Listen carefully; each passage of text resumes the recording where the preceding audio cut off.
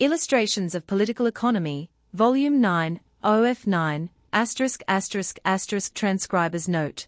The volume is a collection of 2 already published texts, each with its own title page and pagination. Minor errors, attributable to the printer, have been corrected. Please see the transcriber's note at the end of this text for details regarding the handling of any textual issues encountered during its preparation. The image of the blank front cover has been cleaned up and enhanced with basic data from the title page, and, so modified, is placed in the public domain. Any corrections are indicated using an underline highlight. Placing the cursor over the correction will produce the original text in a small pop-up. Any corrections are indicated as hyperlinks, which will navigate the reader to the corresponding entry in the corrections table in the note at the end of the text. Illustrations of Political Economy by Harriet Martineau. O. The Faras of Budgerow. The Moral of Many Fables. O. In 9 volumes. Volume 9. O. London, Charles Fox, Paternoster. MDCCXIV, London, printed by William Close, Duke Street, Lambeth. Contents. The Faras of Budgerow. Page 1. Budgerow again. 1-5. How to Entertain Strangers 92. Being Roman at Rome 2-6. How to Entertain Borrowers 105-3. Death Chamber Soothings 35-7. Farewell to Budgerow 113-4. Gossiping Authorship 55. The Moral of Many Fables. Introduction 1, Emigration 76 Part I, Production 2 Part 3. Exchange 85, Large Farms 21, Currency 88, Slavery 27, Free Trade 96 Part 2.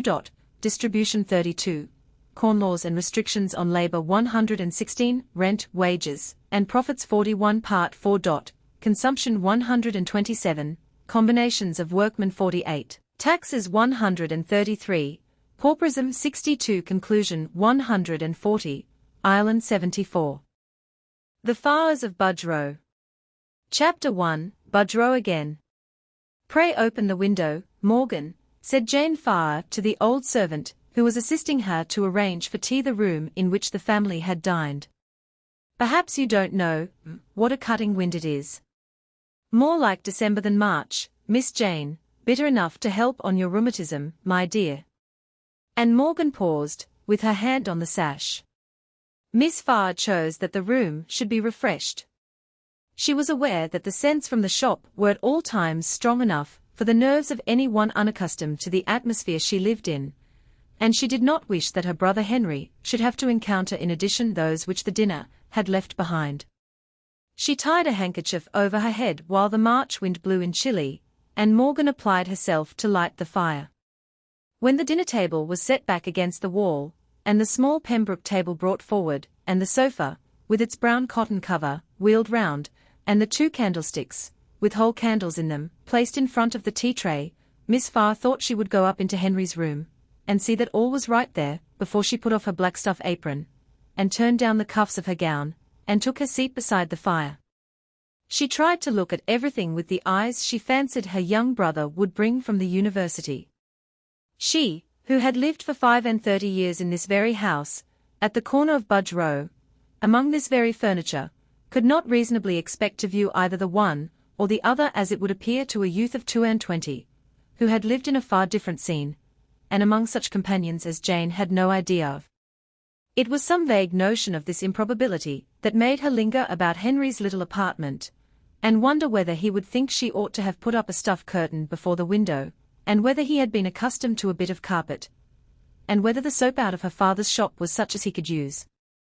Then came the odd mixture of feelings, that her father's youngest son ought not to dream of luxuries that his elder brother and sisters had not had, and yet that Henry was a scholar and a gentleman, and therefore unavoidably held in awe by the family.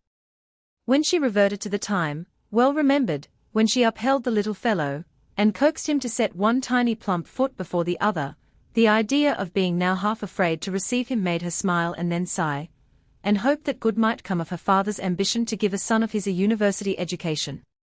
Before she had finished making herself as neat as usual, and rather more dressed, she heard, amidst all the noises that came in from the narrow bustling street, her own name called from the bottom of the stairs. "I'm coming, father, it never can be Henry yet. The postman's bell is but just gone by, and the 6 o'clock cries are not all over, and there sound the chimes. It is full 5 minutes' walk from Lad Lane, too. Perhaps there is something more to be done at the books, so I will carry down my apron. Why, Morgan, it is well I did not throw you downstairs." Morgan's face, entrenched in its mob cap, was just visible in the twilight, peeping into the room from the steep, narrow stair upon which the chamber door directly opened. She came to say that her master wanted Miss Jane, that he was in a great hurry, and seemed to have some good news to tell. Mr. Farr was bustling about, apparently in a state of great happiness. His brown wig seemed to sit lightly on his crown, his shoes creaked very actively, his half-whistle betokened a light heart, and he poked the fire as if he had forgotten how much coals were a bushel. He stretched out his arms when his daughter came down with a look of inquiry, and kissed her on either cheek, saying, "I have news for thee, my dear. I say, Morgan, let us have plenty of buttered toast, plenty and hot." "Well, Jenny, life is short enough to some folks. Of all people, who do you think are dead?" Jane saw that it was nobody that she would be expected to grieve about. She had fallen enough into her father's way of thinking to conjecture right, that some of the lot of lives with which her father and she were joined in a tontine annuity had failed. Poor souls! Yes, Jerry Hill and his brother, both gone together of a fever, in the same house. Who would have thought it? Both younger lives than mine, by some years. I have no doubt they thought, many a time, that mine would be the first to fail. But this is a fine invention, this way of purchasing annuities, though I was against it at first, as being too much like a lottery for a sober man to venture upon. But, I say, Jane, I hope you are glad I made you invest your money in this way. You had a right to look to coming into their lives, sooner or later, but one would hardly have expected it in my time, though, somehow, I always had a notion it would turn out so. Jane's colour had been much raised, from the first disclosure of the news. She now asked whether these were not the last lives of the lot, out of their own family, whether her father's, her brother Michael's, and her own were not the only ones now left. "To be sure they are. We have the whole thing to ourselves from this time. I think the minister will be for sending Michael and me to the wars, to have us killed off, though I hope, in that case, you would live on, and enjoy your own for many a year, to disappoint him." "But, to be sure," said the old man, checking his exultation, as he saw his daughter look grave, "life is a very uncertain thing, as we may see by what has just happened." "I am sure it is the last thing I thought of," observed Jane. "Eh? It is a pretty yearly addition to us three, two dropping together in this way, and, as I said, I hope you will enjoy it for many a year when I am dead and gone, as I am sure you deserve, for you have been a good daughter to me, keeping the house as well as your mother did before you, and the books better than I could myself, leaving me free to attend to the shop. But, let us see. The room is half full of smoke still, and you will say that comes of my poking the fire. What have you got for Harry's tea? The lad will want something solid, though he be a student. I remember his telling me last time that no folks are more hungry than those that have been a long while over their books." Jane moved about like one in a dream, till, the shop-boy's heavy tread having been heard in the passage, Morgan put her head in at the parlour door to say that Michael and a gentleman with him might be seen from the shop door to have turned the corner, at the other end of the row. "'Tis a pity Patience can't be here tonight, now really," said the old man, "but she always manages to be confined just when we have a merry-making. 'Tis as perverse as her husband not choosing to buy a tontine annuity, when he had the cash by him. He will find now he had better have done it. I wish I had thought of it in time to have made it a condition of his marrying Patience. Well, Harry, lad, I hope you are come home hearty. What? You are not ashamed of your kin, though you have been seeing lords at every turn. How well Jane looks, was Henry's first remark, after all the greetings were over. She is not like the same person that she was the last time I came home. Henry was not the only one who saw a change in Jane this evening. Her eyes shone in the light of the fire, and there was a timidity in her manner which seemed scarcely to belong to the sober age she had attained.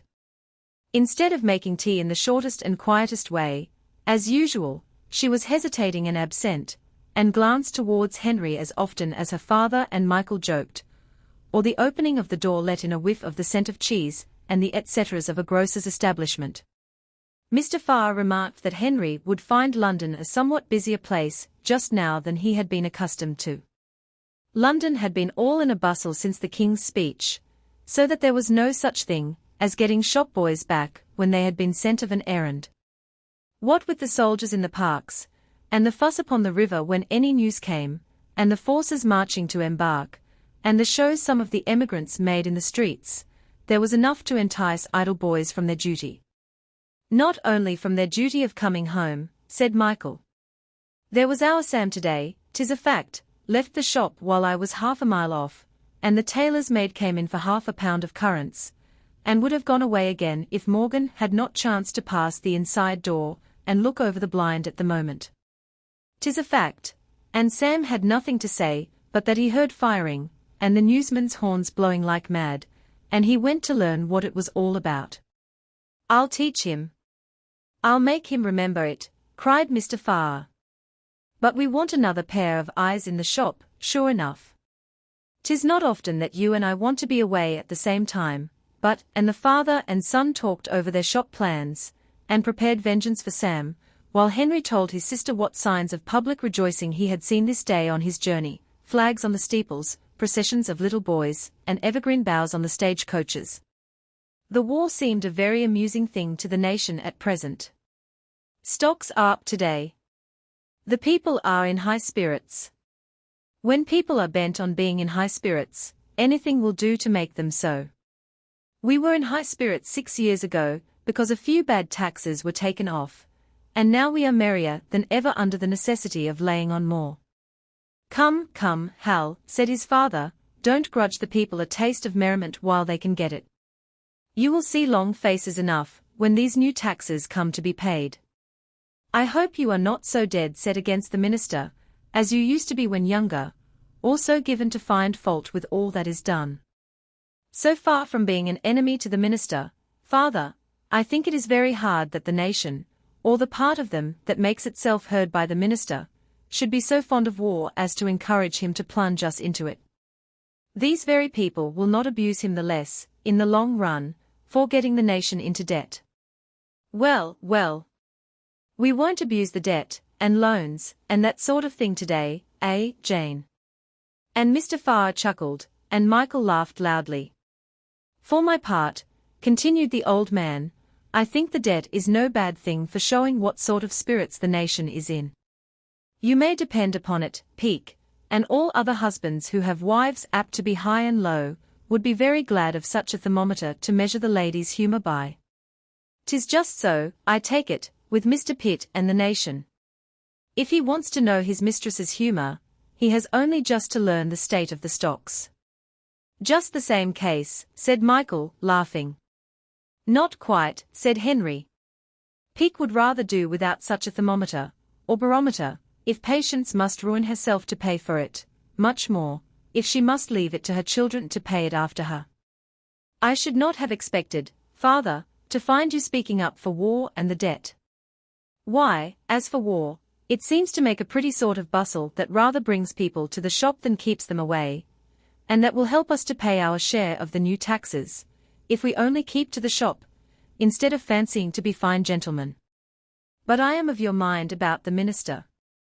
If the people are eager for war, and full of hope, of what? What is the best that can come of it? Oh, every true Englishman hopes to win, you know. But if they will go headlong into war, they have no right to blame the minister, as if it was all his doing that they have to pay heavy taxes. Yet he ought to know better than to judge of the people by a parliament that claps its hands the more burdens are laid on their children's children. He ought to question their right to tax posterity in any such way. I cannot see how it is at all more just for us to make a war which our grandchildren must pay for, than for our allies to make a war which the English must pay for. I am sure we are paying as fast as we can, replied Mr. Farr. It has kept me awake more nights than one, I can tell you, the thinking what will come of these new taxes on many things that we sell. As for the debt, it has got so high, it can get little higher, that is one comfort. To think that in my father's young days, it was under £700,000, and now, in my day, it is near 300 millions. What makes you so sure it will soon stop, father? That it can't go on without ruining the nation, son. I suppose you don't think any minister on earth would do that. No, no. 300 millions is dead enough, in all conscience, for any nation. No minister will venture beyond that. Not unless the people choose. And I, for one, will do all in my power to prevent its proceeding further. And pray how? That depends on what your plans are for me, sir. True enough. Well, eat away now, and let us see whether book learning spoils buttered toast. Come, tell us what you think of us, after all the fine folks you have been amongst. Jane was astonished that her father could speak in this way to the gentleman in black, who, however simple in his manners, and accommodating in his conversation, was quite unlike every other person present in his quiet tone and gentle way of talking. She could not have asked him what he thought of the place and the party. Henry replied that he was, as he had said, much struck by his sister's looking so well, and as for Morgan, she was not a day older since the time when he used to run away with her Welsh beaver. And make yourself look like a girl, with your puny pale face, interrupted Michael. Well, but, the place, how does the old house look, persisted Mr. Farr. You used to be fond of prying through that green curtain to see the folks go in and out of the shop, and then you raised mustard and cress at the back window, and you used to whistle up and down stairs to your attic till your poor mother could bear it no longer.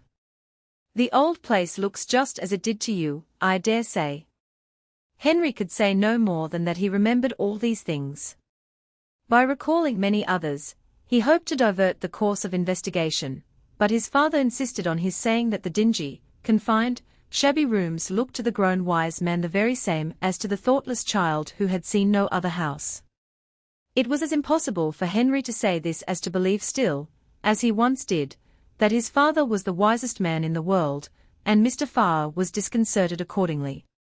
He thought within himself that this was a poor reward for all that he had spent on his son Harry, and pushed away his cup with the spoon in it when it had been filled only 4 times. Are you tired, Jane? Asked Henry, setting down his tin candlestick with its tall thin candle, when his father had done bidding him be careful not to set the house on fire, and Michael was gone to see that all was safe in the shop. Jane was quite disposed for more conversation, and would indeed have been darning stockings for at least another hour if Henry had gone to sleep at 10, like his brother. She brought out her knitting, carefully piled the embers, extinguished one candle, and was ready to hear Henry's questions and remarks, and to offer some of her own. She could not return the compliment she had received as to her looks. She thought Harry was thin, and nearly as pale as in the old days when his nankeen frock and drab beaver matched his complexion. Henry had been studying hard, and he acknowledged that his mind had been anxious of late. It was so strange that nothing had been said to him respecting his destination in life, that he could not help speculating on the future more than was quite good for health and spirits. Could Jane give him any idea what his father's intentions were? Henry now looked so boyish, with feet on fender, and fingers busy with an unemployed knitting needle, that Jane's ancient familiarity began to return. She hoped there were no matrimonial thoughts at the bottom of Henry's anxiety about the future. Must no man be anxious about his duties and his prospects till he thinks of marrying, Jane? But why have you hopes and fears about it? Because I am sure my father will not hear of such a thing as your marrying. You know how steady he is when he once makes up his mind. Henry glanced up in his sister's face, and away again, when he saw that she met his eye. She continued, "I am not speaking of my own case in particular, but he has expressed his will to Michael, very plainly, and told him what sort of connection he must make if he marries at all. And Michael has in consequence given up all talk of marriage with a young woman he had promised himself to. Given up the connection. A grown man like Michael give up the woman he had engaged himself to, at another man's bidding. How can he sit laughing as he did tonight?" "I did not say he had given up the connection," replied Jane, very quietly, "but he has given up all talk of marriage. So you see I shall have nothing to say to my father on this part of the subject of settling in life. But you, Jane, what are you doing and thinking of? My father knows that he is on safer ground with you than he can be with his sons. How is it with you, sister? What you say is very true. If he chooses to speak for his daughter, keeping her in the dark all the while, what can she do but make herself content to be in the dark, and turn her mind upon something else? If mine is too full of one object or another, I hope God will be merciful with me, since I have been under another's bidding all my days. It is hard, very hard. It is hard that others, that Morgan, and I dare say Michael, should know more of what has been said and written in my name than I do myself. Yes, Morgan. It is from her that I know, about Peake. That he wanted you before he thought of Patience. Not only that. Patience is welcome to her lot, though I do not see what need have prevented her taking my place at the books, if my father had not made up his mind to keep me by him. But that is nothing in comparison with some other things that have been done in my name, the treating a friend as if he were an impostor, and I a royal princess, while, all the time, I had no such proud thoughts myself, God knows." "How came Morgan to tell you anything about it?" cried Henry, eager to find some one on whom to vent the indignation that he was unwilling to express in relation to his father. "Morgan was made a friend of by that person, and she is the kindest friend I have, you may believe it, Henry. She would have upheld me in anything I might have chosen to do or to say. But I was doubtful whether it was not too late then, and altogether I fancy it was best to get on as I did for a time. And now I am settled to my lot, you see, and grown into it. I am fully satisfied now with my way of life, and it is not likely to change." "Do you mean that you expect to keep the books, and be a thrifty housewife, as long as you live?" "If it was necessary, well and good. But my father must be enormously rich." Jane shook her head as she carefully mended the fire, and observed that the times were such as to alarm the wealthiest. While her brother made inquiries about the business, and her share of profit for her toils, she answered with her habitual caution, and made no communication about the increased income which the 3 members of the family would receive in consequence of the deaths of which she had this afternoon heard. "So you have no idea," said Henry, "how long I am to remain here, and what I am to do next?" "Ah? Indeed I am afraid you will hardly know what to do with your days here, Henry. I have been thinking what can be managed as to that. You see we have no books, but the one shelf full that you have read many times already. And we have no friends, and we dine so early, and the house itself, I am afraid, is the kind of thing you have been little used to. You may speak out to me more than you like to do to my father." Henry was looking about him with a half-smile, and owned that the slanting glass between the windows did not appear quite so grand a mirror, as when he looked up into it fearfully, in his childhood, wondering by what magic the straight floor could be made to look so like a very steep carpeted hill. He then thought that no entertainment could be grander than the New Year's Eve, when Mr. Jerry Hill and his brother used to come to drink punch, and were kind enough to take each a boy between his knees. But now, it seemed as if there would be barely room for Mr. Jerry Hill and his brother to turn themselves round in this very same parlour. They would never spend another New Year's Eve here. They were dead. How? When? Where? The news only arrived this day. And his father and Michael so merry. Henry could not understand this. But Jane, do not trouble your head about what amusement I am to find at home. If it comes to that, I can sit in my old place in the window seat and read, let the carts clatter and the sashes rattle as they may. What I want to know is how I am to employ myself. I shall not live idly, as you may suppose.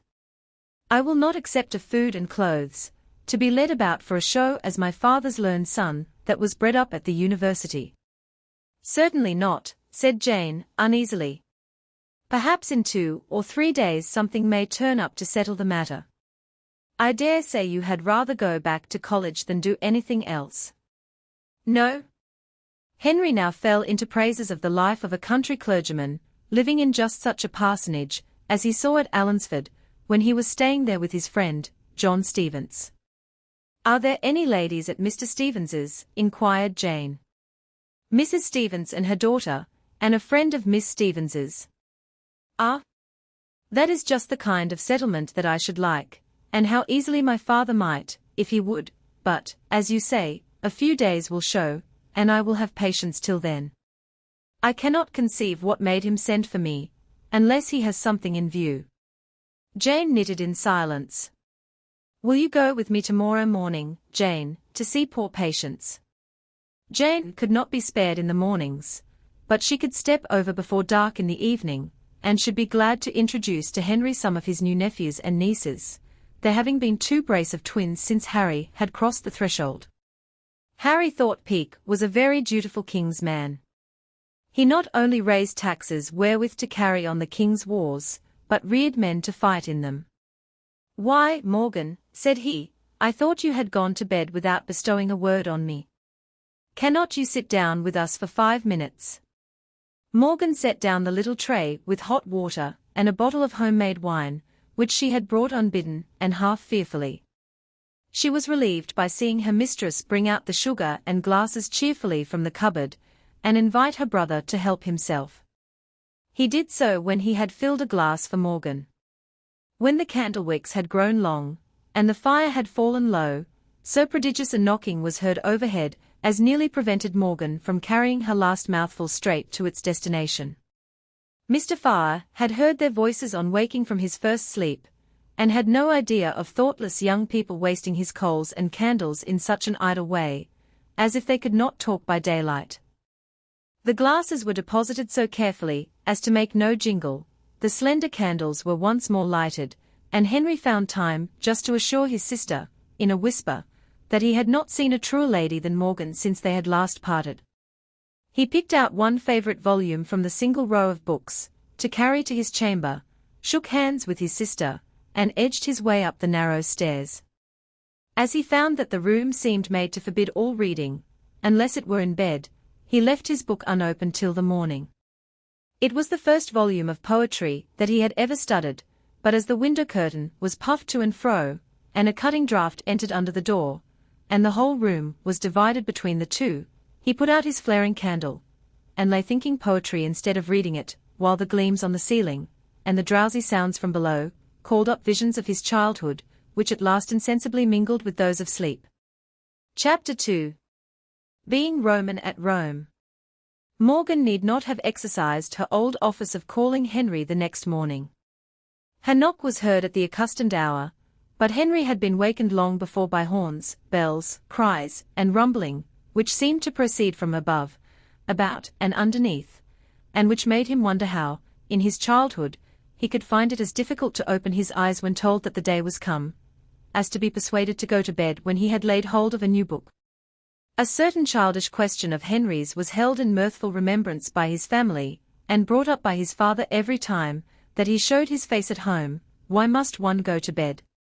One no sooner goes to bed than one has to get up again.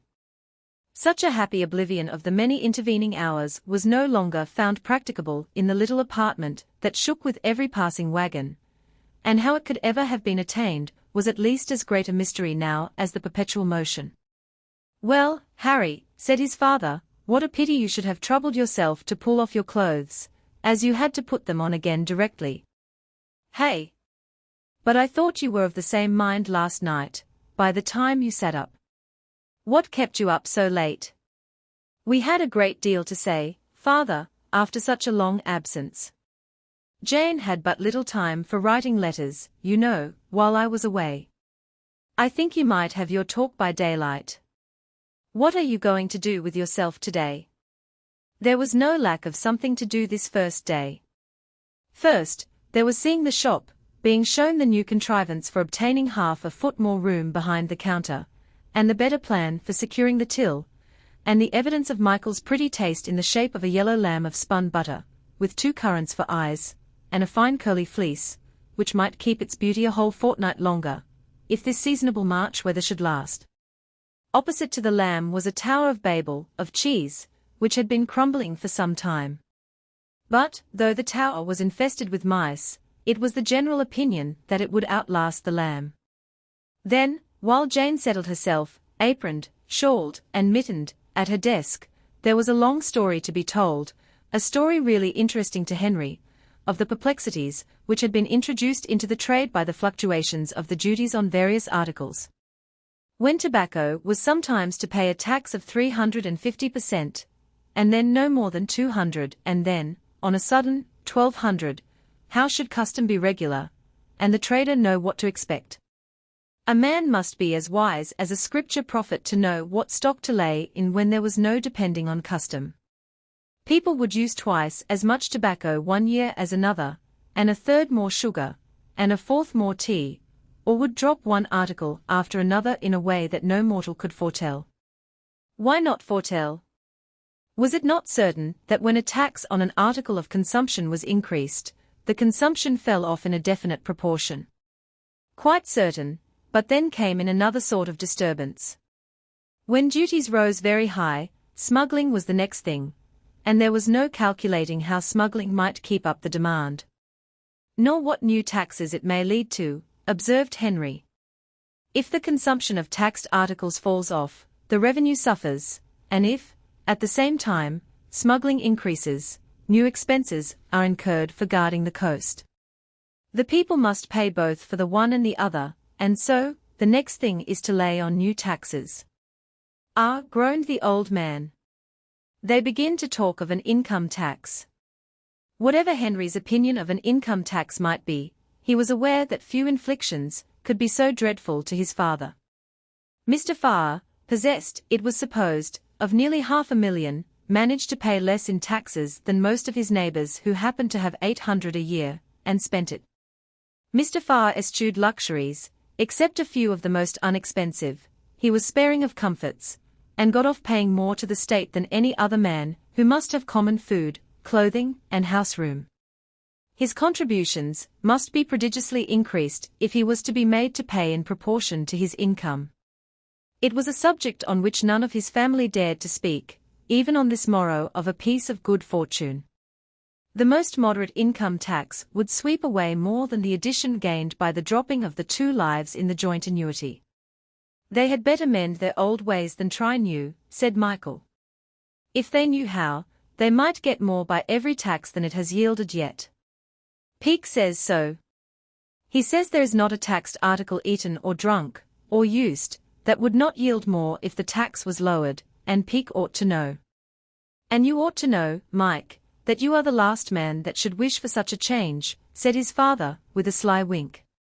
Michael's laugh made his brother uneasy, he scarcely knew why.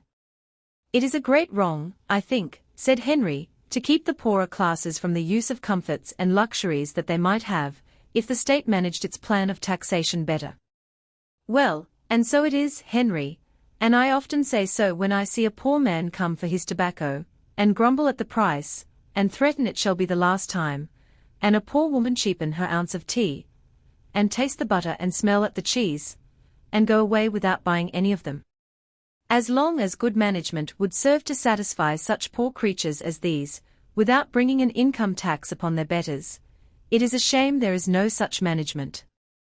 How much more would be consumed in your family, sir, if taxes on commodities were lowered as you would have them? Oh, as for us, we have everything we want, as far as I know. There might be little or no difference in our own family, but I know there would be among our customers. Shopkeepers would wonder where all the crowd of buyers came from. And the smugglers might turn tax-gatherers, hey, father? And there need be no more talk of an income tax, said the old man, let the French brazen their matters out as they will. Henry was not very sure of this, in his own mind. It seemed to him that the more support the state derived from taxes on commodities, the more clearly the people would see the injustice of levying the taxes upon those who were compelled to spend their whole income in the purchase of commodities, while the rich, who chose to live very frugally and hoard, might escape the payment of their due share. A customer now came in, and then the cheese seller had to be visited, and then Mr. Farr wanted Henry to go with him to 2 or 3 neighbors' houses, where there was a due admiration of the blessings of a learned education on the one side, and on the other prodigious self-complacency about the liberality, and the generosity, and the wisdom, and the glory of making one member of the family a great man, who should do honor to his kith and kin. The evening was spent at Mrs. Peake's. Mrs. Peake was able to receive her family at home, though she had not yet left the house since her confinement. She was proud of having a brother, who had been at college, though no one grumbled more at the expense than she did by her own fireside. She was unwilling to lose this opportunity of showing him off to some neighbors, and when the party from Budge Row entered Peake's house, at 5 o'clock, they perceived several shawls and calashes on the window seat in the passage which was called the hall. One of Mr. Farr's candles was flaring in this passage, and 2 in the waiting room, as the children's play place was called, and 6 in the parlor, it being Mrs. Peake's wish to have everything smart for the reception of her genteel brother. The ample sofa and 2 armchairs were ranged on one side, and 4 chairs on the other. When the door was thrown open, the party in the anteroom saw 2 young ladies take flight from the sofa across the room, and by the time that all had entered the parlor, 5 maidens were wedged in a close rank, in front of the 3 chairs, which were next Mrs. Peake's. They stood looking shy during the introduction, and were made more awkward still by the old gentleman insisting, as he settled himself by the fire, that one of those young ladies should come and sit on the sofa beside him. None of them stirred. "Miss Mills, suppose you take a seat on the sofa," observed Mrs. Peake. "No, thank you," said Miss Mills. "Miss and Mills, won't you take a seat on the sofa?" "No, thank you." "Then, Miss Baker, or Miss Grace." "My 4th girl, Grace, is called after that young lady, Henry. Grace Baker is a great favorite of ours." "Grace, my dear, you will sit on the sofa, I am sure." "What? None of you?" Seeing the 5 edge themselves down on the 3 chairs. "Dear me. And there's so much room on the other side. I believe I must go to the sofa, and then Henry will take my seat." Miss Mills looked disposed to fly back again to the sofa, when Henry took his seat beside her, as directed. She twisted the tips of her gloves, looked down, said yes, sir, and no, sir, to all he observed, and soon found she must go and ask Mrs. Peake after the dear little baby. At this unexpected movement, 2 out of the remaining 4 half started from their chair, but settled themselves again with a muttered, "Now, how," and then the next began to twist her gloves and look down, leaving, however, full a third of a chair between herself and the scholar. Nothing could be done till Mr. Peake came in, further than to tell Henry which of the young ladies could play and which could draw. Henry could only hope to hear them play, and to see their drawings, upon which Mrs. Peake was sorry that her piano was put away in a room upstairs till her girls should be qualified to use it, but she rang for a servant, who was desired to tell Master Harry to step across for Miss Mill's sketchbook, and Master Michael to run to Mr. Baker's for Miss Grace Baker's portfolio. The blue portfolio, Miss Baker leaned forward to say on her sister's behalf. "Oh, the blue portfolio, tell Master Michael." Mr. Peake came in, at length, rubbing his hands, and apologizing for having kept the ladies waiting for their tea, but it was the privilege of such a business as his to take, in some measure, his own times and seasons for doing things. And this afternoon he had been paying one of his official visits where he was least expected. When Jane had stationed herself at the tea-table, with a Miss Mills to aid her, and Peake had ordered one little table to be brought for himself and another for his father-in-law, he addressed his conversation chiefly to the latter, observing that the young scholar's part was to entertain the young ladies. "You know the Browns, The way they behaved to my wife and me about our nursemaid that they tempted away, said Peake to Mr. Farr. Oh yes, I hope you have served them out. That I have, pretty well. They should have taken care what they were about in offending me. I can always make out what are their busy days, and then I pop in, and there is no end of the stock-taking I make them go through. What with measuring the canisters, and weighing, and peeping, and prying, I keep them at it a pretty time, and that is what I have been about this afternoon. Can't you catch them with a pound of smuggled stuff? Not an ounce. They know I would if I could, and that makes them take care and look sharp. What did you think of the last rummer of toddy you got here? Capital. Had Brown anything to do with that?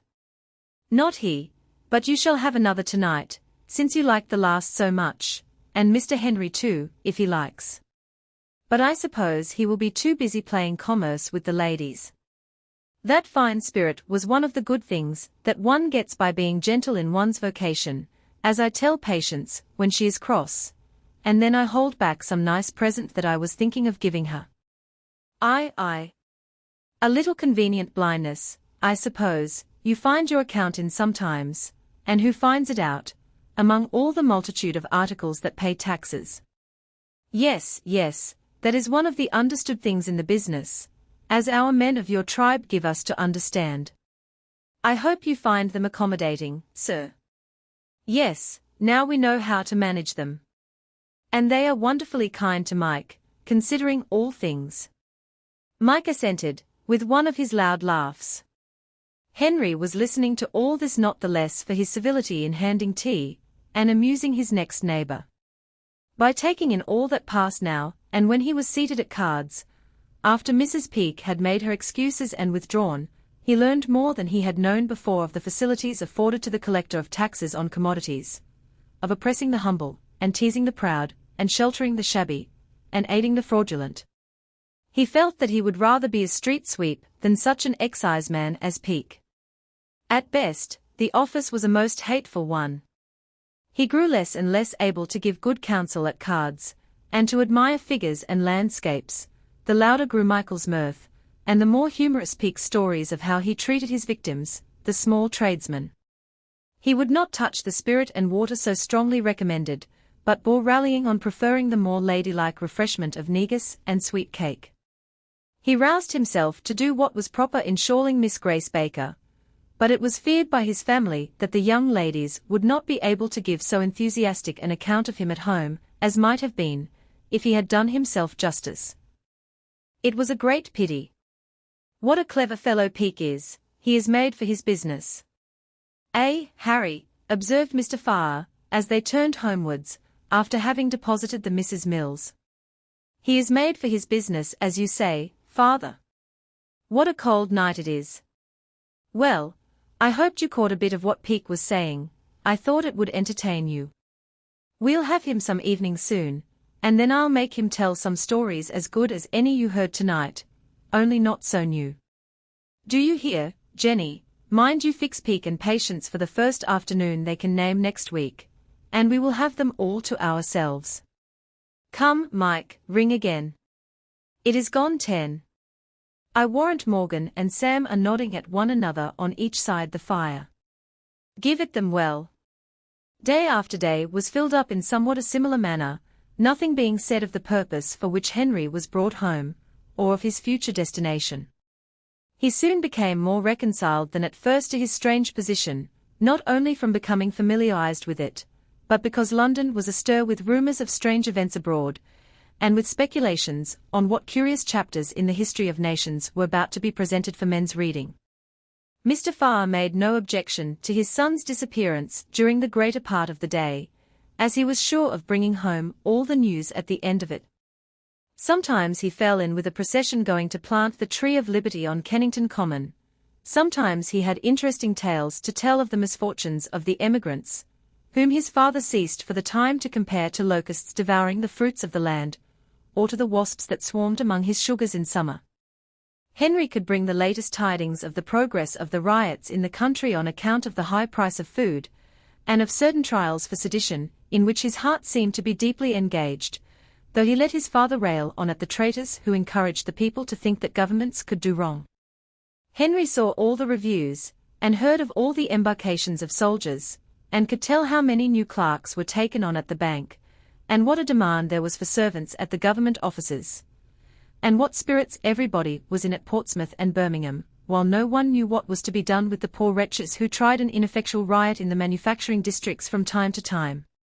All this passed with Mr. Farr for a very natural love of news, and was approved in as far as it enabled him to say to his superior customers, "My son who was at the university hears this, or says that, or knows the other."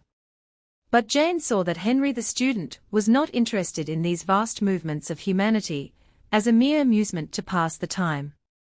Not in pursuit of mere amusement, was he often without food from breakfast time till he returned by lamplight.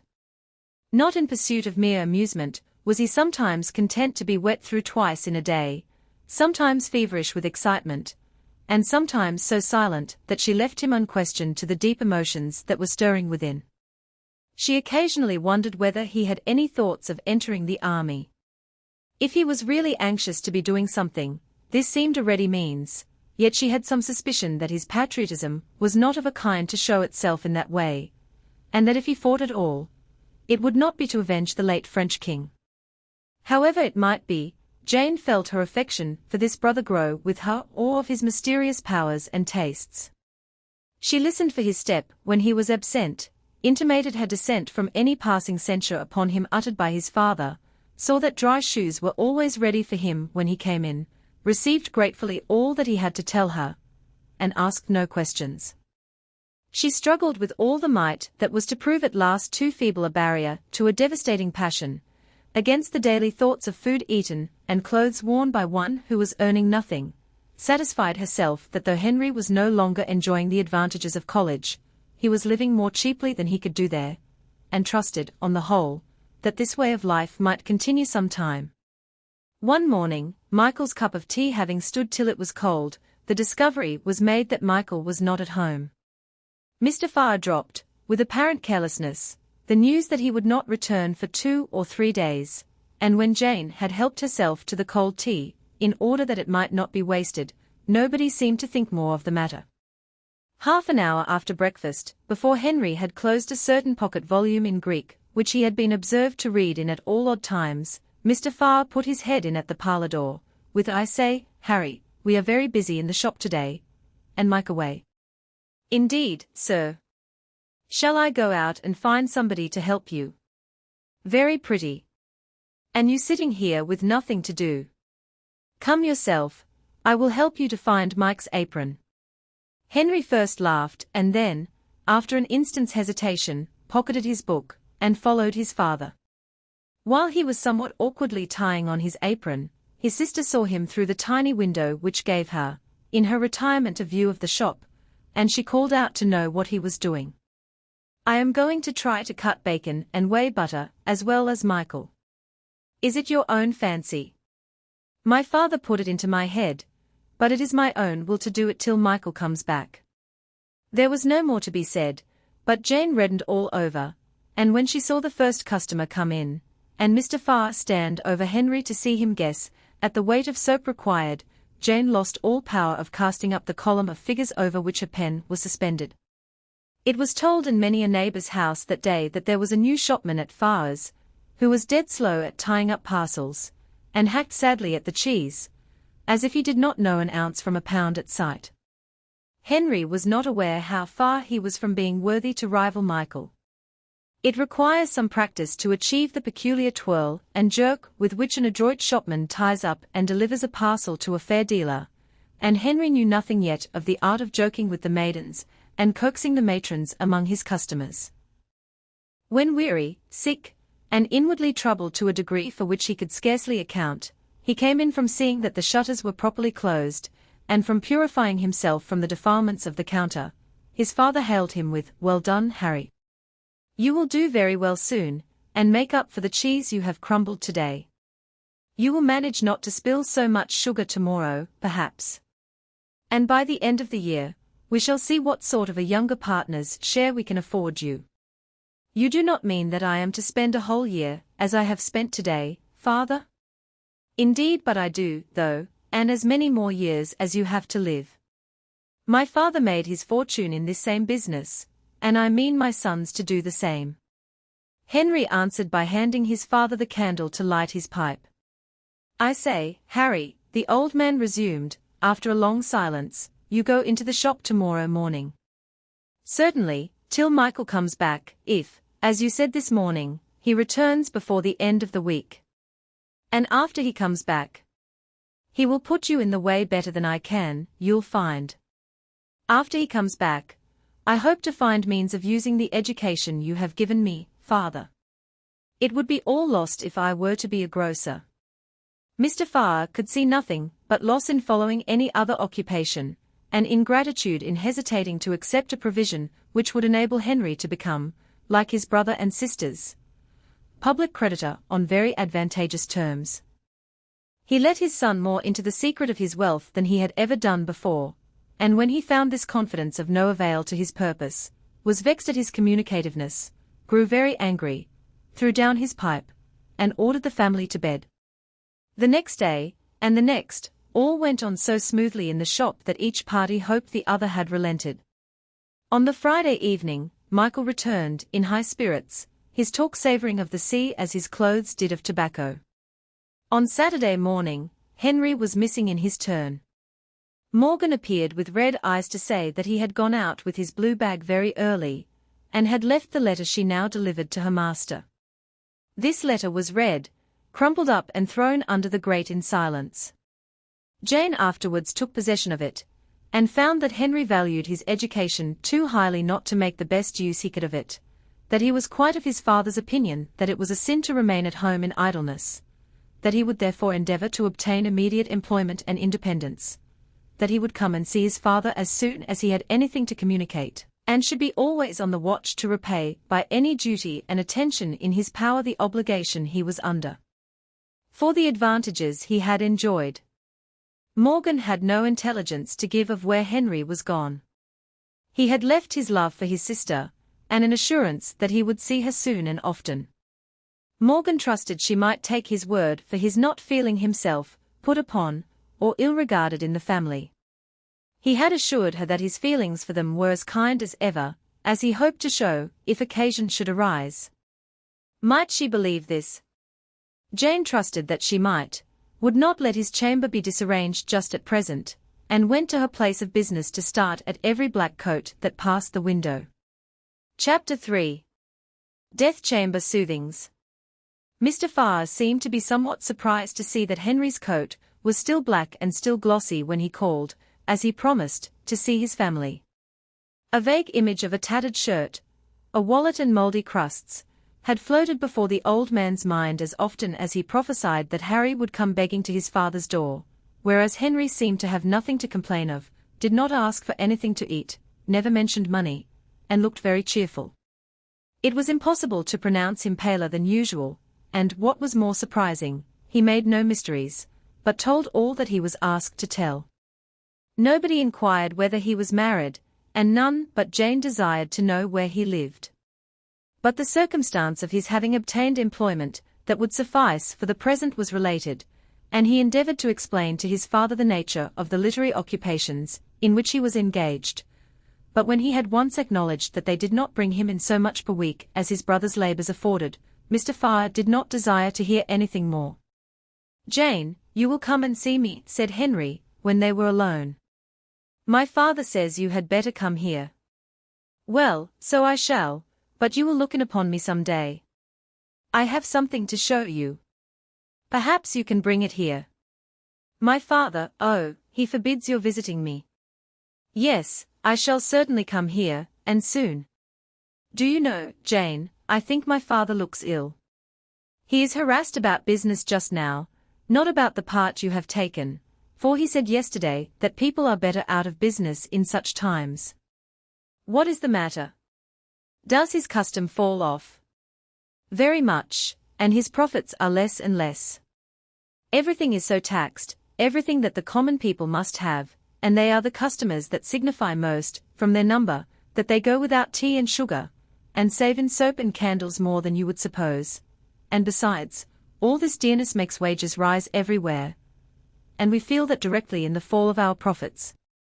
If things get much worse, we shall soon be laying by nothing. It will be as much as we can do to make the year's gains answer the year's expenses. That will be a very bad thing if it comes to be the case of the whole nation, Jane, but I do not think that my father and you need mind it, so much as you have both accumulated. It is a bad state of things, however. Have you seen Dr. Say about my father? Why, no. I think that he would be alarmed at my mentioning such a thing, and as I know his ailments to be from an uneasy mind, however, I will watch him, and if he does not get better, but he looks particularly ill today. He does indeed. Morgan was waiting near the door when Henry went out. I take shame, Mr. Henry, my dear, said she, that I did not half believe you in what you said, the morning you went away, about coming again, and going to be happy. Well, Morgan, you believe me now. Yes, my dear, I do, and I feel, by your looks, that there is some great reason behind. Do you know, I should say, if it was not a strange thing to say, Mr. Henry, I should say you were married. That is a strange guess, Morgan. Suppose you come, some day, and see, and if you bring Jane with you, so much the better. Ah? My dear, it would be a wholesome change for her, so much as she goes through with my master. You may believe me, I hear her half the night, stealing about to watch his sleep, when by chance he gets any quiet sleep, and at other times comforting him. Do you mean that he suffers much? In mind, Mr. Henry. What can they expect whom God permits to be deluded about what they should seek? Be sure you take care, sir, to provide for your own household, but I hope never to hear you tossing in your bed, because of the doubt whether you will have 3 times, or only twice, as much gold as you can use. Treat him tenderly, Morgan, and send for me whenever you think I can be of any use. My dear, there is not a sick child crying for its broken toy that I would treat so tenderly as your father, even if I had not Miss Jane before me for a pattern. I will send for you, I promise you, but it is little that any of us can do when it comes to be a matter of serious illness. We brought neither gold nor friends into this world, and 'tis certain we cannot carry them out, but what you can do for your father, you shall be called to do, sir. However, as Michael says, if there comes a flow of custom to make his mind easy, he may be as well as ever. No such flow of custom came, and various circumstances concurred to lower Mr. Farr's spirits, and therefore aggravate his disease. Within the next 8 months, nearly 1,000 bankruptcies bore testimony to the grievous nature of the burdens under which trade was suffering. Rumors of the approaching downfall of church and state were circulated with sufficient emphasis to shake the nerves of a sick man, who had very little notion of a dependence on anything but church and state. Besides this, he did not see that it was now possible for him to be well against New Year's Eve, the festival occasion of those whose lives had afforded a subject of mutual money speculation. And if he could not be well on this anniversary, he was convinced he should be dead. Every time that Henry went, he thought worse of his father's case, however flattering might be the physician's reports and assurances. There was no thought of removing him, for the first attempt would have been the death of him.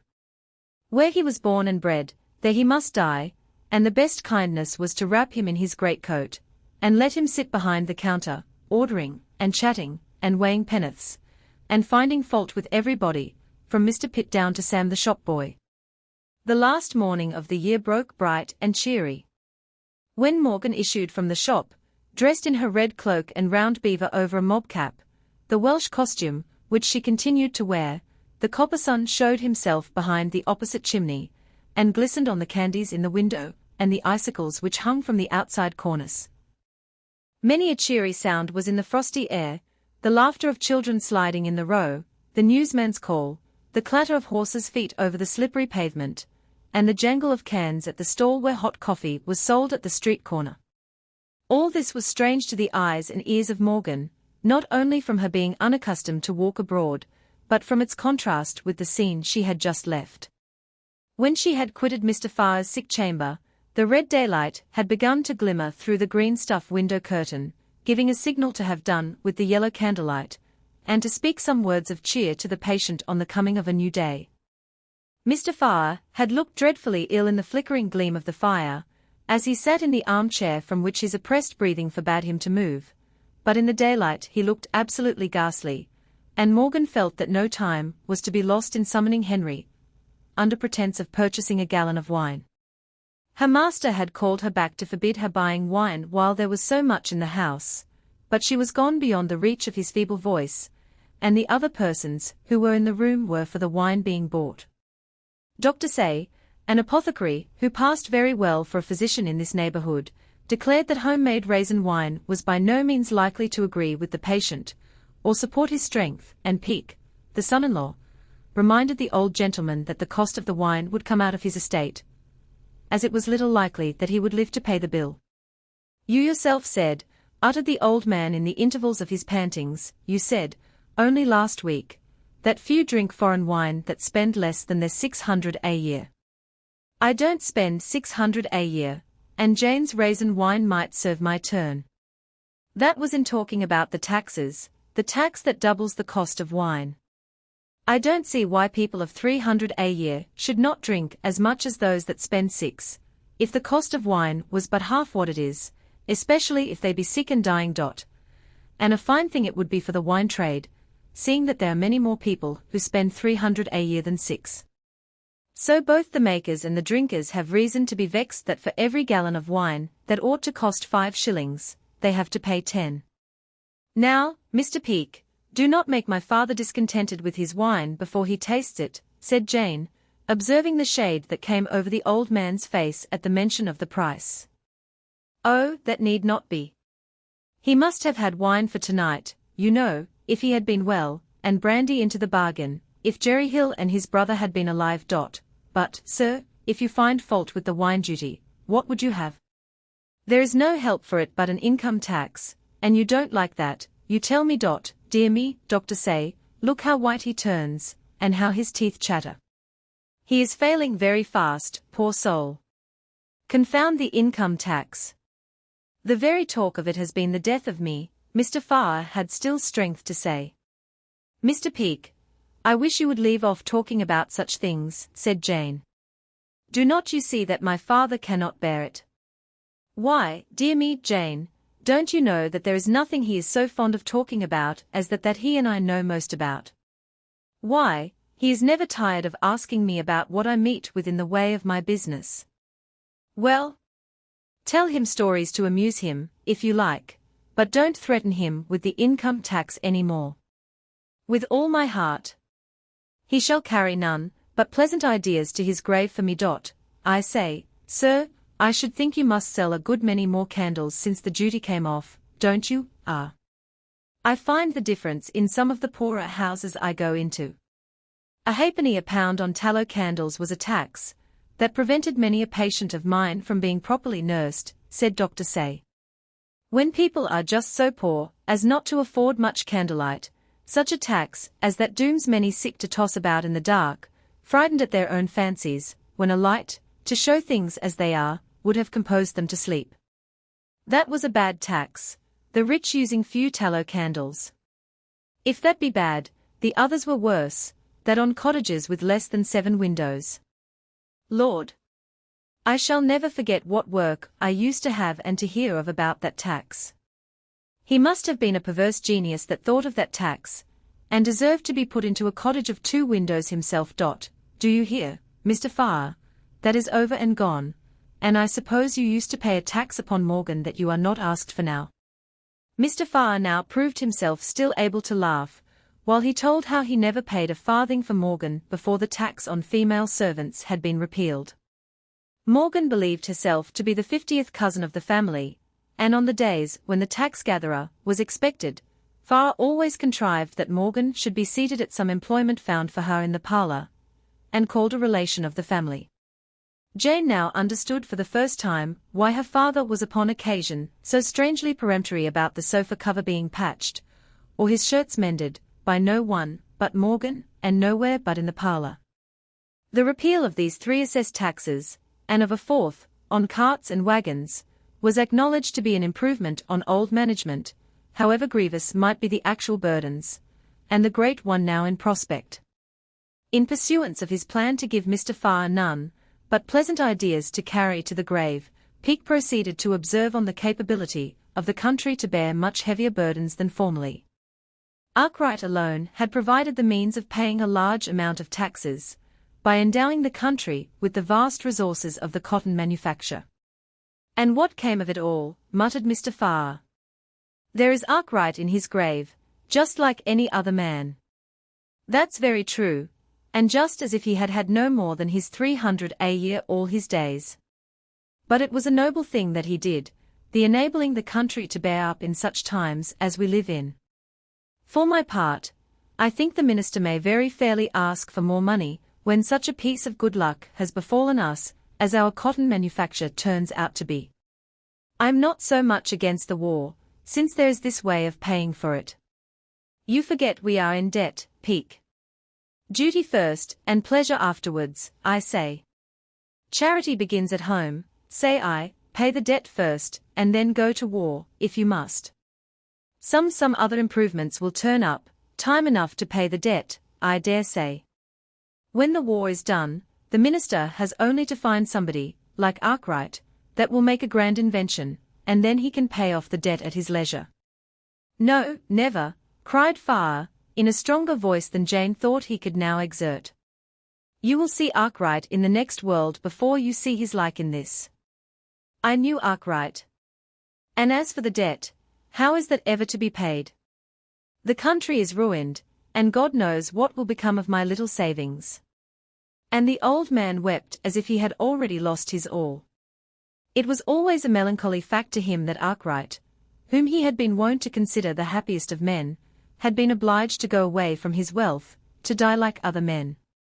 Peake attempted to comfort him, regardless of the frowning looks of Dr. Say, and of Jane's hints to hold his tongue. "Why, all that requires to be taken care of will go to Jane, I suppose, though some of your things would be more suitable to my wife than to any single woman. That is a nice mattress, and indeed the bedding altogether is just what would suit our brown chamber, as I was saying to my wife.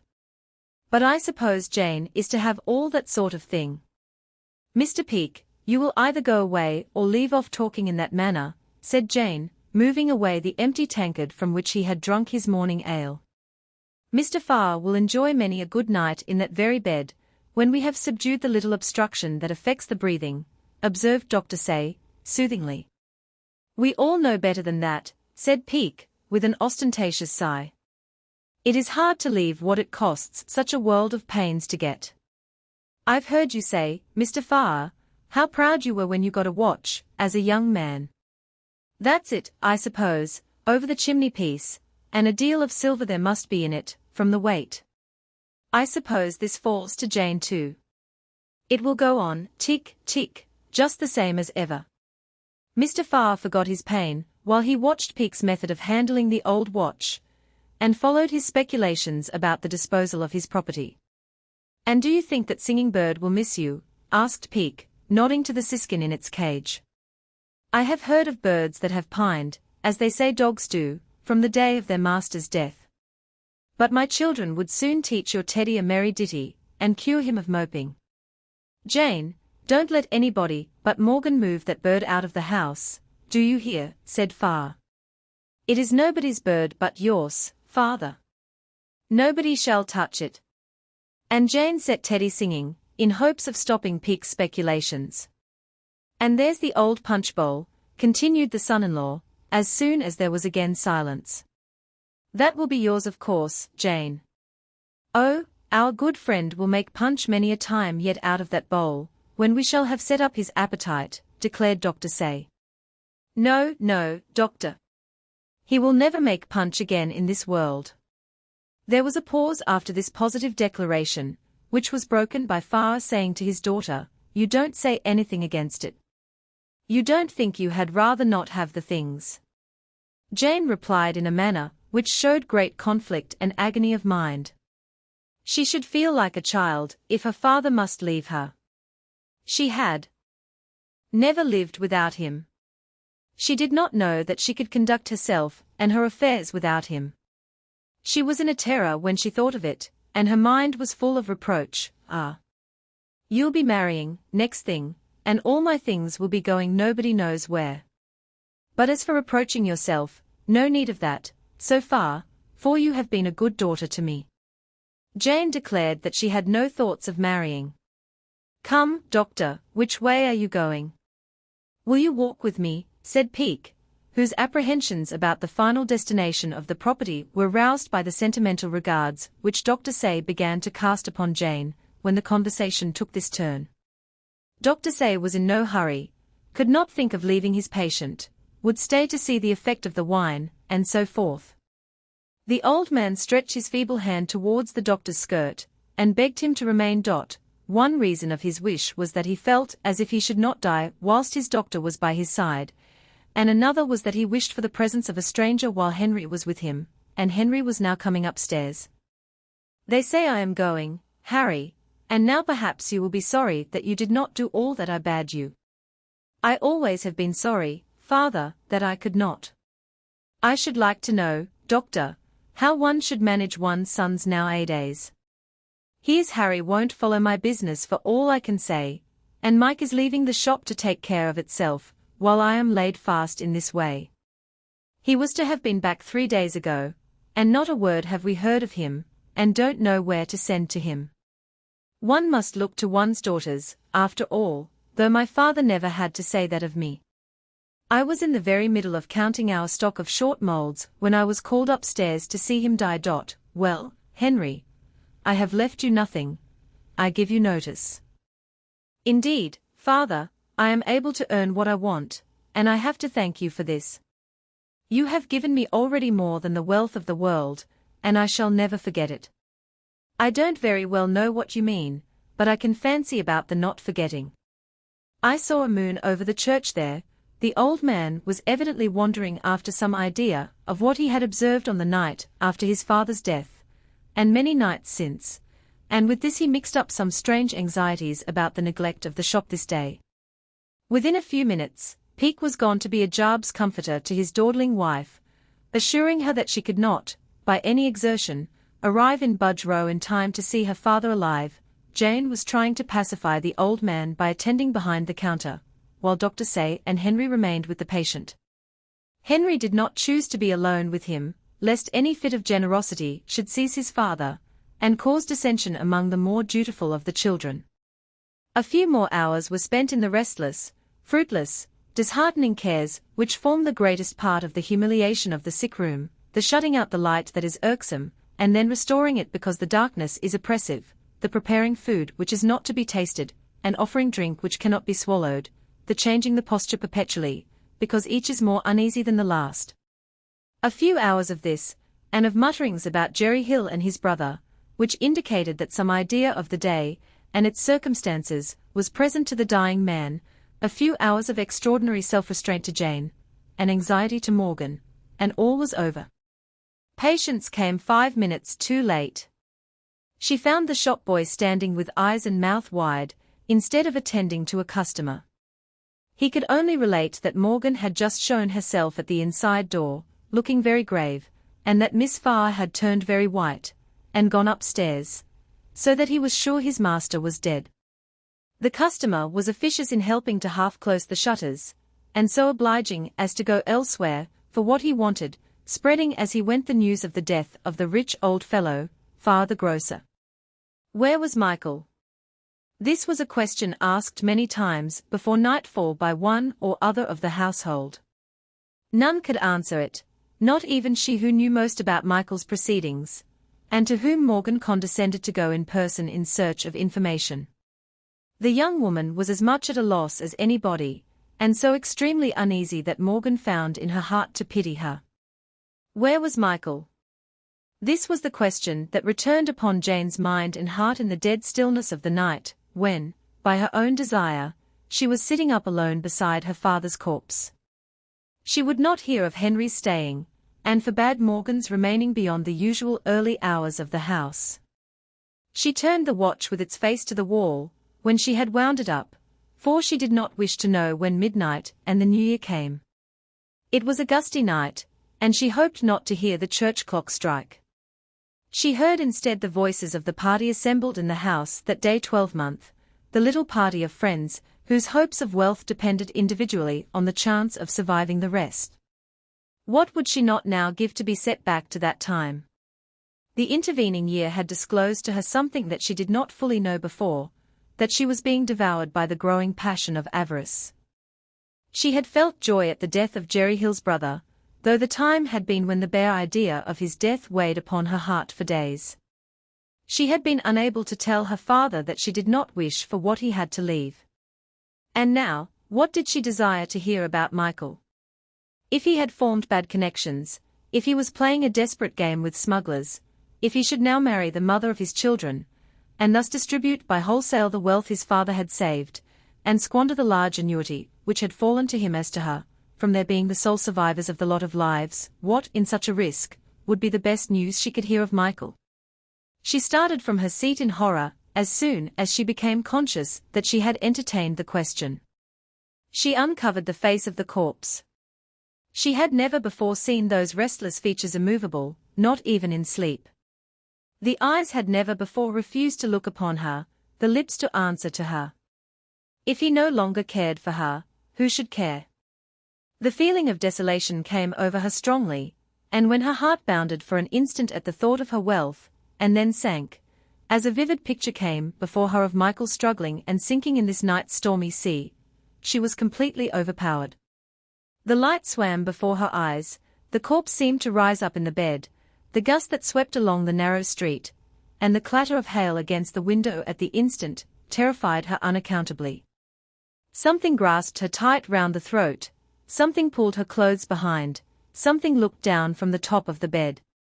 Shrieks woke Morgan from the sleep which had just overtaken her, and brought her down in the dark, stumbling against the shivering shop-boy, who had come out upon the stairs, because he dared not stay in his own room.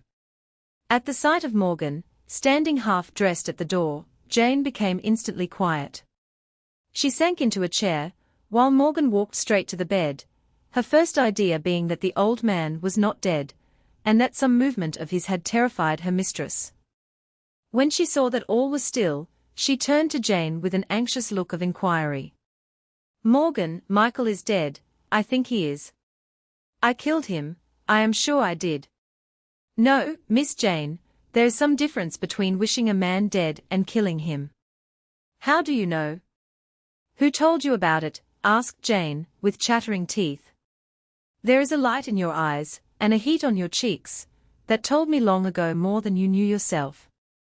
I have seen you grow a child again, my dear, when everybody got to regard you as a staid woman." "No, no, I wish I was a child again." "Why, my dear, what can be more childish than grasping at what you cannot use, and giving up all that is precious for the sake of what you grow less and less able to enjoy?" "God knows I have nothing left that is precious," murmured Jane, sinking into tears.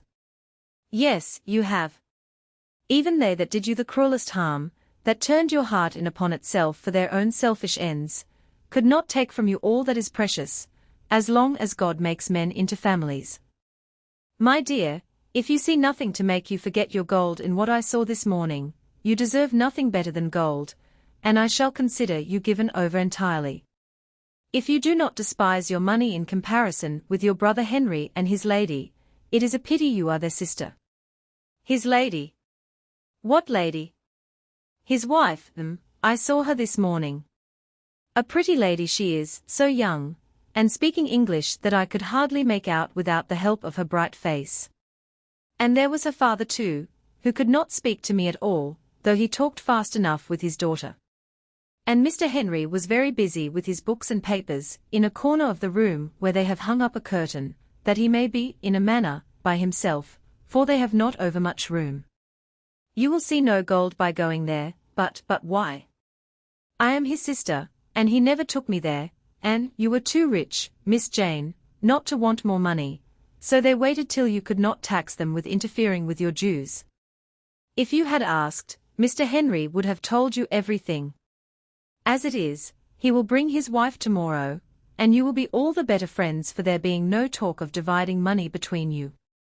"Ah, Morgan," said Jane, becoming calm in proportion as she was humbled, "You will leave me and go to them, you will leave me to such service as gold can buy." "Never, my dear. You must have someone to put you in mind what great things you can do, and what great things you have done for one whom not even you could make happy, after all." And she cast a sorrowful look upon the corpse. "You will want someone to hush you and bring you round again, when you take such fits as you have had tonight. And this one of tonight will not be the last, my dear, if you keep your mind and conscience on the rack about money. You will want somebody to help you to be thankful if Providence should be graciously pleased to lessen your wealth. And if the worst comes to the worst, my dear, you will want somebody to cover your sin before the world, and to watch privately for any fair moment for softening your heart. So I shall stay by you, and always maintain what a noble and tender heart you once had, up to this very midnight, Miss Jane." For the next hour, while her father's remains lay at hand, and she was hearing of Henry, and meditating on his story, Jane felt some of the disgust at mere wealth, as an object, that is often expressed, but which was a new feeling to her. Her mind gradually became confused while contemplating the uncertainty and emptiness of the life that lay before her, and she dropped asleep in her father's chair, giving her old friend opportunity at last to shed the many tears she had repressed under the appearance of sternness, when to be stern was the truest kindness. She afterwards preserved a much more distinct recollection than Jane of the conversation of the night. Chapter 4. Gossiping Authorship. The only article of his father's property that Henry coveted was the bird, which Peake had rightly supposed was to be Jane's. Henry believed that Teddy had originally been admitted into the household for his sake, so expressly had it been given into his boyish charge, but he would not now ask for it the more for this. He would not have allowed his wife to pick up a pin from any floor of that house, or have stopped a cough, unasked, with a morsel of candy from the window. But there was one who remembered how he had begged candy for the bird, in old days, and helped it to sing, and been mindful of its wants when every one else was too busy to attend to them. There was one who not only remembered this, for Jane had quite as good a memory, but acted upon the suggestion. Morgan made bold to carry the bird to Mr. Henry's lodgings, with his sister's love, and moreover with an ample supply of seeds, and a choice bit of candy to peck at. There was it amusing itself, now gently twittering, and now pouring out its song, as one of the short days of winter closed in, and the little party in Henry's lodgings prepared for their evening labors. These three, Henry, his wife, and his father-in-law, were at no leisure to loll by the fireside and talk of war and revolution, or to pass from gaiety to gaiety, shaking their heads the while about the mine of treason which was about to be sprung beneath their feet, the perversity of the people, and the approaching downfall of monarchy. They were neither treasonable nor perverse, nor desirous of overthrowing the monarchy, but they resembled the people in so far as it was necessary for them to work in order to live. These long winter evenings were favorable to their objects, and now Marie lighted the lamp, brought out paper and ink, and applied herself to her task, while her father and her husband sat down together to compose that which she should afterwards transcribe. Henry's literary occupation was not merely classical proof-correcting, though this was his principal resource for bread. He was the largest, almost the sole contributor to a very popular publication, which, by its talent, and, yet more, its plain speaking, gave great annoyance to certain of the ministry, much satisfaction to the opposition, and to a large proportion of the reading population of London.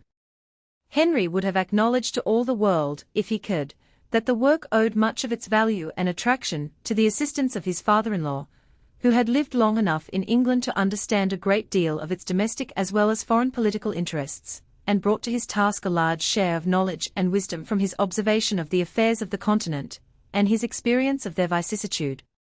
M. Verblanc was one of the earliest emigrants to this country, whither he came intending to deposit his daughter, and return to be useful, but the march of events was too rapid. Moderate men had lost their influence, and ran but too much risk of losing their heads, and he stayed to be useful here till his country should stretch forth her arms again to welcome such men as he. Henry Farr had become attached to his daughter while she was residing with the Stevenses, and as there seemed to M. a strong probability that the children of two very rich fathers would not long remain very poor. He countenanced their early marriage, resolving to work to the utmost in their service till he should be able to recover some of Marie's intended dower. Marie was writing out an article from her husband's shorthand, an act to which she had become so accustomed that it did not interfere with her attention to what was going on at the other end of the table, or prevent her interposing an occasional remark. "And are the Mexican cocks benefited?" she asked, in allusion to something they were talking about. "Do the cockfighters give up their sport on account of this tax?" "The sport is much checked, my dear. The government gets only about $45,000 a year by this tax, so that there cannot be much cockfighting." "Well, then, I wish you would put in your advice for a very heavy tax on guillotining. Where is there so barbarous a sport? You are for putting a moral power into the hands of government, Marie, a power of controlling the people's pursuits and tastes. Is such a power a good? Is it not? Cockfighting may be checked, therefore may the drinking of spirits, and the playing with dice. And no one thinks worse than you of gin and gaming. I am just copying what you say about gin. But the same power may tempt the people to game in lotteries, and drive them to engage in smuggling, and tyrannize over them in many ways. When taxes are raised upon what men eat and drink and use, there may be, and there always is, a great inconsistency in the moral lectures that they practically give the people. They say, for instance, you must not use hair powder or corn, but come and try your luck for a 30,000L prize. If you wish for tobacco, you must smuggle it, but we must make you pay for keeping yourself clean with soap, and putting salt into your children's food, and trying to let light and air enough into your house for them to live by. Well, but this would be abusing their power. Could they not do like the Mexican people, tax bad sports, tax luxuries? And who is to decide what sports are bad, and what articles are luxuries? If there is nobody to contend that cockfighting and bull-baiting are virtuous sports, there are many opinions on fox hunting, and snipe shooting, and country fairs, and village dances. And as for luxuries, where is the line which separates them from necessaries? Ah! Our washerwoman looked very earnest indeed when she said, "I must have my little dish of tea. I am fit for nothing without." And I suppose our landlord says the same of his port wine, and certainly every nobleman thinks he must have men servants and horses and carriages. I do not see, for my part, how government has any more business to decide upon what articles must be made dear to the people, than an emperor has to settle how his subjects shall fasten their shoes.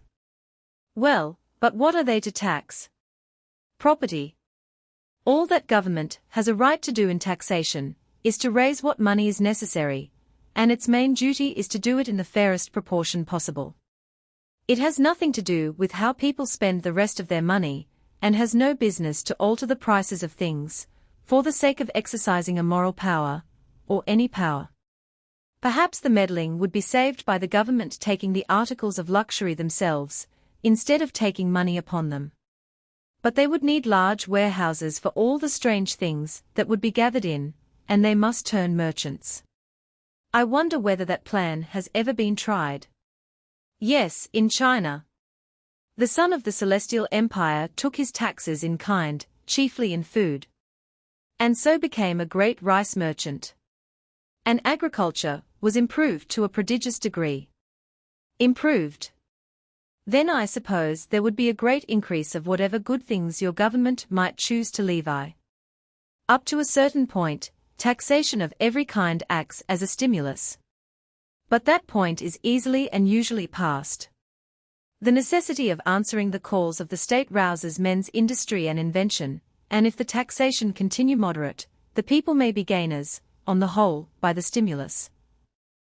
But if the burden grows heavier as men's exertions increase, they not only lose heart, but that which should produce future wealth goes to be consumed without profit, and the means of further improvement are taken away. Ah! How often, exclaimed M. Verblanc, have the late rulers of France been told that taxation takes from the people, not only the wealth which is brought into the treasury, and the cost of collecting it, but all the values of which it obstructs the creation. How often were they exhorted to look at Holland, and take warning? There is a case apropos to what we are writing. Down with it. What country could compare itself with Holland, when Holland was the empress of commerce, and the nursing mother of wealth? What befell her? Her industry slackened, her traffic declined, her wealth wasted, and she knew, at length, the curse of pauperism. Why? Her own committees of investigation have declared that this change is owing to the devouring taxation, which, not content with appropriating her revenue, next began to absorb her capital. First, the creation of values was limited, then it was encroached upon, and from that day has Holland been sliding from her preeminence. From the very nature of the decline, it must proceed with accelerated speed, if it be not vigorously checked, so that Holland seems all too likely to forfeit her place among the nations. Will that do, Marie? Oh yes, but you must give 2 or 3 more examples. At least, when I wrote themes at school, I was bidden to give always 3 examples. With all my heart. It would be but too easy to find 3 times 3. What next, sir? Spain. Spain, if you will. But one need go no farther than Marie's own unhappy country. Would her king have been murdered, would the people have defiled their emancipation with atrocities, if they had not been sunk in poverty, and steeped in injuries, by a devouring taxation? That taxation might, I verily believe, have been borne, as to its amount, but that amount was taken, not at all from the rich and noble, but wholly from the industrious. The rich and noble spent their revenue as much as if they had been duly taxed, while the industrious paid, first their income, and then their capital, till the labourers, whose hire was thus kept back from them, rose up against the rich, and scattered them to the winds of heaven. The oppressors are removed, but there is no recovery of the substance which they wasted. The impoverished may now come forth, and raise their cry of famine before the face of heaven, but the food that was taken from them there is none to restore. So much for poor France, said Henry, writing rapidly.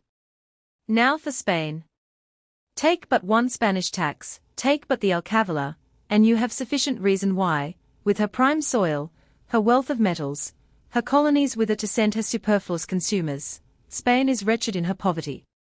The alcavala, the monstrous percentage on all articles, raw or manufactured, as often as they are sold, must encroach more and more largely on the capital which is the material of wealth. Under the alcavala, Spain could not but be ruined. Except in those provinces where there was no alcavala, Catalonia and Valencia. They bore up long after all others had sunk. There, Marie. There are your 3 examples. We have no room for the many more that rise up. Not for England. England. You do not think England on the road to ruin, my dear. You do not yet understand England's resources. Perhaps not. But you told me of 800 bankruptcies within the last 7 months. Have you no practice of taxing your capital? We have a few taxes, bad taxes, which are paid out of capital, as my sister Jane will tell you. She knows something now of how legacies are reduced by the duties government demands. It is a bad practice to lessen property in the act of transference. Such taxes consume capital, and obstruct its circulation. But we have not many such.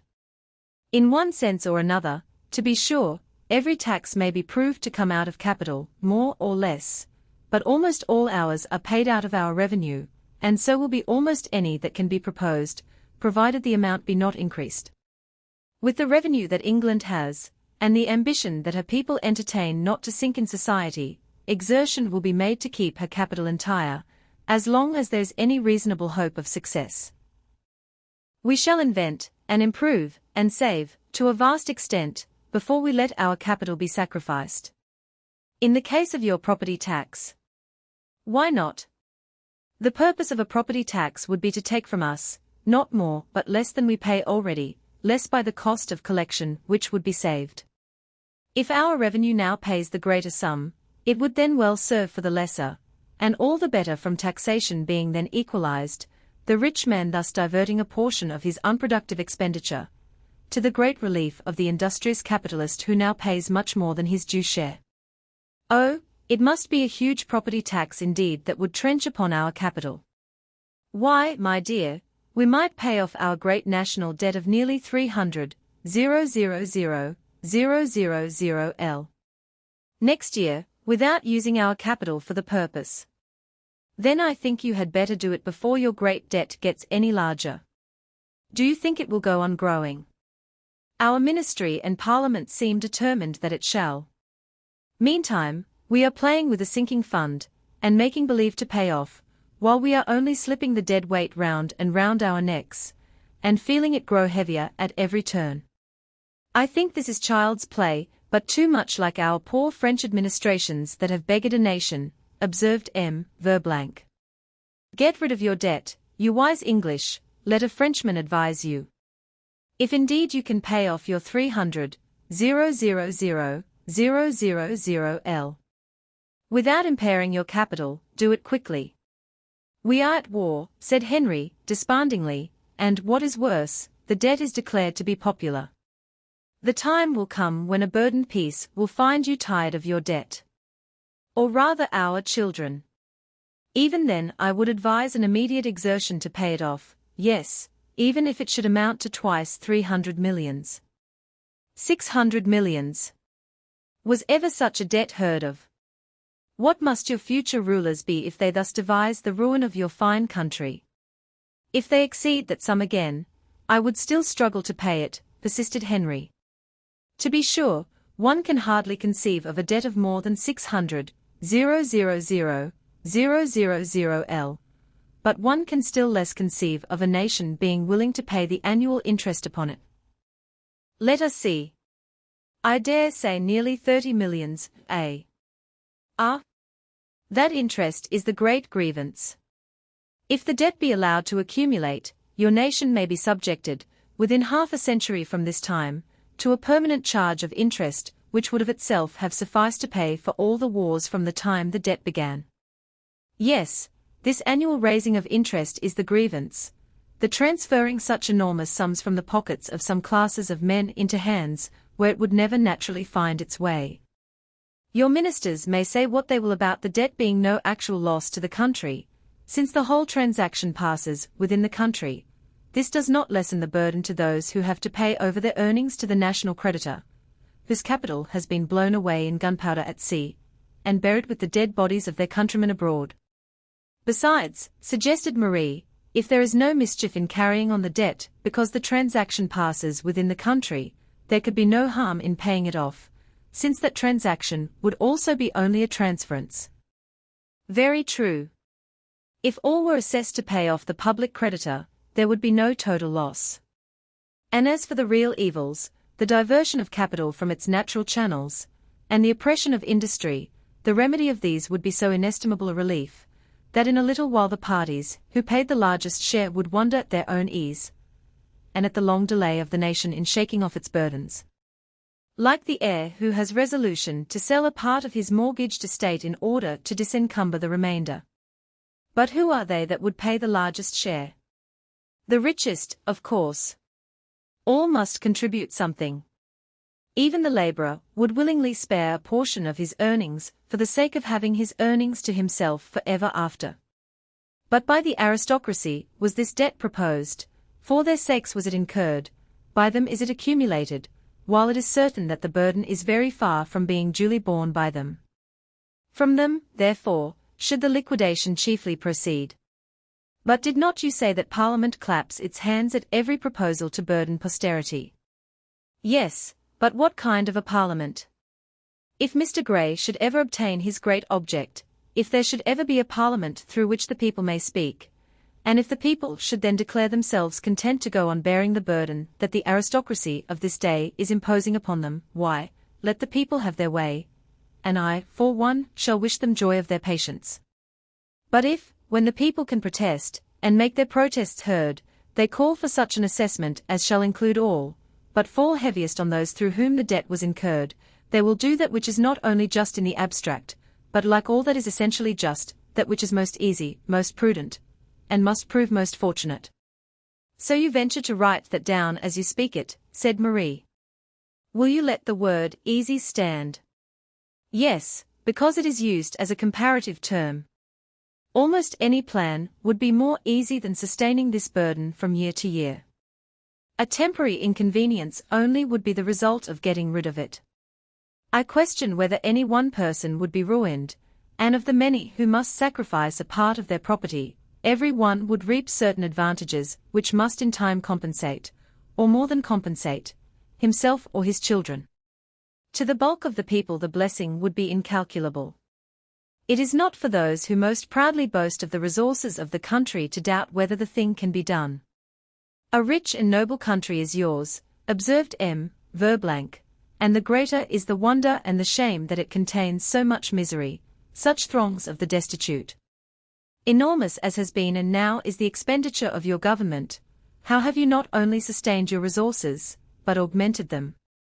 How have you, while paying for your wars, improved your lands, and your shipping, and your manufactures, and built docks, and opened canals, and stretched out roads? And while the nation has thus been growing rich, what crowds of your people have been growing poor? And how should it be otherwise, when the pressure of public loans falls so unequally as in England? Fearful as is the amount, the inequality of pressure is a far greater evil. It is very possible, when we consider the excitement afforded to industry and invention by a popular war, that the capital of the country would not have been very much greater than now if we had been spared the wars and other wasteful expenditure of the public money of the last 20 years. But the distribution is in consequence most faulty, and the future encumbrances of the people fearful to contemplate. From your rulers having carried their system of borrowing too far. There is, to be sure, all the difference in the world between an individual borrowing for the sake of trade, or profit in some form or other, and governments borrowing that which is to be dissipated in the air, or the sea, or shed upon the ground, so that it can be no more gathered up again than the rain which sinks into the thirsty soil. Why cannot war money be raised from year to year? Asked Marie, so that the nation might know what it was about in undertaking a war. When my father rebuilt his chateau, he paid for each part as it proceeded, and so brought away with him no reproach of debt. When people are careless of their heirs, love, as rulers are of the people's posterity, they find it easier to borrow and spend, than to make their spendings and their levies agree. When rulers are afraid to ask for so much as they desire to spend, they escape, by proposing loans, the unpleasantness of taxing. Heavily as our governments have taxed us, they have been actually afraid to tax us enough for the purposes proposed to the nation. They were afraid of making the people impatient. Just so, and the people have shown what the rulers of many centuries have considered an ignorant impatience of taxation. That is, the nominal representatives of the people have encouraged expensive projects, for which the people have shown themselves unwilling to pay. The rulers and the people thus appear unreasonable to each other, while the blame chiefly rests in calling those the representatives of the people, who are really not so. Mr. Grey and the friends of the people are doing what they can to bring the two parties to an understanding. When this is done, I trust there will be no going to war at the expense of future generations, no running into expenses for which the means are not already provided. They who first devised these public loans could not have guessed what they were doing, Henry. They never imagined that any one would so improve upon their practice of borrowing, as not to provide for the payment at some definite time. If, as may happen on the unexpected breaking out of a war when the nation is not in very favorable circumstances, it is perilous to tax it heavily and suddenly, it may be expedient to raise the supplies in a way which will enable the people to pay more conveniently, at their own leisure. But the period should be fixed when the money is raised. The money should be raised upon terminable annuities, so that, at least, every one may know how long the burden is to endure. This is a plain rule, and happy would it have been for the country if it had been observed from the day when its system of loans began. I would hardly say that, for I do not see how the rulers in the troubled times of the Revolution could have governed the country without loans. The taxpayers were so divided in their loyalty at the time, that King William and his councillors would not have been able to raise money enough for the struggle by taxation, and would only have made themselves hated for the attempt. But a foreign war, undertaken by an undivided people, is a wholly different affair, and the advisers of George II had no business to carry on the borrowing system.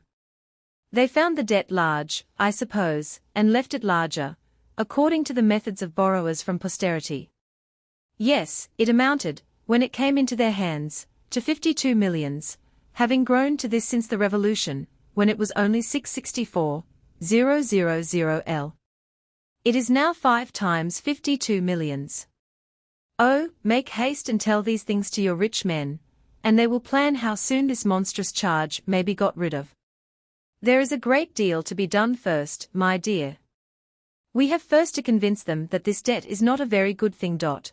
As long as they escape paying their due share of the interest, and are aware that the liquidation must, in a considerable proportion, proceed from them, there is no lack of reasons, convincing to their minds, why a large national debt must be a great national blessing. It attaches the people to the government, perhaps. Is that what they say? Yes, as if the people will not always be the most attached to the government that most consults their prosperity. What can they think of a government that— He stopped suddenly as Marie put her fingers on her lips, and appeared to be listening. She ran to the door and threw it wide open, in time to hear a shuffling down the dark staircase. I am sure there was somebody at the door, said she, hesitating whether to shut it again. Her father shrugged his shoulders as the cold air blew in. Henry observed that if the people of the house wanted anything, they would come again, and Marie therefore, after calling from the landing and receiving no answer, returned to her seat as before, observing that it was not the first time she had believed some person to have remained outside the door. Her husband was writing down to her father's dictation about fallacies in regard to the debt, such fallacies as that the parchment securities of the public creditor were an absolute creation of capital, whereas they were only the representatives of values which were actually sunk and lost, that the annual transfer of the millions required for the interest was so much added to the circulation, whereas this very sum would, in the absence of the debt, have been circulating in a more profitable manner, that the public funds afforded a convenience for the prompt investment of unemployed capital, whereas there would be no lack of good investments for capital if industry were left free, and finally, that the stocks are an admirable instrument for the ascertainment of public opinion, whereas a very small amount of debt would answer this purpose, as well as the largest. Nobody would object to retaining the 664,000 L of the revolutionary times for this simple object. Marie could not settle well to her employment after this interruption. Henry forgot it in a moment. He grew earnest, he grew eloquent, and, in proportion, he grew loud. Nobody came from below, as he had predicted. Nobody could have wanted anything at the door when Henry was asking so loudly how it was possible for the people to be attached to a government which, and now, when he was insisting on the first principle of taxation, equality, when he was offering a variety of illustrative cases, all of which resolved themselves into equality or inequality, his little wife came behind him, and laying her hand on his shoulder, asked him in a whisper whether it was necessary to speak quite so loud. My love, I beg your pardon. I am afraid I have been half stunning you. Why did not you speak before? I am very apt to forget the dimensions of our room, and he started up laughing, and showed that he could touch the ceiling with the extremities of his long fingers. I am apt to forget the difference between this chamber and the lofty places where I used to hold forth at college. Was I very boisterous, love? Oh, no, but loud enough to be heard beyond these 4 walls. And she glanced towards the door. If that be all, anyone is welcome to hear what I have to say on taxation. It will be all printed tomorrow, you know, my dear. Marie did know this, but she was not the more willing that her husband should be overheard exclaiming vehemently about equality, a word held in very bad repute in those days, when, if a lady made inquiries of her linen-draper about the equality of wear of a piece of gingham or calico, the shopman would shake his head at her for a leveller, as soon as she had turned her back. How, said M. Verblanc, looking tenderly at his daughter, How shall I forgive those who have put dread into the heart that was once as light as the morning gossamer? How shall I forgive those who taught my child suspicion? Oh, Father, remember the night, yes, Marie. I knew it was the thought of that night that prompted you to caution now. The night, he continued to Henry, when our poor friend La Rae was arrested at our house.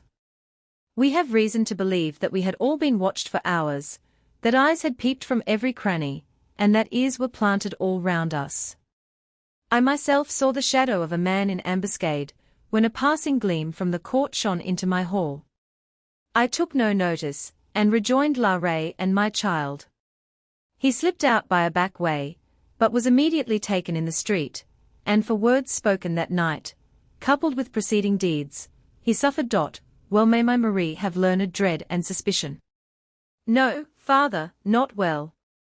Nay, Henry, you do not know what warning I had against it, warning from one who knew not dread, and would not have saved her life by so vile an instrument as suspicion.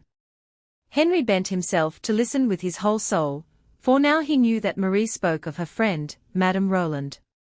Yes, I was warned by her that the last impiety is to fear, and the worst penalty of adversity to suspect. I was warned by her that the chief danger in civil revolution is to forget green meadows and bright skies in fields of blood and clouds of smoke, and that those who shrink from looking fully and kindly even upon those who may be the reptiles of their race are less wise than the poor prisoner in the Bastille who made friendship with his spider instead of trying to flee from it. And she observed her own warning, Marie. How her murderers quailed before her open gaze. Ah, yes. In her prison, she brought home to her the materials of happiness, and with them neither dread nor suspicion can coexist.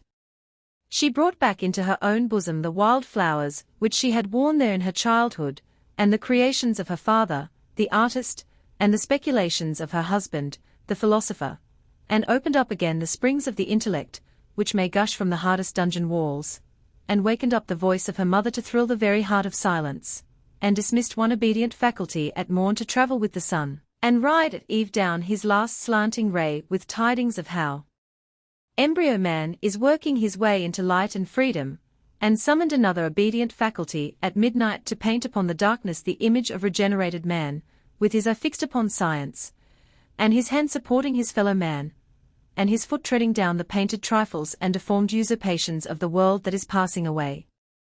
Having gazed upon this, what were any spectres of darkness to her, whether the skulls of traitors, or an axe hanging by a hair?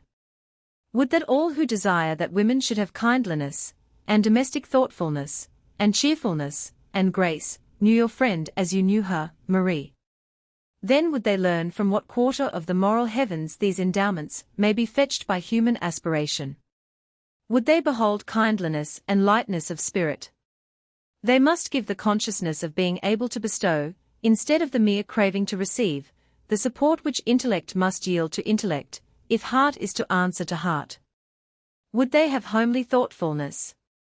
They must not obstruct that full intellectual light in which small things dress themselves in their most shining beauty, as the little fly that looks dark beneath a candle shows itself burnished at noon. Let men but lay open the universe for the spirit of woman to exercise itself in, and they may chance to see again, with what grace a woman about to die can beseech the favor to suffer more than her companions. Of this friend, Marie could not yet speak long.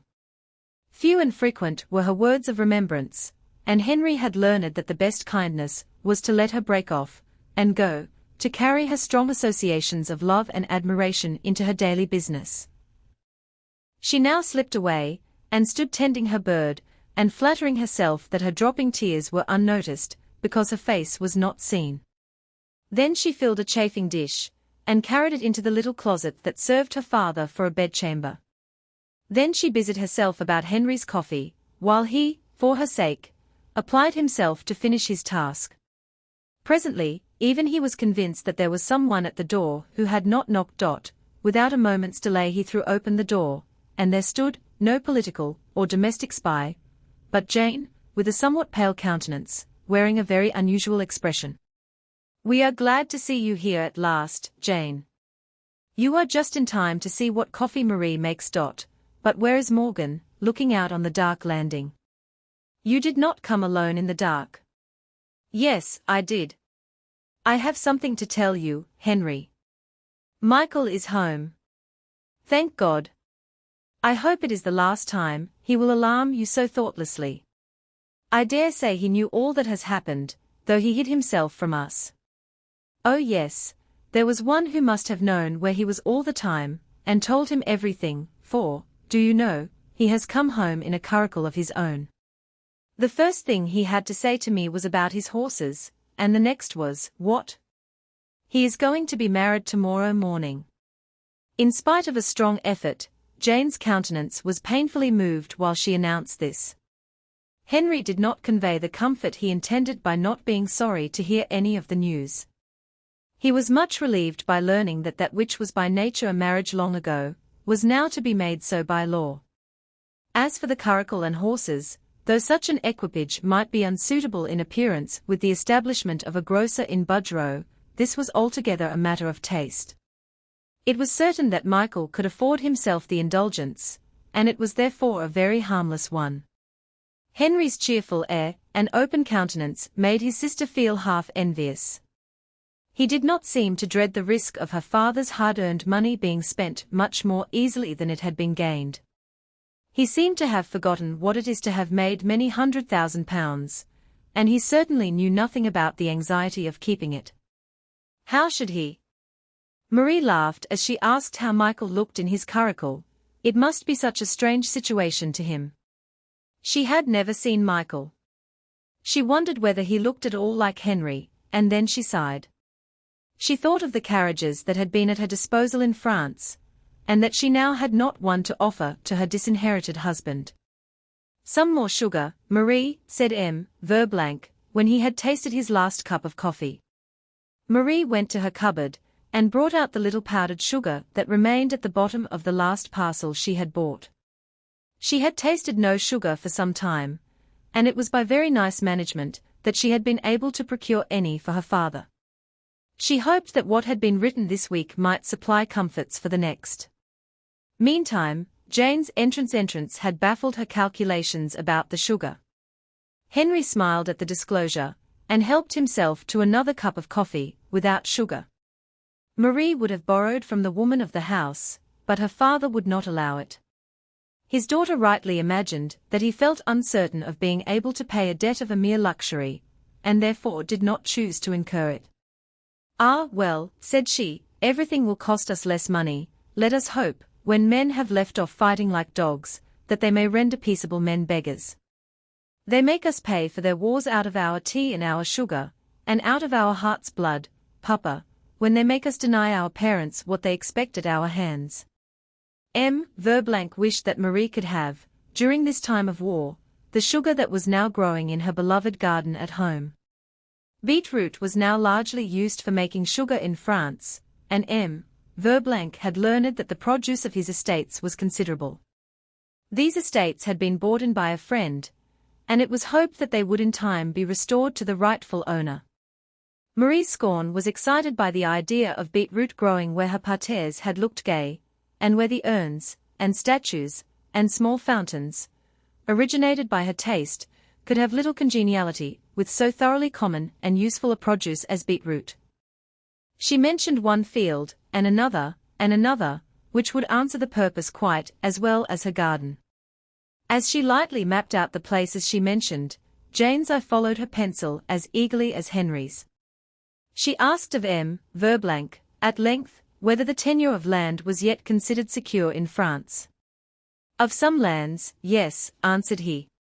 If, for example, you will buy our estates, and grow beetroot, no one will turn you out, and it will give us true satisfaction to see our lands pass into such honourable hands. To Henry's surprise, his sister seemed meditative. Marie looked up, smiling. Will you buy our lands? She cannot, said Henry.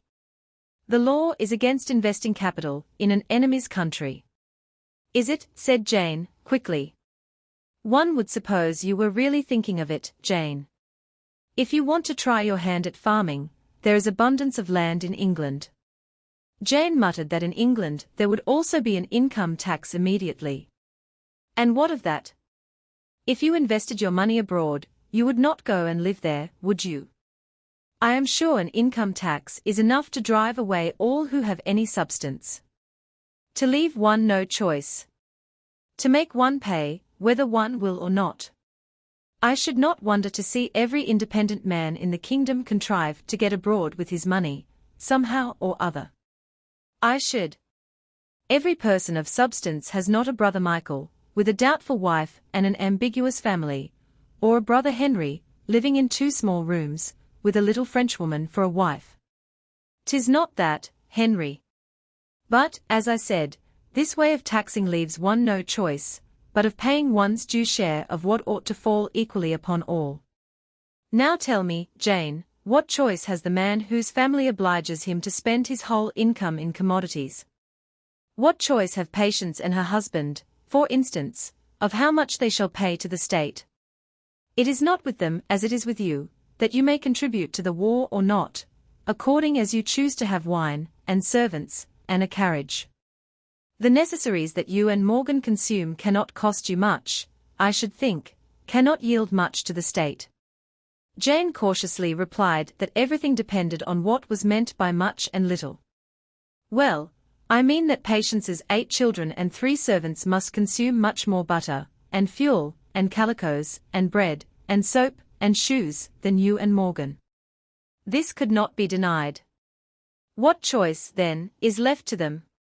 Under the system of taxing commodities, there is a choice left to those who least need it, while, if they do not choose to contribute, the poorer, who have no choice, must bear an increased burden. Oh, Jane! I could not be sorry to see you contributing as much from your wealth, money, as the man who makes your shoes in his wealth, labor. He pays something to the state from every shilling that passes through his hands.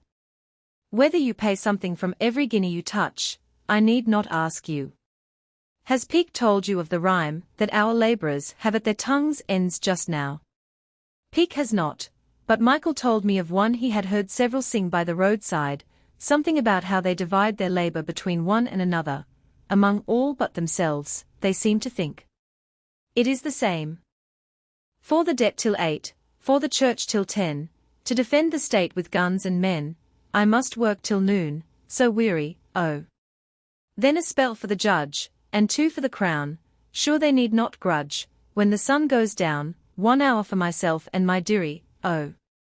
While Marie was pitying the labourer, and wondering how far his statement was exaggerated, Jane was thinking aloud how willing she should be to work with head and hands for church and state, the army and the law.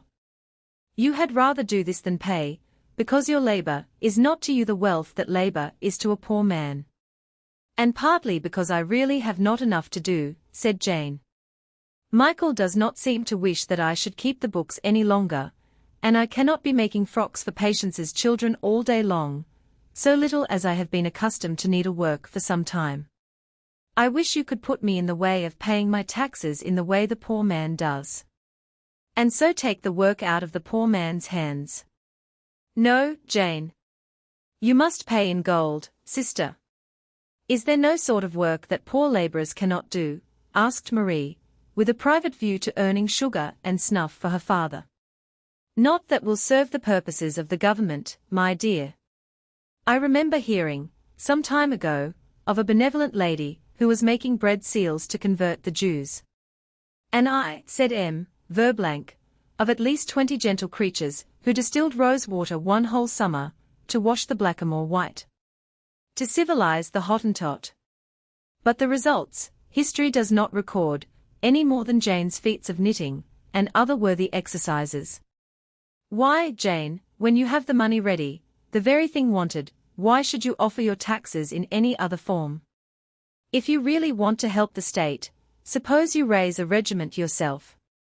You and Morgan can make the red coats, if you want something to do, or, if that is too fearful a service for a peaceable woman, you can take upon yourself the half-pay of some fine old officer or 2, or you might build a bridge, or set up a preventive establishment, nothing is more wanted just now, or do 100 things that would save the poor labourer's pocket, and not interfere with his market for labour. Such a free gift to the state would immortalize you, and, depend upon it, It would be far better for you than buying French land in violation of English law. How they make a mockery of us helpless women, whom they have first made helpless, said Marie, while wrapping Jane in her shawl. We will not mind them till we have reason for shame at being helpless. Neither Jane nor anyone else could feel uncomfortable at anything that Henry said, his manner was so playful and kind. He was now reaching his hat, in order to walk home with his sister, whom no inducement was strong enough to tempt into a vehicle which must be hired. She preferred walking, she always declared, being conscientious enough, however, to protest invariably against any one accompanying her. But Henry actually wished to carry his manuscript to the printer this evening, and the brother and sister set off together. The weather was most disagreeable, bitterly cold, with a fog, irritating alike to the windpipe, the vision, and the temper.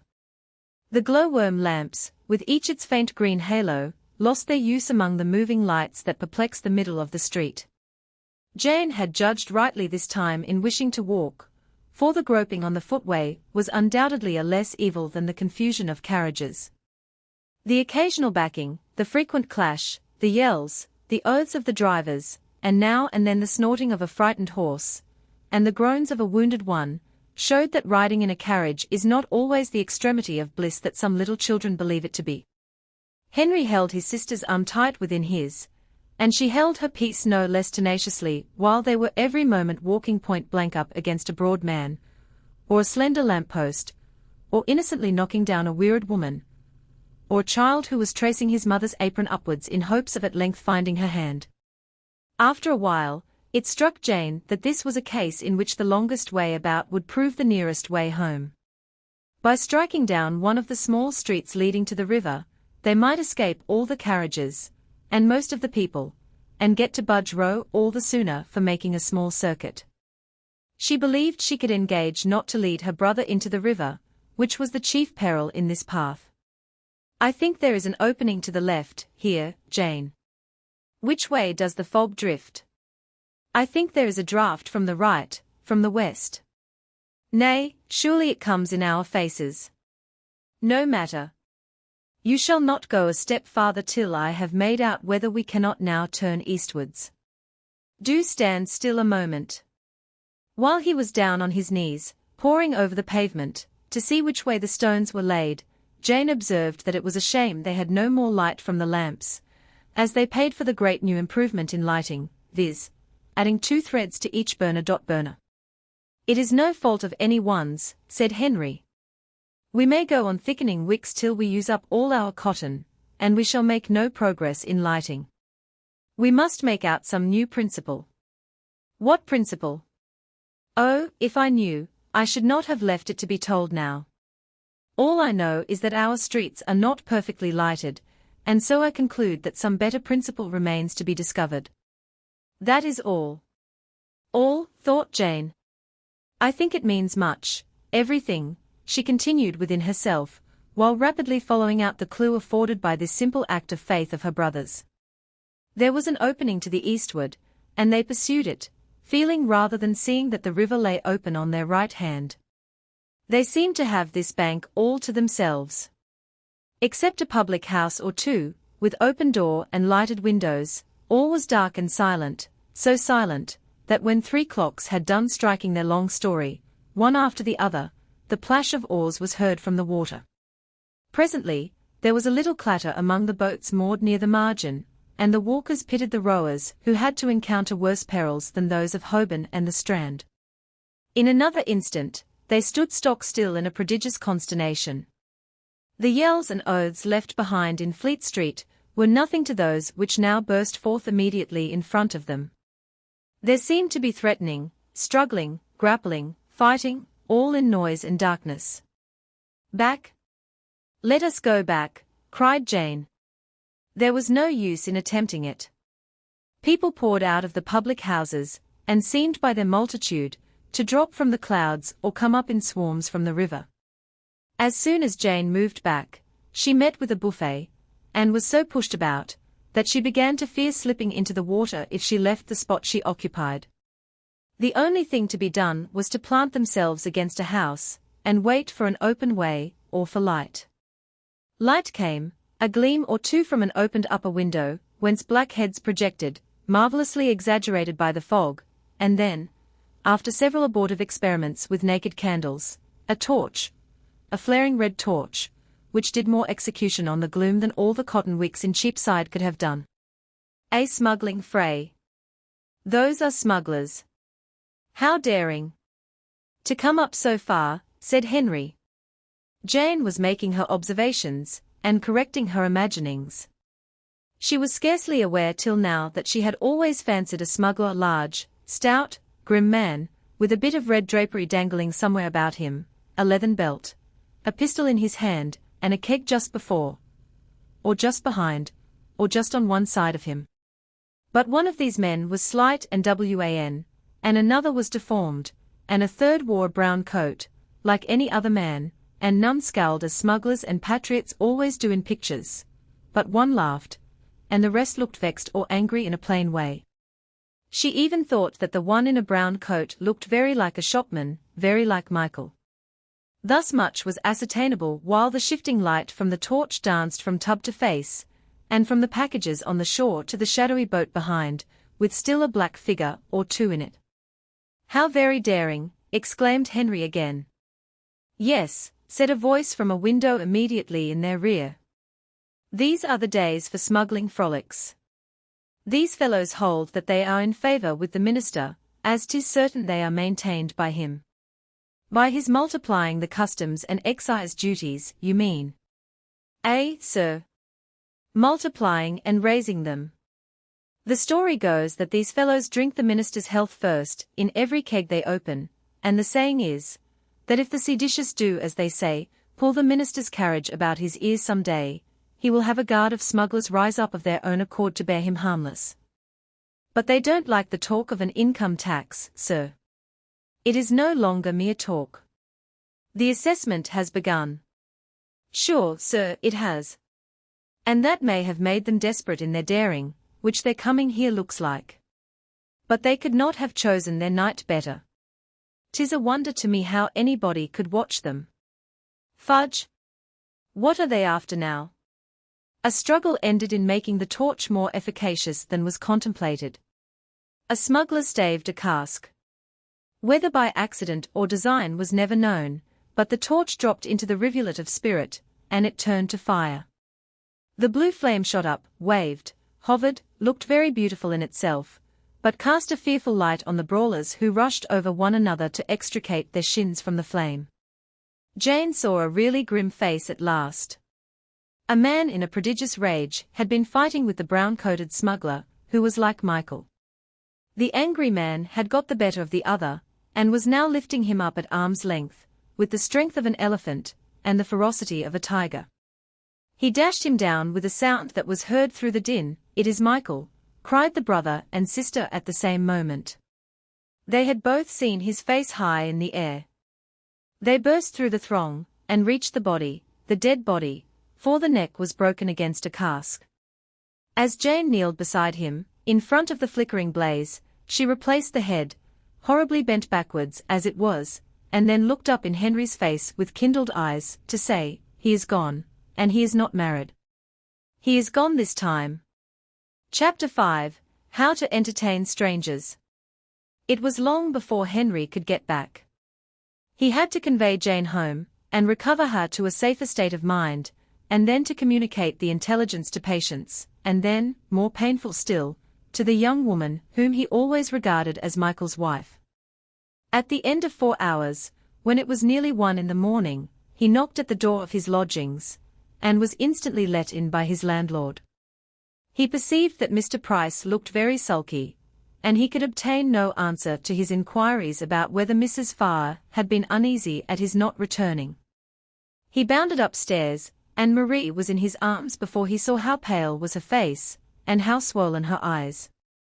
The fire burned dull, the lamp only glimmered, and there was an air of indescribable confusion in the room, so that, occupied as Henry was with what had happened, he could not help feeling almost bewildered as to whether this was his lodging or not. "I thought you never would have come," sobbed Marie. "My love, there has been but too much reason for my staying so long. But there was so much reason for your being at home. Henry, they have carried away my father. Marie could not tell where they had taken him. She knew nothing of English law and justice. She had had no one to help her, for Price himself introduced the officers of justice, and Mrs. Price was so stiff and cold in her manner, that Marie was obliged to leave off appealing to her. All she knew was that some men walked in while her father was reading, and she writing, that they showed a paper, which her father did not know the use of, searched every corner of the apartments, turning every article of furniture out of its place, and taking possession at last of a pocket pistol, of beautiful workmanship, which M. Verblank valued as the gift of an old military friend. M. Verblank himself was also carried off, because he had not given notice to the magistrates of having come to live in this place. How is this? Inquired Henry of Price, who now entered the room. The arrest of aliens, and the search for weapons, can legally take place only in the daytime. They reckon it daytime in this sort of thing till 9 o'clock, and it wanted full 10 minutes to 9 when they came. What did you know about this before I went out? Inquired Henry, turning the light of the lamp full upon Price's face. Only what most lodging-house keepers know in these days. I was called upon to give an account in writing of all the aliens in my house. Henry conjectured very truly that the Prices were at the bottom of the whole affair. Mrs. Price had a very vigorous imagination, and she had given out among her neighbors that M. Verblank was certainly a man of high rank, that he scribbled over more writing paper than anybody she ever saw, except the gentleman that called himself his son-in-law, and that the writing must be letters, because nobody ever knew what became of it, and he went out regularly once a day, no doubt to the post office, for he never was known to send letters there by any other hand. Marie was obliged to be comforted with the assurance that this arrest would be only a temporary inconvenience, that such things were constantly happening in these days, and that there was no doubt of her father's being released the next morning. Henry would go at the earliest practicable hour, and he did not doubt of bringing M. Verblank home with him. Before the earliest practicable hour, however, other engagements occurred to prevent Henry's executing his design. Price came in, while the husband and wife were standing by the fire, mournfully discussing their plans for this day when so much was to be done. Price wished to give notice that he must have his rent this morning. He had gone without it too long, and he had no intention of waiting any longer. Henry was not aware that the time of payment was past. He understood that it was to be quarterly, but Marie produced the little that she had laid by for the purpose, and Henry was reminded to feel in his pocket for the manuscripts that were to have been carried to their destination the night before. They were gone. His pocket was empty. Never mind. This was no time to think about disappointments in the way of authorship, and as for the gain, it was but too probable that Henry would presently have more money than he desired. Price seemed to have some idea of this kind, but not the less did he give notice that his lodgers must turn out at the end of the week. The rooms were already let, so there was no use in saying anything about it. Henry could only suppose that tidings of Michael's death, and the manner of it, had reached the house, and that it was concluded that, as the one brother had been a smuggler, the other must be a swindler. Before Price was out of the room, came the printer's man for the manuscript which had been lost. While he was still shaking his head over Marie's calculation of how soon she could make another copy from the shorthand notes she had happily preserved, the matter was settled by the publisher sending to ask for the last Greek proof Henry had had to correct, and to give notice that this was his final transaction with Mr. Farr, who need not trouble himself to write anything more for the publication of which he had been the chief support. No further communication from his pen would be accepted. A receipt in form for the money now sent was requested and given, and the cash immediately paid over to Price in discharge of the remainder of the rent. The few shillings left were, when the husband and wife were alone again, pushed from one to the other with the strange impulse of mirth, which often arises under the extremest pressure of vexation and sorrow. "Marie, what do you think of all this?" asked her husband, meeting her eye, which was fixed wistfully upon him. "I think that if my poor countrymen have their errors, the English have at least their whims. It is at least remarkable that on this morning, when there is so much to call you abroad, one after another should come to keep you at home. Very remarkable, was all that Henry said before he relapsed into reverie. He roused himself, and snatched up his hat, assuring his wife, however, that it was yet, he believed, too early for him to obtain access to her father, or justice on his behalf. He had not proceeded far downstairs, when he was met by 3 gentlemen, who requested 2 minutes' conversation with him. They came to invite him to be present at a meeting to be held for the purpose of declaring attachment to the Constitution. Impossible, gentlemen. You are not aware that my only brother died suddenly last night. I cannot appear needlessly in public today. And he would have bowed them out, but they had something more to say than condolence. As his attending the meeting was thus unfortunately rendered impossible, perhaps he would sign the address to His Majesty. That will depend on what it contains. I own I do not see the immediate occasion for such a protestation, but if the address should express what I think and feel, I shall have no objection to put my name to it. The spokesman conceived that, as every true Englishman must be attached to the Constitution, there could be no risk to any true Englishman in engaging to declare his attachment. Certainly, sir, if we were all agreed as to what the Constitution is, but this is the very point on which men differ. One person thinks that a dozen or 2 of trials and transportations of ignorant and educated men for sedition, and a doubling of the taxes, and an overawing of the House of Commons, are measures of support to the Constitution, while others consider them as violations. Therefore I must fully understand what is involved in the address before I sign it, and can, in the meantime, pledge myself to nothing, gentlemen. The visitors looked at one another, and departed, one sighing, another giggling, and the third looking back till the last moment, like a child who is bidden to look at a traitor, and almost expects to see him turn into some rare animal, a Turk or an orangutan. This time Henry got as far as the house door. There he was turned back by the commissioners, who were employed in making the returns for the income tax. In vain Henry assured them that he had hitherto had no income, and that, as soon as he could ascertain whether he was to have any of his brother's money, and how much, he would let the gentleman know.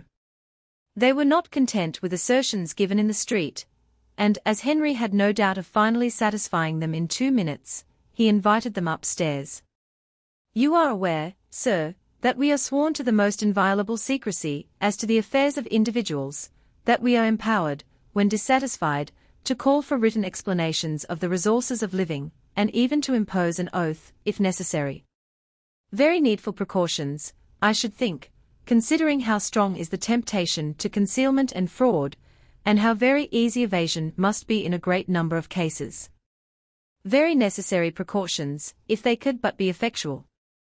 Effectual, sir. Do you suppose we shall violate our oath of secrecy? By no means, but it is impossible that confidence should not often be reciprocally shaken, when the affairs of individuals are thus involuntarily exposed. This inquisition is a heavy grievance, indeed, and it opens the door to a very pernicious use of influence. Well, sir, every tax must have its disadvantages, and when a large revenue must be raised, true, every tax is bad, in one way or another, yet taxes there must be.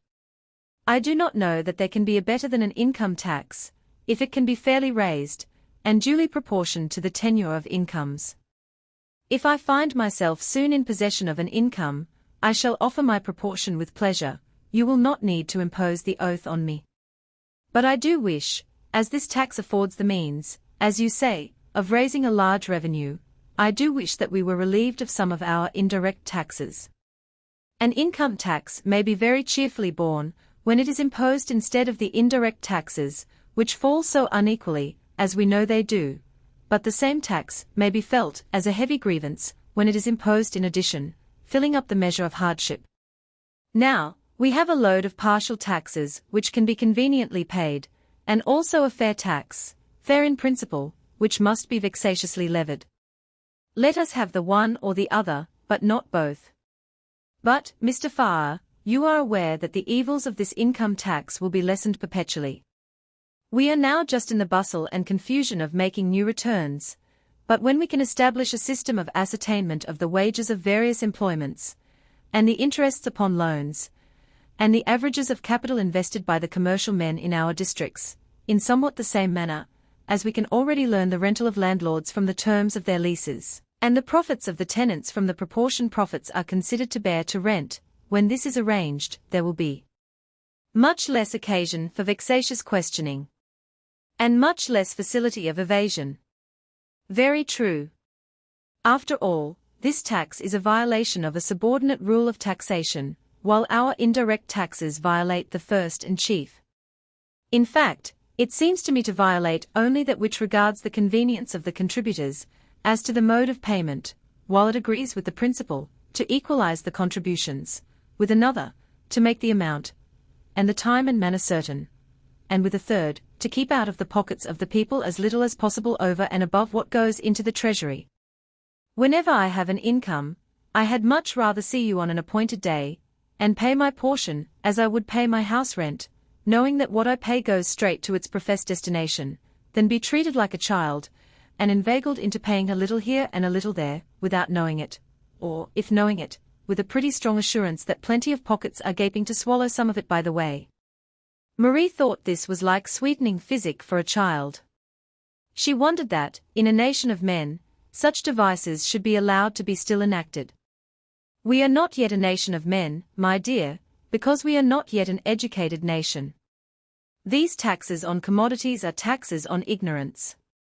When, as a nation, we grow wise enough to settle rationally what we shall spend, and why, and how, we shall grow manly enough to come forward with our contribution, instead of letting it be filched from us while we are winking.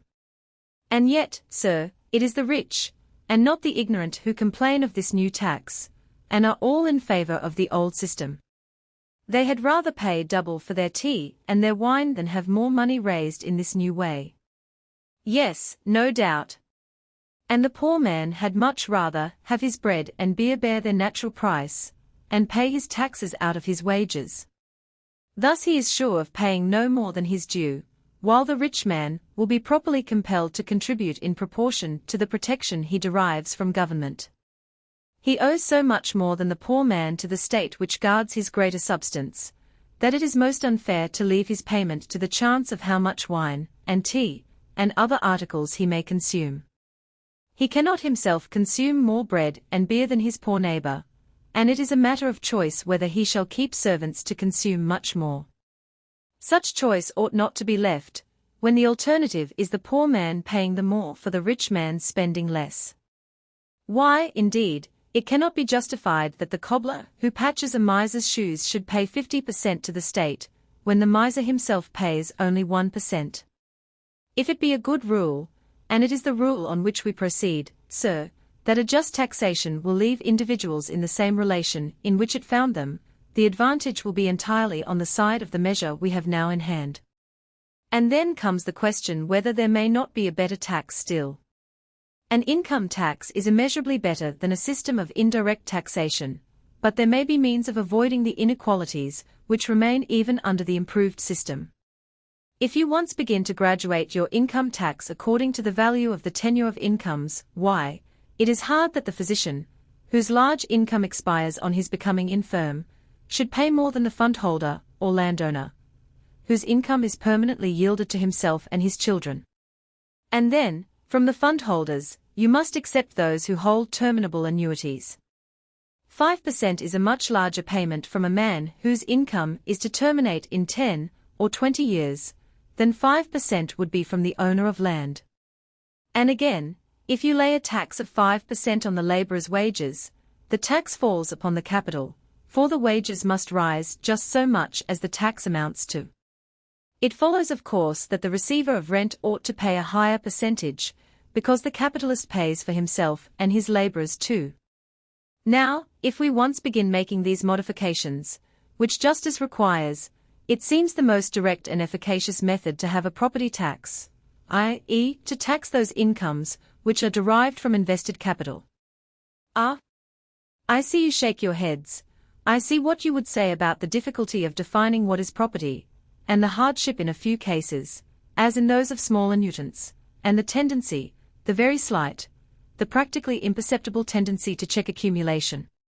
We agreed before that all taxes are bad, that there are some difficulties attending all. But do not you allow these evils, sir? I do, but I hold them to be so much smaller than those we have been submitting to all this while as to be almost lost in the comparison, except for the difficulty that there always is in changing taxes. As for the defining of what property is, distinctions have been made quite as subtle as between investments that are too transient to come under the title of property, and those that are not, between the landlord's possession of a field that yields rent, and the tenant's investment in marl which is to fertilize it for a season or two. Wherever legislation interferes with the gains of industry, nice distinctions have to be made, and this case will hardly rival our excise regulations. As for the small annuitants, though their case may be a less favorable one than that of richer men, it will be a far more favorable one than it is now, when their small incomes must yield enormously to the state through the commodities they buy. As for the tendency to check accumulation, it is also nothing in comparison with that which at present exists. What can check accumulation so much as the enhancement of the price of everything that the capitalist and laborer must buy, when part of the added price goes to pay for the trouble and trickery attendant on a roundabout method of taxation? No, no.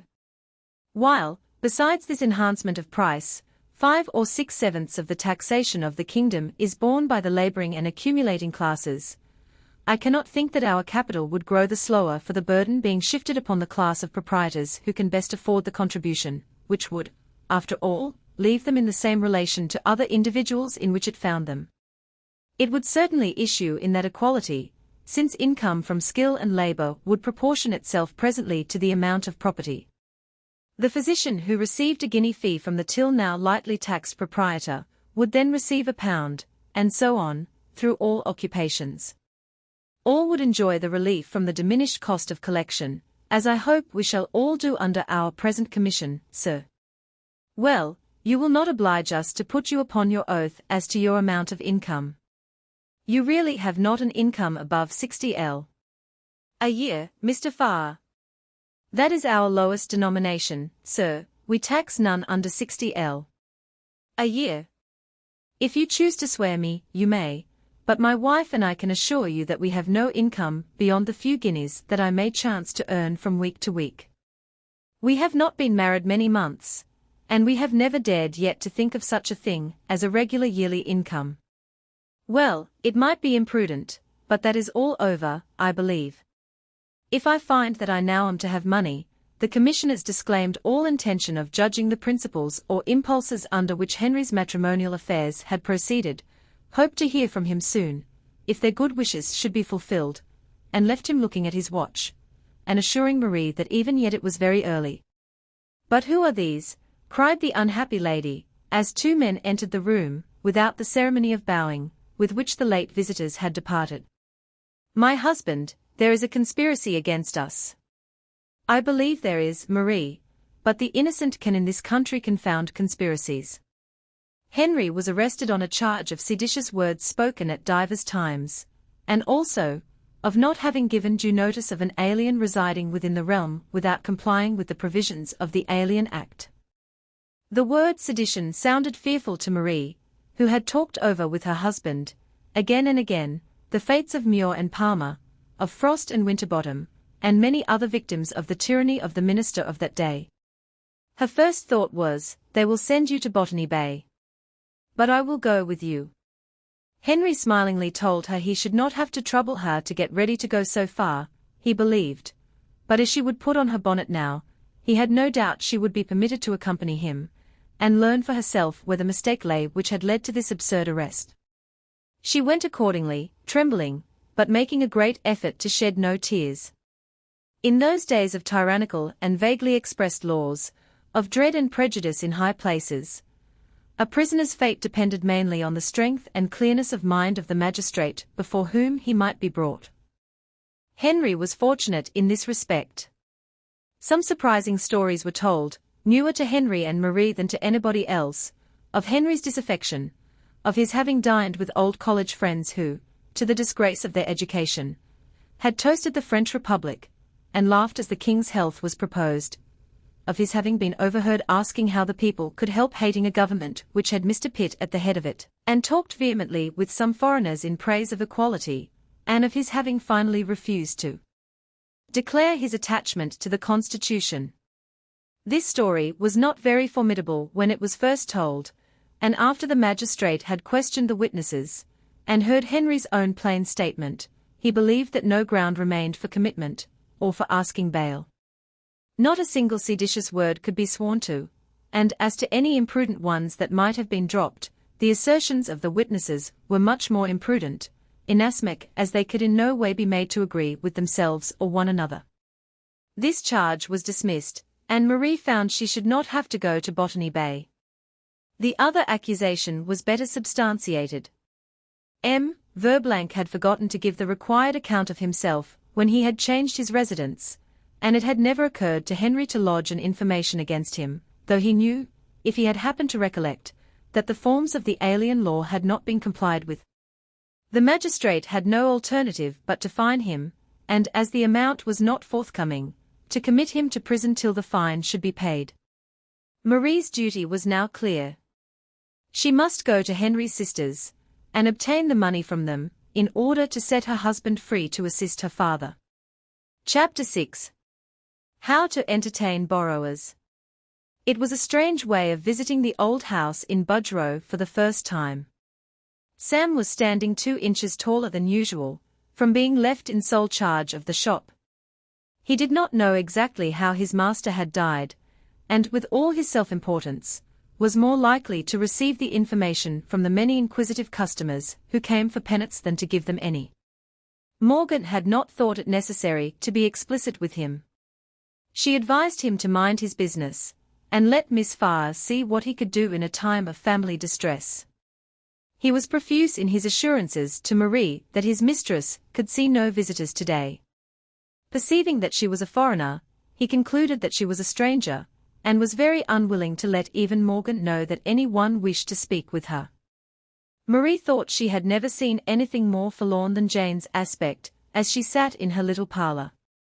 She seemed to be doing nothing, not even listening to Dr. Say, who was attempting soft condolence. There was not even the occupation of making mourning, which had been a resource on a former occasion. The Bible lay open on the table, but Jane was sitting by the darkened window as Marie entered, Dr. Say having established himself by the fire. "You will thank me," said Marie, "for bringing you occupation, for enabling you to help us, sister." And she told her story, and what it was that she desired Jane to do. Jane seemed duly shocked at first, but when she found that Henry was in no danger, and that the whole case resolved itself into a money matter, her sympathy seemed to cool. She was silent and thoughtful. "Come," said Marie, rising, "bring out the money, and will you not go with me?" But Jane had something to say, or rather, she seemed to be thinking aloud. Who knew whether Michael had left a will, and whether Henry would have any of the money? Besides, she had not so much in her purse, and it seemed to her that this would not be the end of the business. If there was a conspiracy against Henry, and his enemies knew that his family had money, they would soon make up another charge, and nobody could foresee where it might end. Perhaps the best kindness to Henry would be for his family to do nothing, that it might be seen that there was no use in pursuing him for evil. Perhaps, Dr. Say emphatically assented to the whole of Jane's reasoning. "I am afraid of mistaking your English," said Marie, losing her breath. "Do you mean that you will not help Henry?" "Perhaps some other friend, it might be better for him that some one else, Henry must have many friends." "Perhaps. But in France we have sisters who have begged alms for their brother's defense, and thereby found a place beside them under the axe from which they could not save them. I thought there was one universal sister's heart." Jane called after her in vain. She was gone like lightning. Morgan, however, detained her an instant at the door. "Wait, my dear young lady. They will follow you in the streets if you look so wild. Then I will tell them how I scorn your London rich sisters that keep their brothers prisoners for paltry gold. Do not go. Do stay till one can think a little," urged the horror-struck Morgan. "No, I will not stay. But I will not judge all till I have seen another sister. Ah? Mrs. Peake. Go to Mrs. Peake, and I would go with you, but Marie thought this was a land of buts. She could not, however, have stayed till Morgan could get ready. She made all haste to Mrs. Peake's house. She did not know how to believe that the woman she saw, nursing a baby, could be a sister of Henry's. The house was as noisy as Jane's was quiet, and the mistress as talkative and pliable as Jane was reserved and stiff. In her untidy black bombazine dress, she looked more like a servant than did her children's nursemaid in her black coarse stuff, and the various sounds of complaint that came from little folks in every corner of the house were less wearing than the mamma's incessant chiding and repining. She did not know anything about whether her brother Henry was really married or not, she was sure, for Henry never came near them to let them know what he was doing. No wonder, thought Marie, when she looked back upon the confusion of children's toys, stools of all sizes, and carpets, apparently spread to trip up the walker, among which she had worked her way to the seat she occupied. There are so many calls upon one, you see, and those that have large families, what a noise those boys do make. So much is required for a large family like ours, that it is no easy matter to bring up children, as some people do in these days. The burdens are so great. And I am sure we could never think of sending a son of ours to the university, if we were sure of his settling ever so well. Oh, to be sure, as you would say, that should make no difference in our helping Henry, hoping he would not get into any such scrapes again. Well, I will ask Mr. Peake when he comes home, to see if anything can be done. Oh, that would be too late, would it? Well, I don't know that signifies so much, for I have a notion that as Mr. Peake is a king's servant, it might not be so well for him to appear. Dear me! I never have any money by me, but just for my little bills for the family, and I should not think of parting with it while my husband is out. Why, really, I have no idea where you could find him. My little girl shall see whether he is at home, though I am quite sure he is not. Grace, my dear, go and see whether your father is in the back room. Oh, you won't. Then, Jenny, you must go. There. You see they won't go, but it is of no consequence, for I do assure you he went out after breakfast. I saw him go. Did not you, Harry? To dare to call one of their dirty, rude boys after my Henry, thought Marie, as she ran out of the house. Mrs. Peake stood looking after her, wondering one thing and another about her, till the baby cried so loud that she could not put off attending to him any longer. Marie could think of no further resource, but to go back to Morgan for advice. She was now very weary, and parched with thirst. She was not accustomed to much exercise, and had never before walked alone through crowded streets. Her restless and anxious night was also a bad preparation for so much toil. She was near sinking at once when, on returning to the shop, she found from Sam that Morgan had just gone out, he did not know whither. She could not go out with me, thought Marie. My Henry is the only English person worthy to be French, after all. Sure, mistress, you had better sit down, observed Sam, wiping a stool with his apron. On being asked whether he could let her have a glass of water, he did more than fulfill the request. He found, in a dark place under the counter, part of a bottle of some delicious syrup, which he mixed with water, with something of the grace of an apothecary.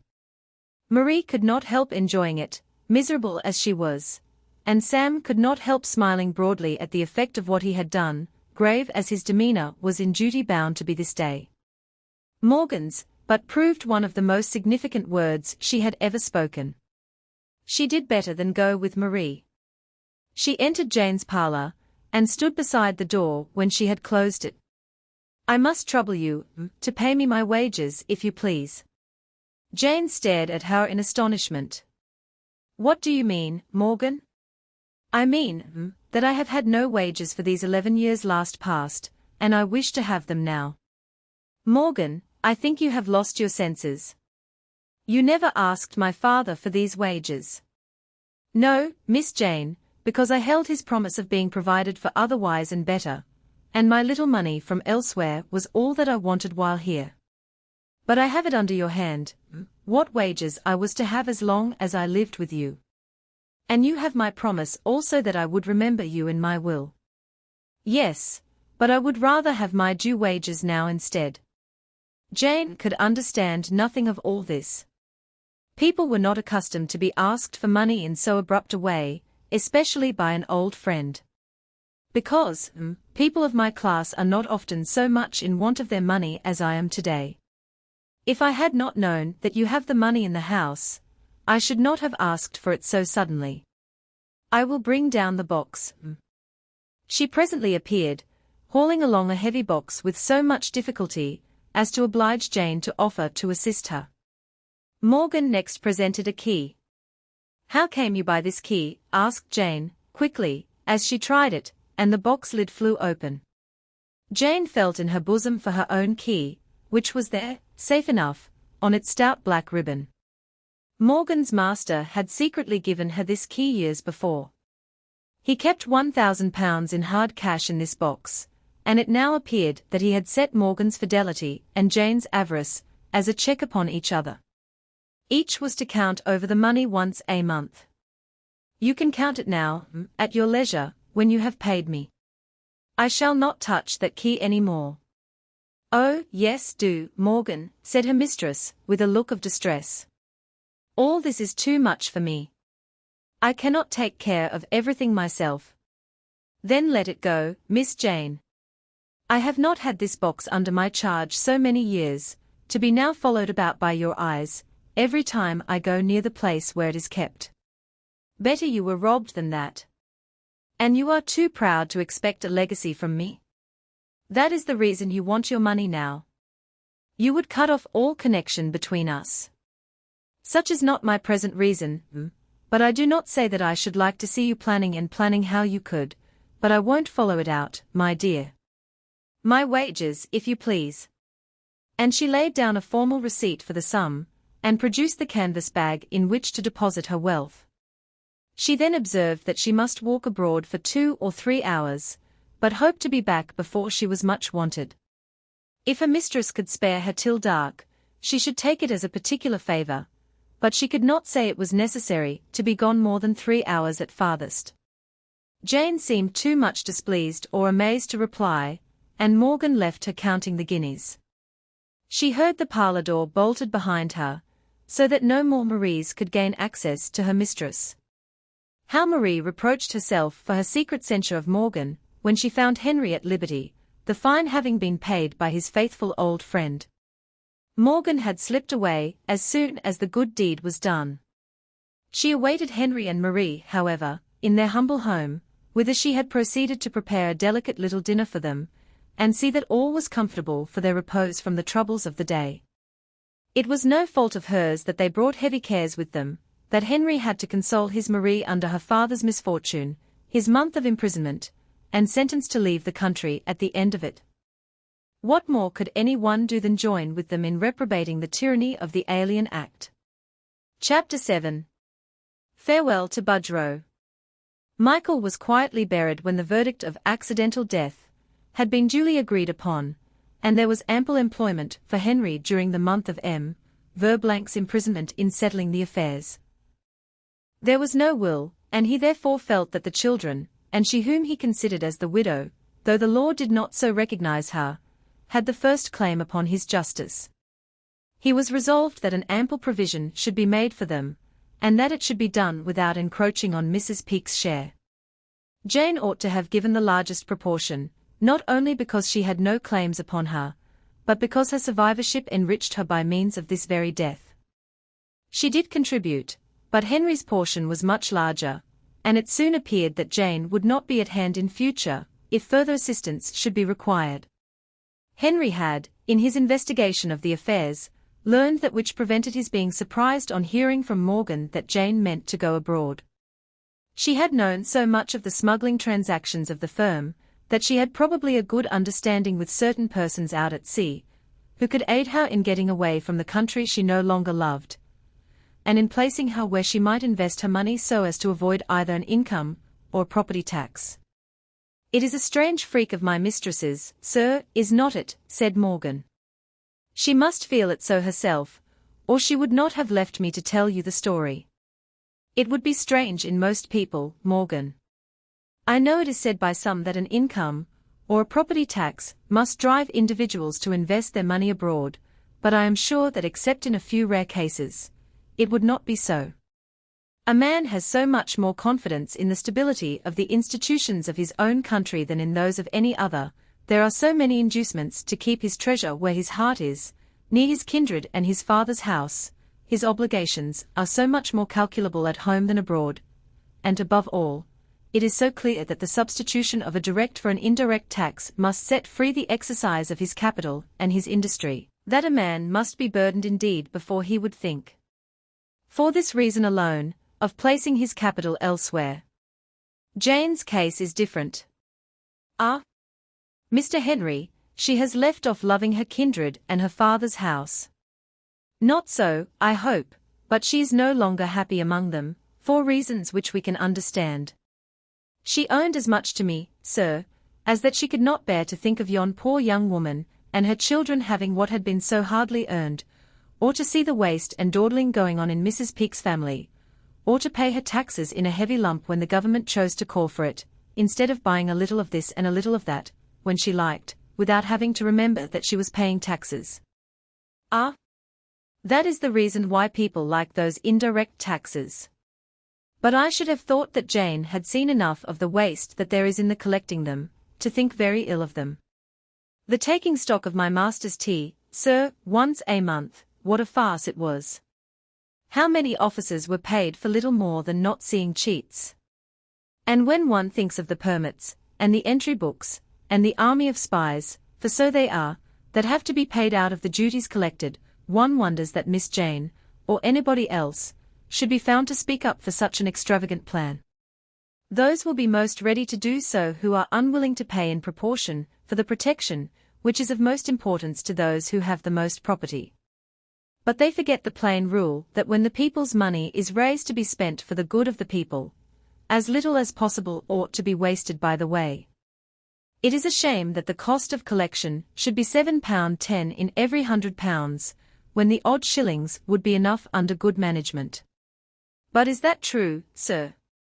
Quite true, and the less this particular matter is looked to, the wider will the difference be between what is and what ought to be. My wife will tell you that there was a time in France when the nation paid 5 times as much in taxes as ever arrived at the treasury. Under a wiser management, the same people afterwards paid no more than a 10th part of their taxes to the collectors, though there were above 200,000 persons employed in the collection. Oh, yes, these were far too many, but you may see what a difference it makes to the people whether this point be managed well or ill, and it is very clear that it must be a great advantage to have a plan of taxation which would employ a few persons, at regular times, so that people would know what they had to pay and when, and that as little as possible would be lost by the way. They say that an immensity of money will be raised by this income tax. A great deal, and so there ought to be. Something great ought to come out of so disagreeable a process. It is very disagreeable to be examined, and have one's concerns pried into in the way that these commissioners must do. I am sure I do not wonder at my sister's dislike of it. Oh, sir, I never saw such a conflict as she had to go through with herself. I determined never to be present again when the gentleman came. When she did bring herself to give an account, I know what a struggle she had to tell the truth. I would not for the world that any one else had been there, but, sir, the commissioners laughed, and winked, and threatened her with the oath. One is exposed to the impertinence of tax-gatherers under any system, and I do not know that it need be worse under this tax than any other. But it is provoking that this must be added to what we had to bear before. Prices are just as high as ever. There has been no reduction of the old taxes yet. Our producers of food and clothing, and all that we want, go on paying their taxes in commodities, and not only charging these on the articles when sold, but the interest on their advance of money for the tax. And so does the consumer's money run out in many a channel. All this helps my mistress abroad. But, sir, is it true that she cannot go safely? Yes, and she must know it. She does. She hinted as much to me. Do you suppose anybody will stop her? If they can get hold of her, but her friends are those who will convey her safely, if anybody can. She knows that at present it is high treason to invest money in an enemy's country, particularly in land, oh dear, and I believe it is your French gentleman's lands that she has in view. We cannot prevent her going, if she chooses to run the risk, but a great risk it is. The sale of their lands is supposed to be the principal means that our enemies have for carrying on the war, and no English person is allowed, under the penalty of death, to purchase land or to buy into the French funds. But what will be done about Jane's annuity? She says she has laid a plan for getting it, whether by coming over once a year in the same way that she goes, or by some other device, I do not know. Surely, sir, those tontine annuities are very bad things. Worse than lotteries, since they make people jealous of their neighbors' lives, and rejoice to hear of their deaths. Very bad. No gaming is much worse. The advantage to the annuitants is, in its nature, most unequal, and it is so disadvantageous to the government, that none of its money is set free till the last of the lot is dead, that I wonder the system is persevered in. I am sure I wish the government had had the Mr. Hills, and my masters, for Miss Jane has never been like the same person since. Do you know, sir, I believe there is one who will be particularly disappointed at her going away. You mean Dr. Say? Do you think he has ever had any chance with her? Sometimes I have thought he had, and I should not wonder, after all, if she thinks to take him on. No, Morgan. She never can mean to marry that man. Why, sir, when people of her spirit have been cruelly disappointed once, as I know her to have been, they are apt to find too late the want of a friend to join themselves to, and yet they do not like to give up their sway. Now, Dr. Say is so yielding, at present. True, sir, but he is very yielding indeed, to judge from the coldness he has put up with from my mistress, and his hanging to her still. But she will not have him yet, not till she has gained her particular end in going abroad, and then, perhaps, this is the way human creatures do when they are perverted and injured like my poor sister. They must finish some trifling thing, gain some petty point, and then begin to think of the realities of life. Poor Jane! What can a few more thousands be to her? Morgan, have you ever thought of going with her? It would have been my desire, if it had not been my promise, to stay with her as long as we both lived, but from her saying nothing to me about it, and her talking of things that I believe are to be left for me to do after she is gone, I suppose that she does not wish for me. Then where will you go? What do you think of doing? Just what Providence may prepare to my hand.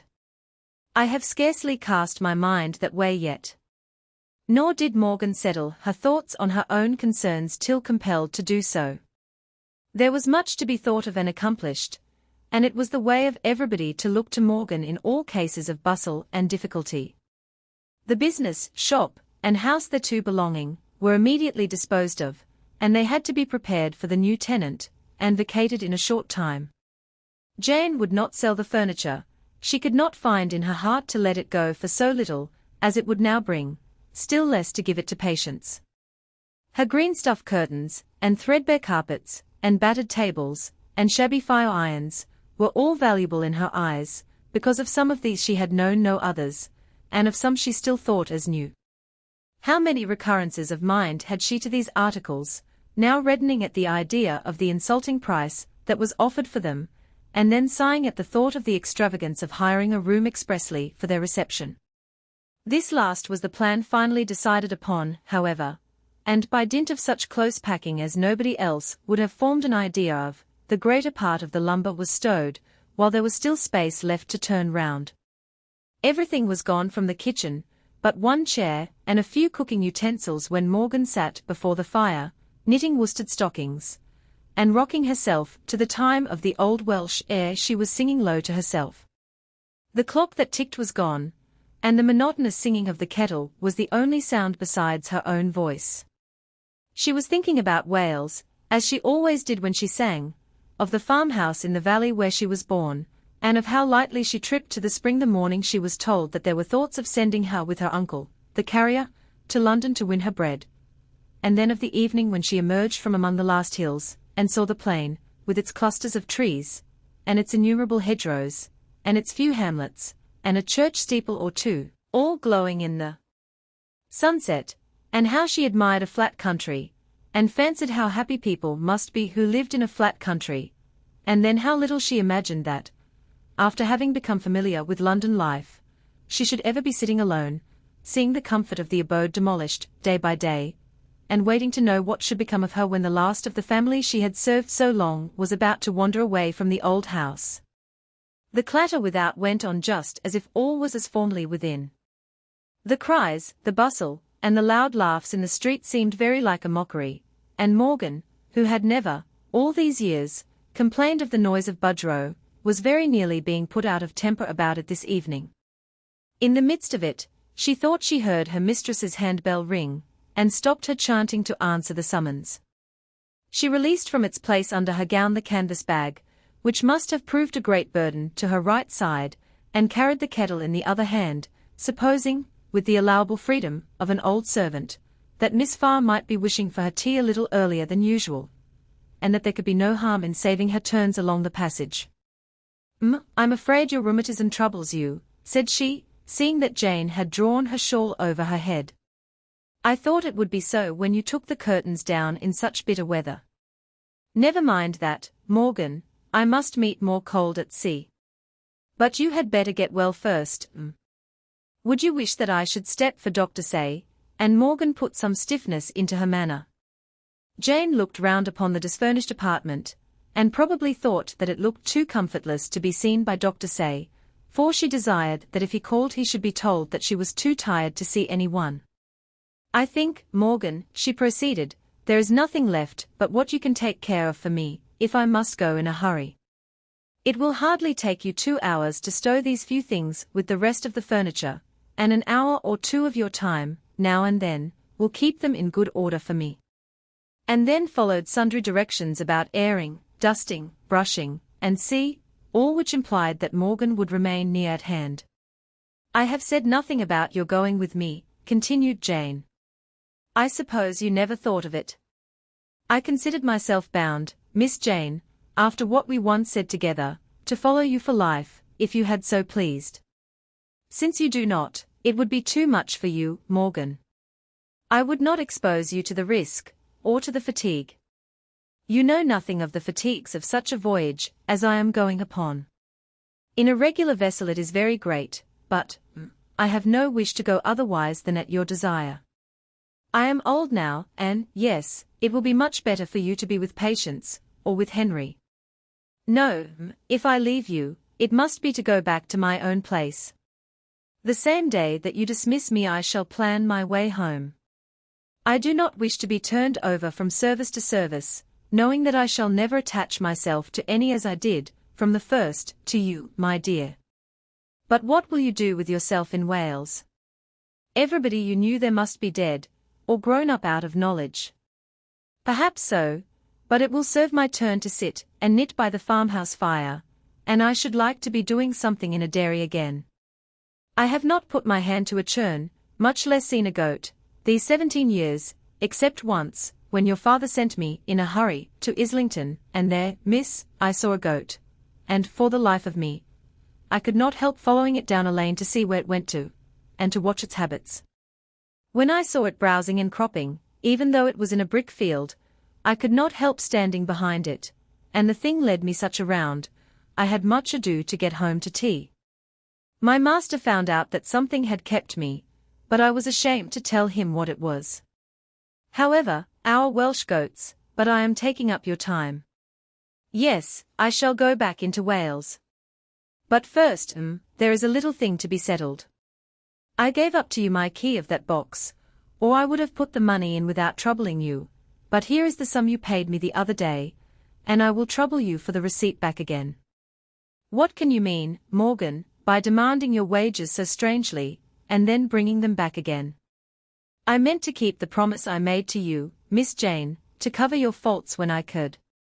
You refused to pay the fine for Mr. Henry, and so I paid it in your name. That was what I wanted the money for. I did not think of having it back again, but Mr. Henry seemed so uneasy about not discharging it, that I let him take his own way. Jane made some objections, which Morgan would not listen to. She would neither suffer any allusion to the legacy nor to her own circumstances.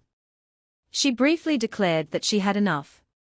Her small wants were supplied from the savings of her young days, and she had no further use for money, besides having taken something of a disgust to it lately. She possessed herself of the key from her mistress's side without being opposed, unlocked the box before her face, and deposited the cash, showing, at the same time, that she resumed the receipt. While she was doing this, Jane drew her shawl farther over her head, as if she suffered from the cold. Morgan saw that it was to conceal her tears. "Oh, Miss Jane. Only say that you wish it, and I will give up Wales and go with you. Or if you would but be content to go back to my home, you might think about money as much as ever, if you must, and be happy at living in such a cheap country.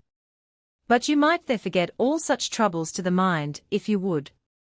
Jane hastily observed that it was too late for this. She had given her word to sail, and she must sail directly. She could hear nothing to the contrary. Morgan said no more, but brought tea, and prepared everything for her mistress's early going to rest, and then came to take away the tea things. "You will make it early bedtime tonight," said she. Jane assented.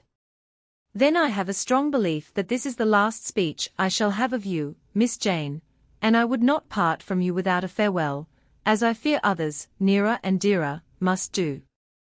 "None are nearer and dearer," exclaimed Jane, in a tone which upset Morgan's fortitude. She then checked herself, and coldly added, "I mean to call on my brother and Patience before I go." "What I am least sorry about," said Morgan, "is, that you are going out upon the great and wide sea.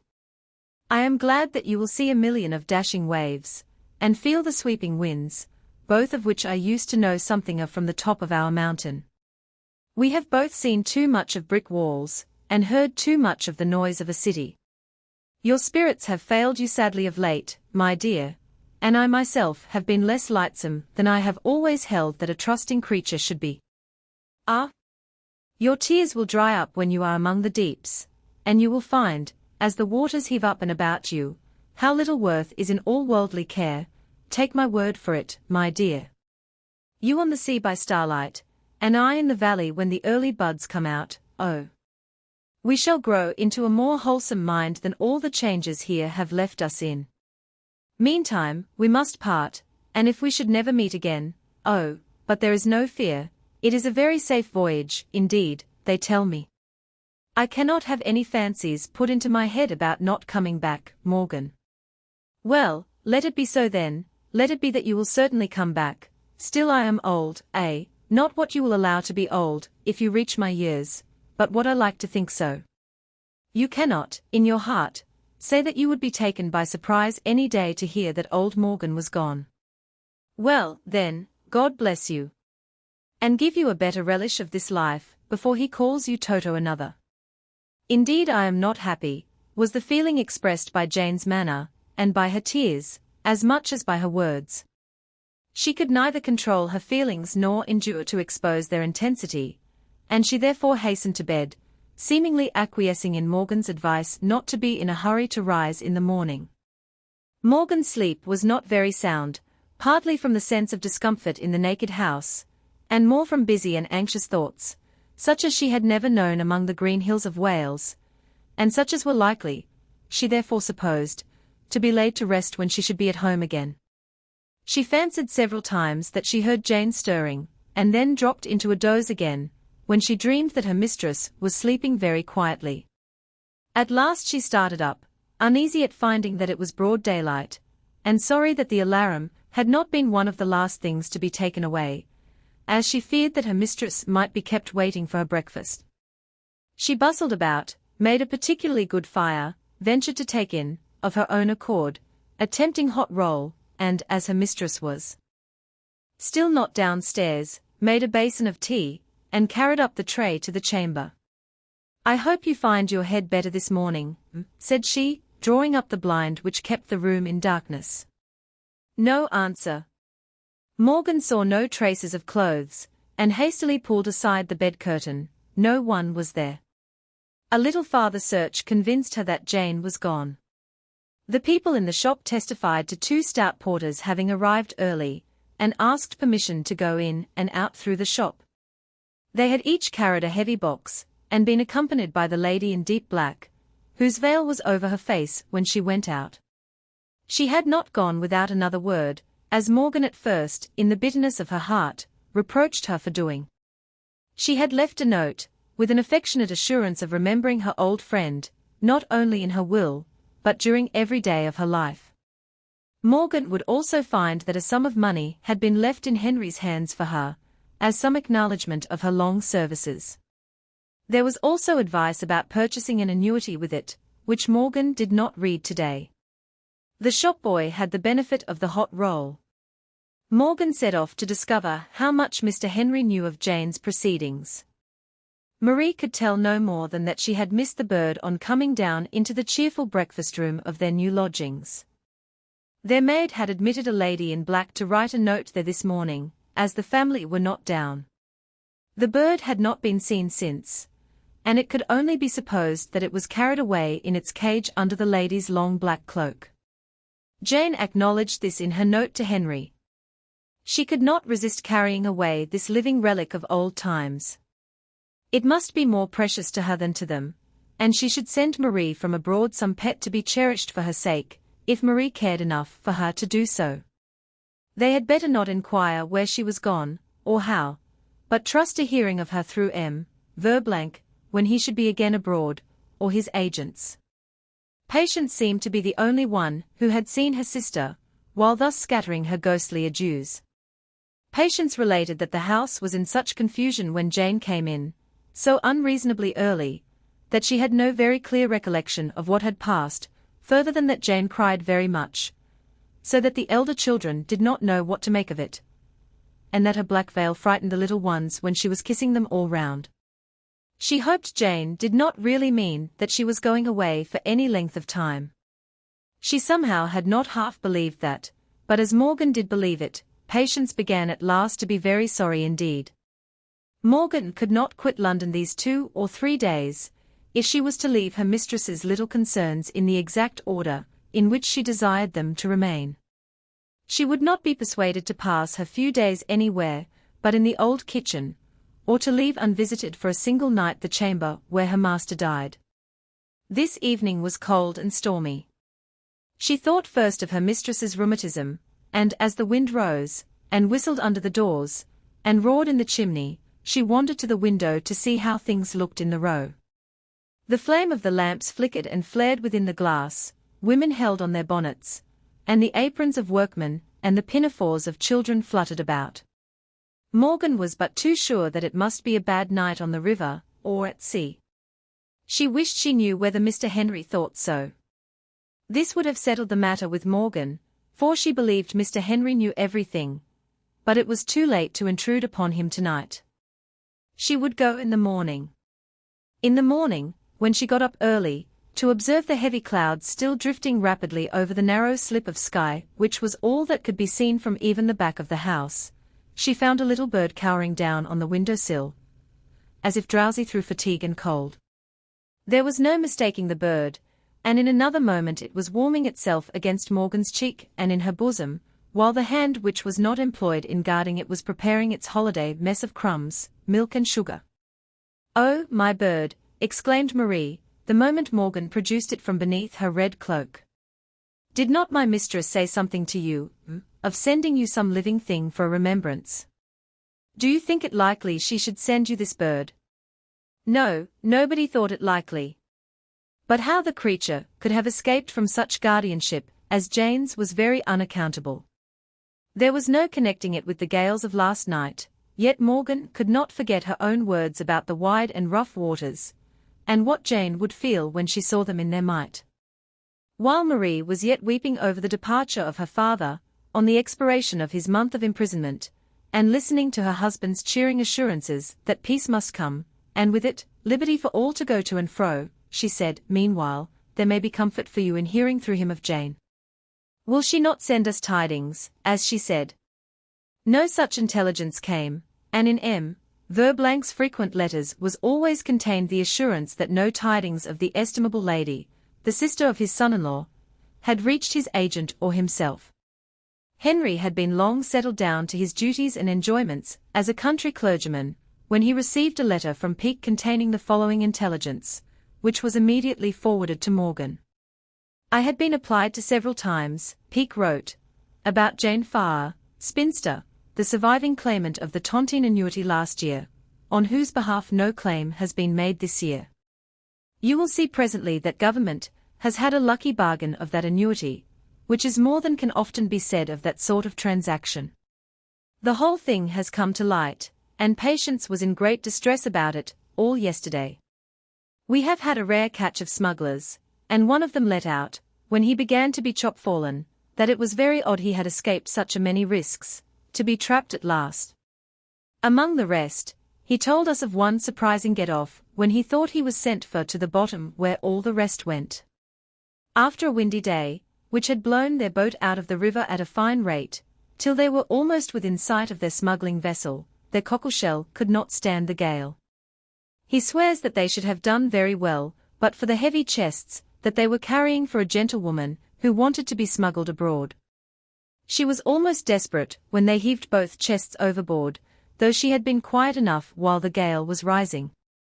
She went down quietly enough too, when the boat filled, and sunk from under them all, leaving such as could to save themselves on anything they could find to float on, by which means he and one other only got to shore. All he remembers about the gentlewoman is that she wore a black cloak, and noticed nobody, more or less, but a siskin that she had with her in a cage. One of the last things she did, and he remembers it by a joke that went round, of her caring about a brute creature's life when her own was not worth a farthing, the last thing she did was letting fly the bird, and she looked after it, to see how it fared in the wind, when the water was up to her own knees. From the oddness of this, and the black cloak, we feel convinced it must have been Sister Jane, besides the date being the same. Patience fretted a good deal about it yesterday, as I mentioned. We suppose that we shall now see you in town about the affairs, and you know where you may always find a pipe and a bit of chat. Do not go, Henry, said Marie. Let Peake have all the wealth. Do not let us touch that which has poisoned the lives of 3 of your family. It poisoned the peace of their lives, Marie, and it caused their deaths. We will not die of such solicitude, nor, if any of our children must die by violence or accident, shall it be for such a cause. They must be taught the uses of wealth, and fearfully has Providence qualified us for teaching this lesson. That wealth is but an instrument, and that they are responsible for the use of it. Responsible, not only to him who maketh rich and maketh poor, but to society, to the state. We will teach our children that to evade or repine at their due contribution to the state is to be ungrateful to their best earthly protector, and to be the oppressors of those who should rather be spared in proportion, as their means are less. If to lay on burdens too heavy to be borne be one crime, it is another to refuse a just burden. Henry checked himself on perceiving that he was reproaching the memory of his deceased brother and sister. He regarded them, however, as victims rather than aggressors, victims to their father's false views, and to the policy of the time, which, by making the state a spendthrift, rendered too many of its members sordid. This is the favourite that Jane sent me to be cherished for her sake, said Marie, approaching the bird. It shall be cherished. I failed in my trust, thought Morgan, as she went out to call home the kids from the mountain. I failed in my trust when I doubted about Miss Jane's old age.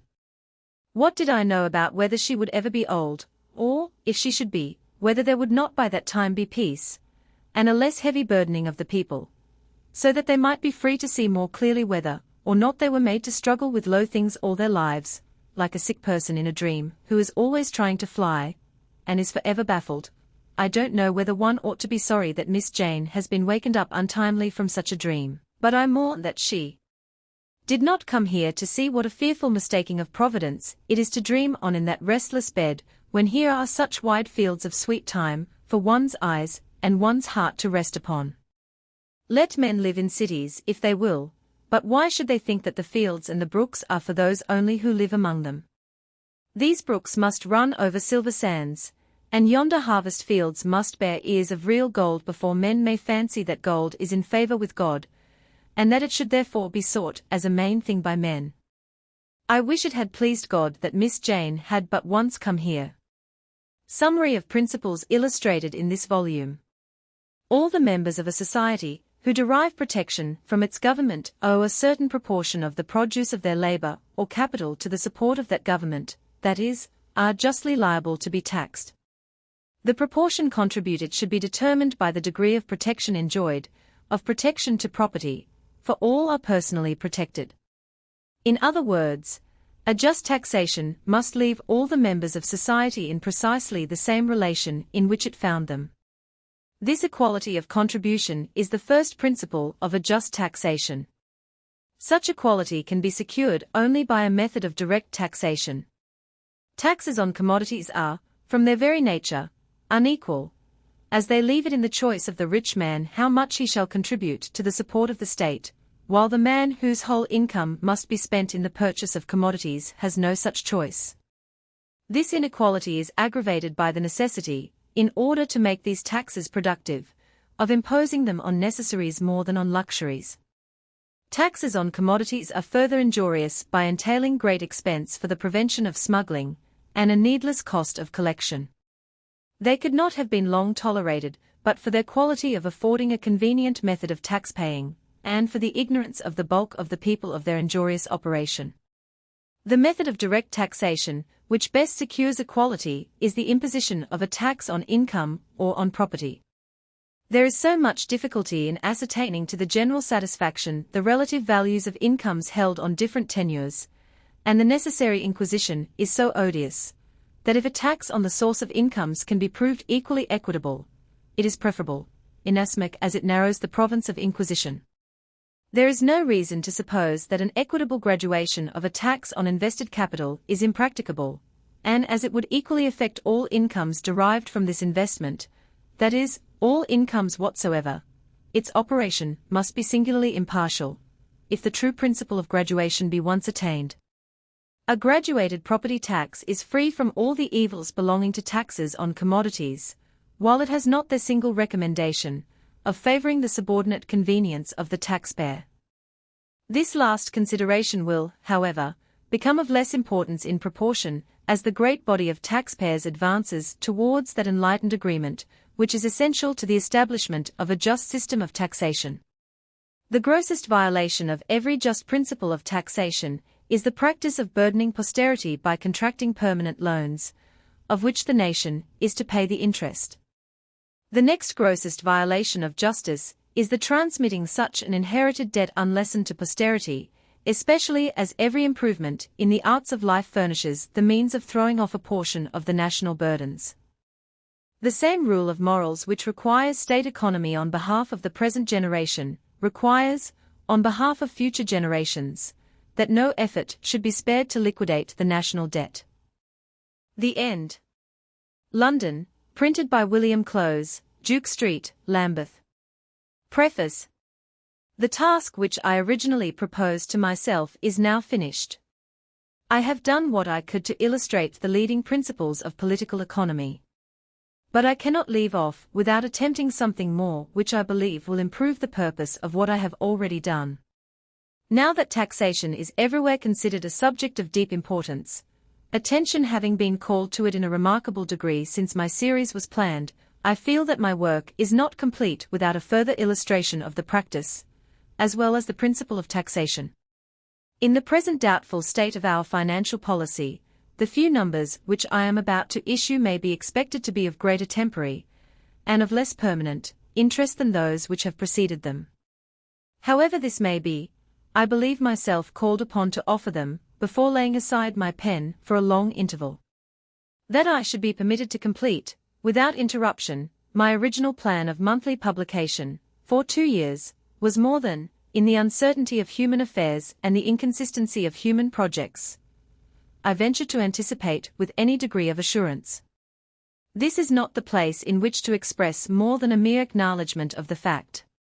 But I must be allowed to add that so long a continuance of health and leisure is less surprising to me than the steadiness of the favor by which my exertions have been supported. Unless I could explain how far my achievements have fallen short of my aims, I could not express my sense of the patience with which the wise have borne with my failures, and the ardor with which, for the sake of the science, they have stimulated my successes, while those who have done me the honor of learning anything from me, have given me a yet higher pleasure by their studious appreciation of my object. I know not that my friends of either class can be better thanked than by the assurance, that while in their service I have not experienced a single moment of discouragement or weariness about my task. I have been often conscious of weakness, amounting to failure, but I have never been disheartened. Long after my slight elementary work shall have been, I trust, superseded, I shall, if I live, recur with quiet delight to the time when it formed my chief occupation, and shall hope that the wide friendships which it has originated will subsist when my little volumes are forgotten. It must be perfectly needless to explain what I owe to preceding writers on the science of which I have treated. Such an acknowledgment could only accompany a pretension of my own to have added something to the science, a pretension which I have never made. By dwelling, as I have been led to do, on their discoveries, I have become too much awakened to the glory to dream of sharing the honor. Great men must have their hewers of wood and drawers of water, and scientific discoverers must be followed by those who will popularize their discoveries. When the woodman finds it necessary to explain that the forest is not of his planting, I may begin to particularize my obligations to Smith and Malthus, and others of their high order. I proceed to my short remaining task untired, and happy to delay, for a few months, the period when I must bid my readers a temporary farewell. H.M. February, 1834. The Moral of Many Fables. Part 1. My many fables have all been melancholy. This is the fault which has been more frequently found with them than any other. Instead of disputing the ground of complaint, or defending myself by an appeal to fact, I have always entreated the objectors to wait and see if the moral of my fables be melancholy also. I have been sustained throughout by the conviction that it is not, and I now proceed to exhibit the grounds of my confidence. Is it not true, however, that in the science under review, as in every other department of moral science, we must enter through tribulation into truth? The discipline of the great family of the earth is strictly analogous with that of the small household which is gathered under the roof of the wise parent. It is only by the experience consequent on the conscious or unconscious transgression of laws that the children of either family can fully ascertain the will of the ruler, and reach that conformity from which alone can issue permanent harmony and progressive happiness. What method, then, is so direct for one who would ascertain those laws, as to make a record of the transgressions and their consequences, in order to adduce wise principles from foolish practices, permanent good from transient evil? Whatever be the degree of failure, through the unskillfulness of the explorer, the method can scarcely be a faulty one, since it is that by which all attainments of moral truth are made.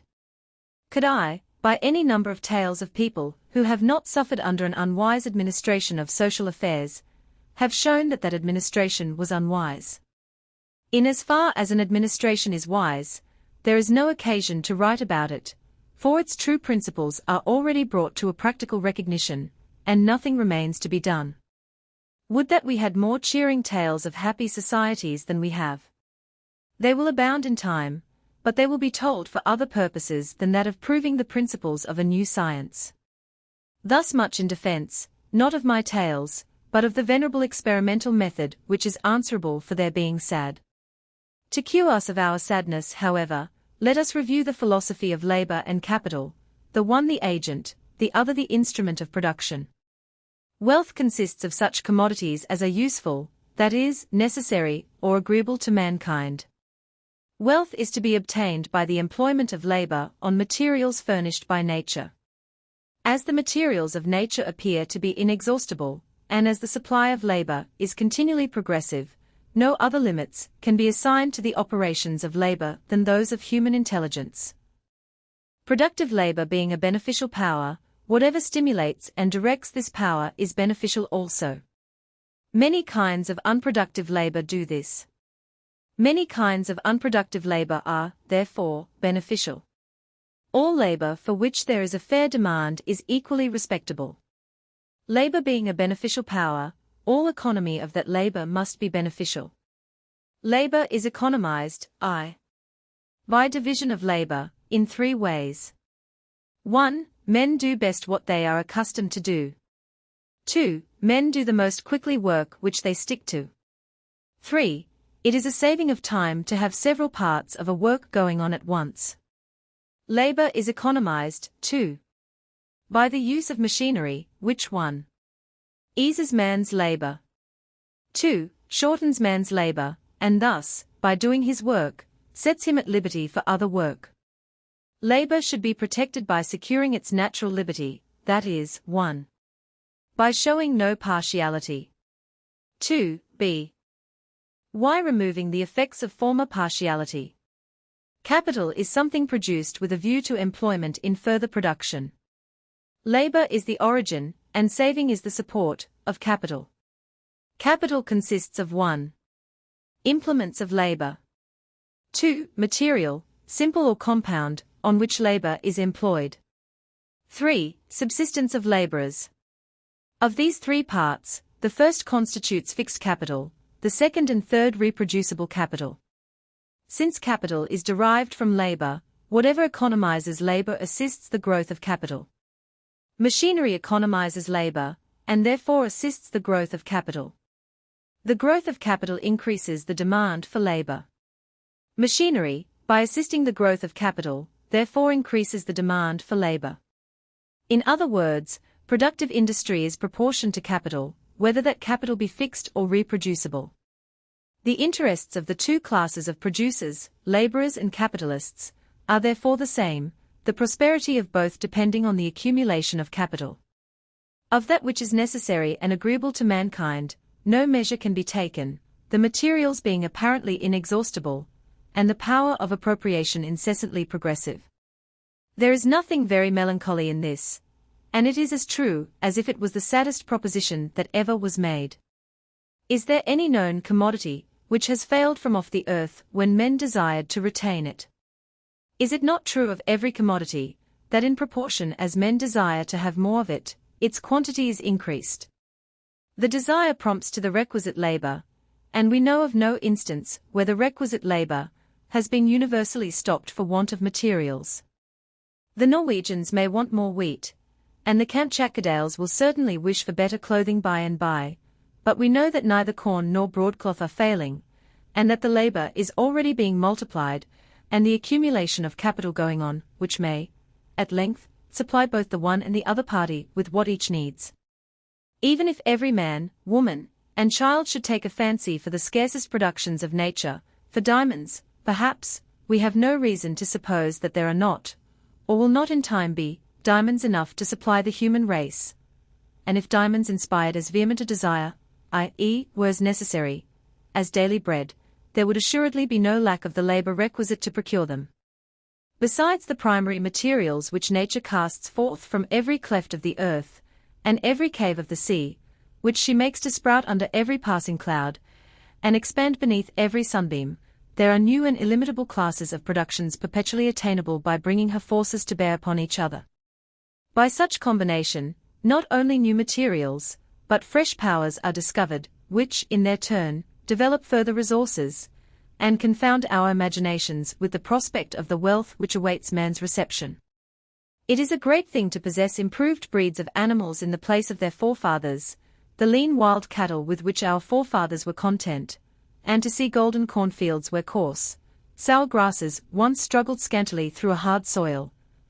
But it is a much greater thing to have made even the little progress we have made in chemical and mechanical science, to have learned how to change at will the qualities of the very soil, and bring new agents to increase its fertility, and vary its productions, to have learned to originate and perpetuate motion, and guide to purposes of production the winds of heaven and the streams of earth, to have learned how to bind the subtlest fluids in the chains of our servitude, and appoint their daily labor to the flying vapors. Truly the psalmist would scarcely have called man lower than the angels if he could have foreseen that such as these would in time be his slaves. While there was nothing known but a spontaneous or comparatively simple production, while men reaped only what nature had sown, or sowed at random, trusting that nature would bring forth the harvest, while there existed only the brute labor of the coral insect, or the barbaric labor which reared the wall of China, and planted the pyramids, and scooped out the temples of Eloah. There was assurance of incalculable wealth in the bosom of nature and in the sinews of men. What is there not now, when a more philosophic labor has won a kingdom from the ocean, and planted a beacon in the region of storms, and made an iron pathway from steep to steep before bridged only by clouds, and realized the old imagery of vapory wings and steeds of fire, promising, not only to ransack the sea and the far corners of the earth for wealth which already exists, but to produce more than had been hitherto imagined. There is nothing dark in this prospect. What dimness there is in the eyes of some who look upon it. It seems strange that any should quarrel with this increase of wealth, that there should be any wish to leave off soliciting nature, and any preference of brute or barbaric over philosophic labor. It seems strange that men should wish rather to go on working like the ass and the caterpillar than to turn over such labor to brute agents, and betake themselves to something higher, that they had rather drag their loads through the mire than speed them on a railroad, and spin thread upon thread than see it done for them 1,000 times better than they could do it themselves. It seems strange that these objections should proceed from those who most need a larger share of the offered wealth. There are honorable ways of refusing wealth and power, but this is assuredly not one of them. If there be reasons why man should hesitate to accept large gifts from his fellow men, there can be none for his declining the bounty of Providence. The reason why some men do not like to hear of the opening up of new sources of wealth and fresh powers of industry is, that they believe that whatsoever is given to the race is taken from certain individuals, and that they had rather that all should suffer privation than that they themselves should undergo loss. The mention of lighting London streets with gas was hateful to certain persons connected with the northern fisheries, as it would lessen the demand for oil. They would have had all future generations grope in darkness rather than that their own speculations should suffer. In like manner, an increased importation of palm oil was a great blessing to the African date gatherers, and will prove no less to the British public, but this pure good was at first regarded as a great evil by a few soap manufacturers, who hoped to have been able to keep up the price of their commodity by controlling the supply of its component materials, and for the same reasons, the same persons sighed over the removal of the salt duty. Perhaps no improvement of human resources ever took place without being greeted by some such thankless murmurs as these, and too probably, it will be long before such murmurs will be perceived to be thankless, though happily experience proves that they are useless. While there are human wants, there will be no end to discoveries and improvements. Till all are supplied with soap, or something better than soap, there will be more and more palm oil, and a further cheapening of alkalis. The soap manufacturers must not comfort themselves with the hope that they can stop the supplies, but with the certainty that the more soap there is, the more users of soap there will be, and that their business will extend and prosper in proportion as there are more clean faces among cottage children, and more wholesome raiment among the lower classes of our towns. Since it is vain to think of persuading the poor native of Fernando Po to refrain from gathering his dates, when he has once learned that there are thousands of British who demand them, the only thing to be done is to speed the new commerce, and welcome the reciprocation of benefits. Thus is it also with improvements in art. The race cannot submit to permanent privation for the sake of the temporary profits of individuals, and so it has been found by such short-sighted individuals, as often as they have attempted to check the progress of art. No bridge was ever yet delayed in the building for the sake of the neighboring ferryman, and no one will say that it ought to have been so delayed. When it comes to be a question whether drivers and drovers, carriers and peddlers, shopkeepers, farmers, and market people shall be inconvenienced or excluded, or one man be compelled to carry his labor elsewhere, few will hesitate on the decision. And the case would be no less clear if a machine were invented tomorrow for turning out handsome stone houses at the rate of 6 in a day. There would be great suffering among bricklayers and builders for a time, but it would not be the less right that society should be furnished with abundance of airy dwellings at a cheap rate, and the new wants which would arise out of such an invention, and the funds set free by it, would soon provide bricklayers and builders, and their children after them, with other employment in administering to other wants. From huts of boughs to hovels of clay was an advance which called more labor into action, though the weavers of twigs might not like to be obliged to turn their skill to the making of fences instead of huts. From hovels of clay to cottages of brick was a further step still, as, in addition to the brickmakers, there must be carpenters and glaziers. From cottages of brick to houses of stone was a yet greater advance, as there must be masons, sawyers, painters, upholsterers, ironmongers, cabinet makers, and all their train of workmen. So far, the advance has been made by means of an accumulation of capital, and a division of labor, each dwelling requiring an ampler finishing than the last, and a wider variety, as well as a larger amount of labor. If, by a stupendous invention, ready-made mansions should succeed, to be had at half the cost, the other half of the present cost would remain to be given for a yet ampler furnishing, or for providing conservatories, or hanging gardens, or museums, or whatever else might have become matters of taste, while the poor would remove into the vacated brick houses, and the cottages be left to be inhabited by cows, and the cowsheds, perhaps, by pigs, and the pigsties be demolished, and so there would be a general advance, every one being a gainer in the end. Perhaps a few people were very well content, once upon a time, with their occupation of wading in the ponds and ditches of Egypt, to gather the papyrus, and with pressing and drying the leaves, and gluing them crosswise, and polishing them for the style with which they were to be written upon. And these people might think it very hard that any better paper should ever be used to the exclusion of theirs.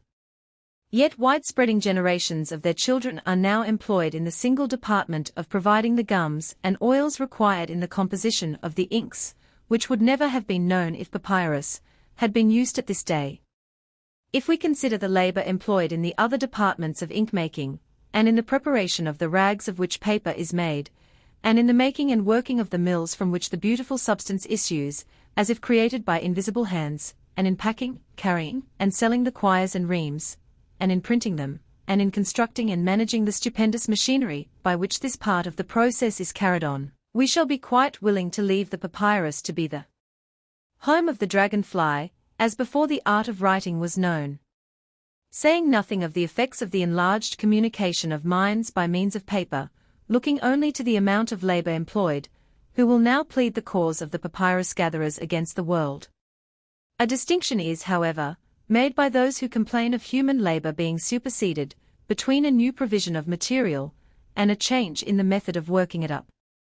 They allow that, as rags make better writing material than papyrus, rags should be used, but contend that if men can dip sieves of the pulp of rags into water, and press the substance between felt, it is a sin to employ a cylinder of wire and a mechanical press to do the same. But this distinction is merely imaginary.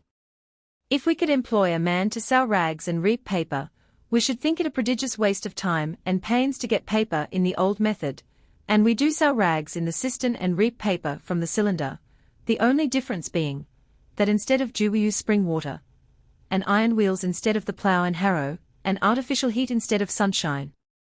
We might as well wish to keep our agricultural laborers busy all the year trying to manufacture wheat in our farmhouse kitchens, as recur to the old methods of making paper, and the consumers of bread and of books would fall off in numbers alike in either case.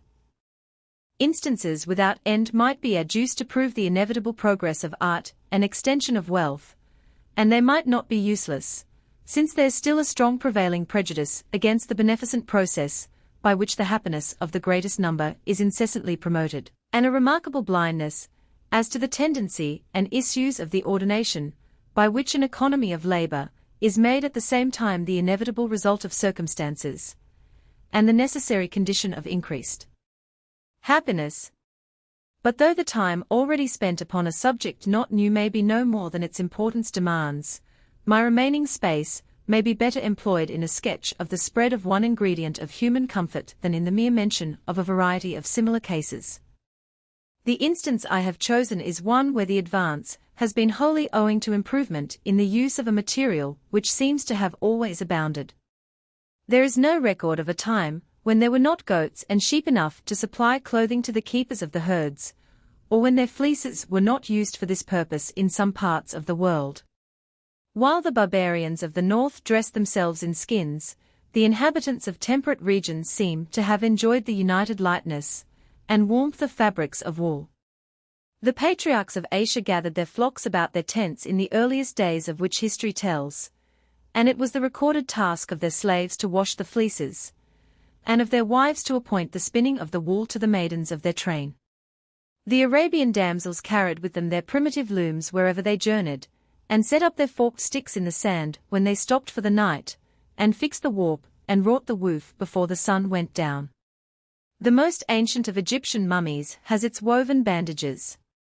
In the most remote traffic of the Tartar tribes, fleeces were a medium of exchange, and the distaff is found among the imagery of even the earliest Scandinavian poetry.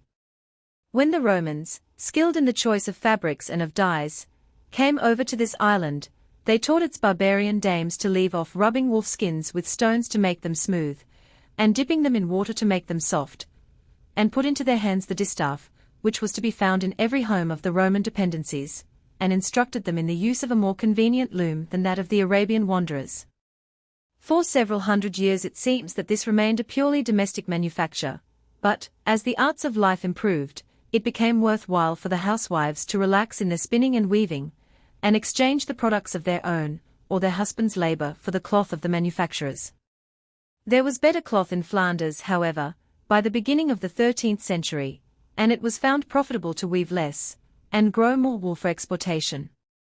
The British dames might still carry their spindles when they went out to look for their pet lambs on the downs, but it was less with a view to broadcloths than to hose, not knitted, for knitting was unknown, but made of a ruder kind of cloth. There were abundance of English who would have been very glad of the occupation of weaving fine cloth, which the Flemings had now all to themselves, but they could not obtain it till they had adopted and accustomed themselves to the improved methods of the Flemings. And as they were slow in doing this, they were assisted by Edward III, who invited over Flemish manufacturers to teach these improved methods. Having brought them over, the next step necessary was to guard their lives from their English pupils, who would not hear of spinning by wheel, because the wheel did twice as much work as the distaff, or of winding the yarn and arranging the warp and woof otherwise than by the fingers, because many fingers wanted to be employed, or of using new drugs lest the old druggists should be superseded, or of fulling by any other means than treading the cloth in water.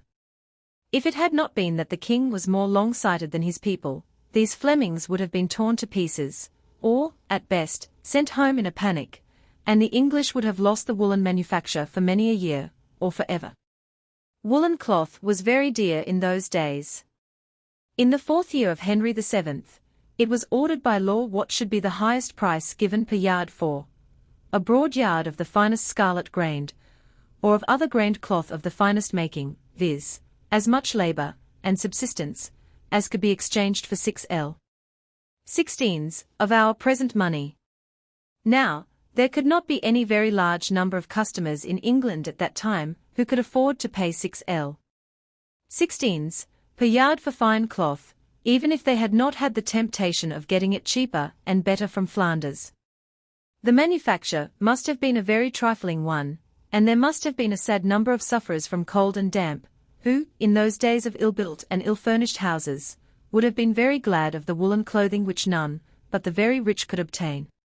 If their rulers had allowed them to get it cheaper and better from Flanders, the home manufacture would have been thereby stimulated, extended, and improved, but, under the idea of protecting the English manufacture, it was made a punishable offence to buy cloth woven by any but Englishmen, and to send wool out of the kingdom. Laws like these, and there were many such during many reigns, did all that could be done for keeping the manufacture in few hands, and preventing the spread of this great article of comfort. But nature was too strong for governments, and it was shown that while there were flocks on the hills, and sickly people shivering in the damps of the valleys, no human power could prevent their striving to have garments of wool for the day and coverlets of wool for the night.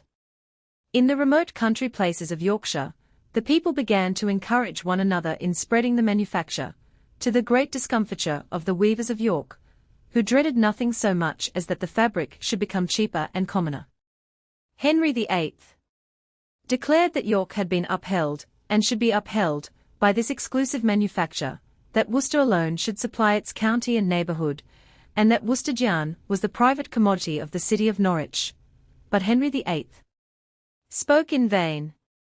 As long as there were streams among the Yorkshire hills where fulling mills could be worked, the people of York might go on treading with the feet, and offering inferior cloth at a higher price. The people would not have it. The cloth from the fulling mills, and the engine-wound yarn, were sold as fast as they could be prepared, and the men of York and Norwich were obliged to use fulling mills and winding machinery, or give up their trade. They submitted, and sold more cloth than ever, and gained more as their fabric became cheaper and commoner.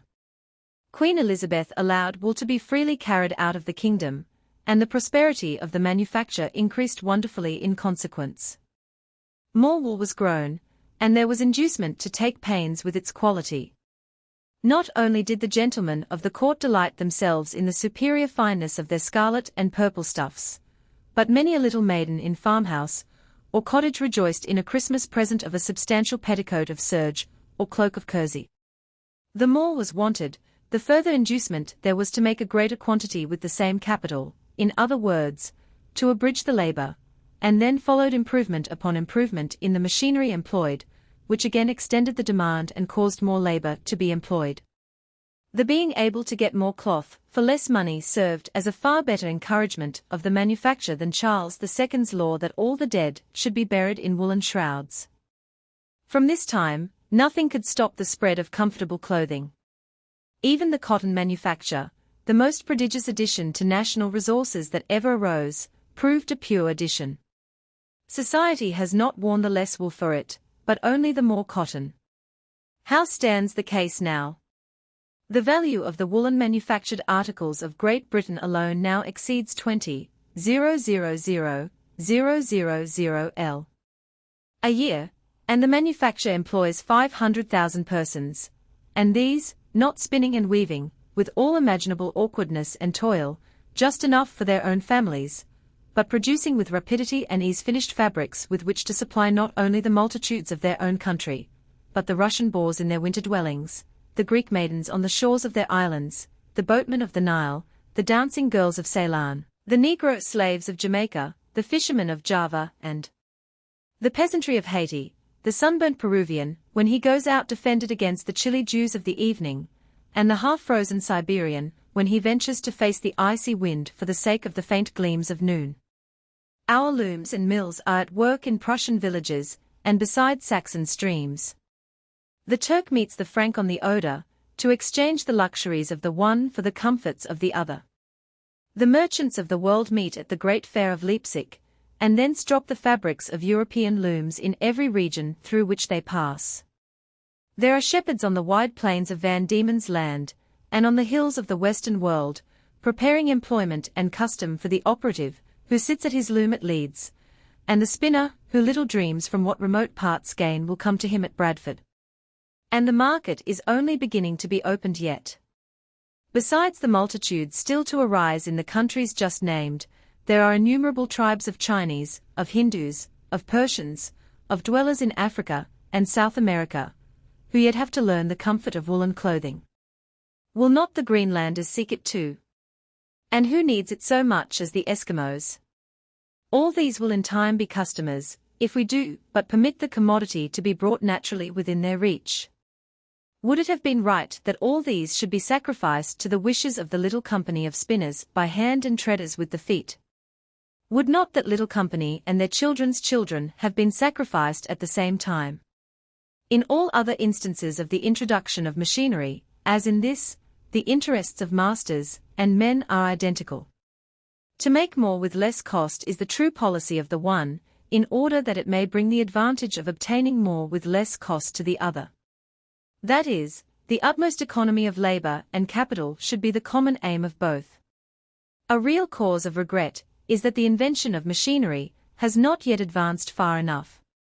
This is an evil which is sure to be remedied as time passes on, and perhaps the advance has been as rapid as has been consistent with the safety of society. But as long as there are purely mechanical employments which shorten life and stunt the intellect, we may be sure that man has not risen to his due rank in the scale of occupation, and that he is doing the work of brute matter. As long as the sharpener of needles bends coughing over his work, and young children grow puny amidst the heated atmosphere of spinning factories, And the life of any human being is passed in deep places where God's sunshine never reaches, and others grope with the hands after one servile task in a state of mental darkness, we may be sure that we have not discovered all the means and applied all the powers which are placed within our reach. It is necessary that steel should be ground, but the day will come when it shall be a marvel that men died to furnish society with sharp needles.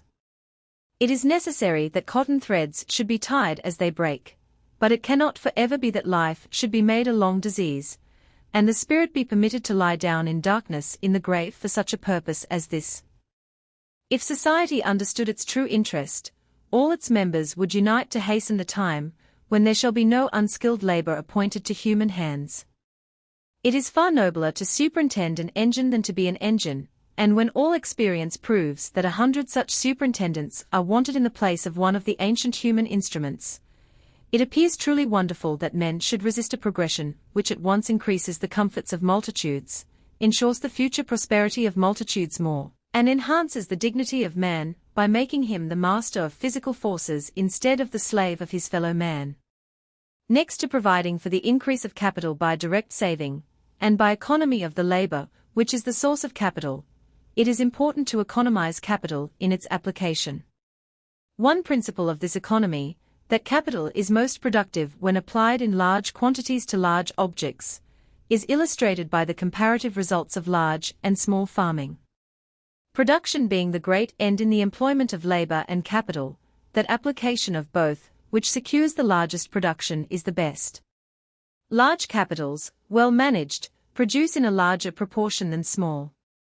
In its application to land, for instance, a large capital employs new powers of production, as in the cultivation of wastes, enables its owner to wait for ample but distant returns, as in planting, facilitates the division of labor, the succession of crops, or division of time, reproduction, by economizing the investment of fixed capital, the economy of convertible husbandry, the improvement of soils by manuring, irrigation, and the improvement of implements of husbandry, the improvement of breeds of livestock. Large capitals also provide for the prevention of famine, by furnishing a variety of food, and for the regular supply of the market, by enabling capitalists to wait for their returns.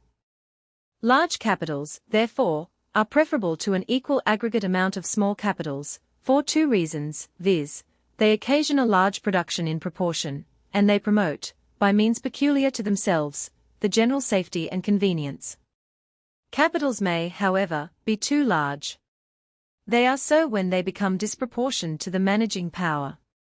The interest of capitalists best determines the extent of capital, and any interference of the law is, therefore, unnecessary.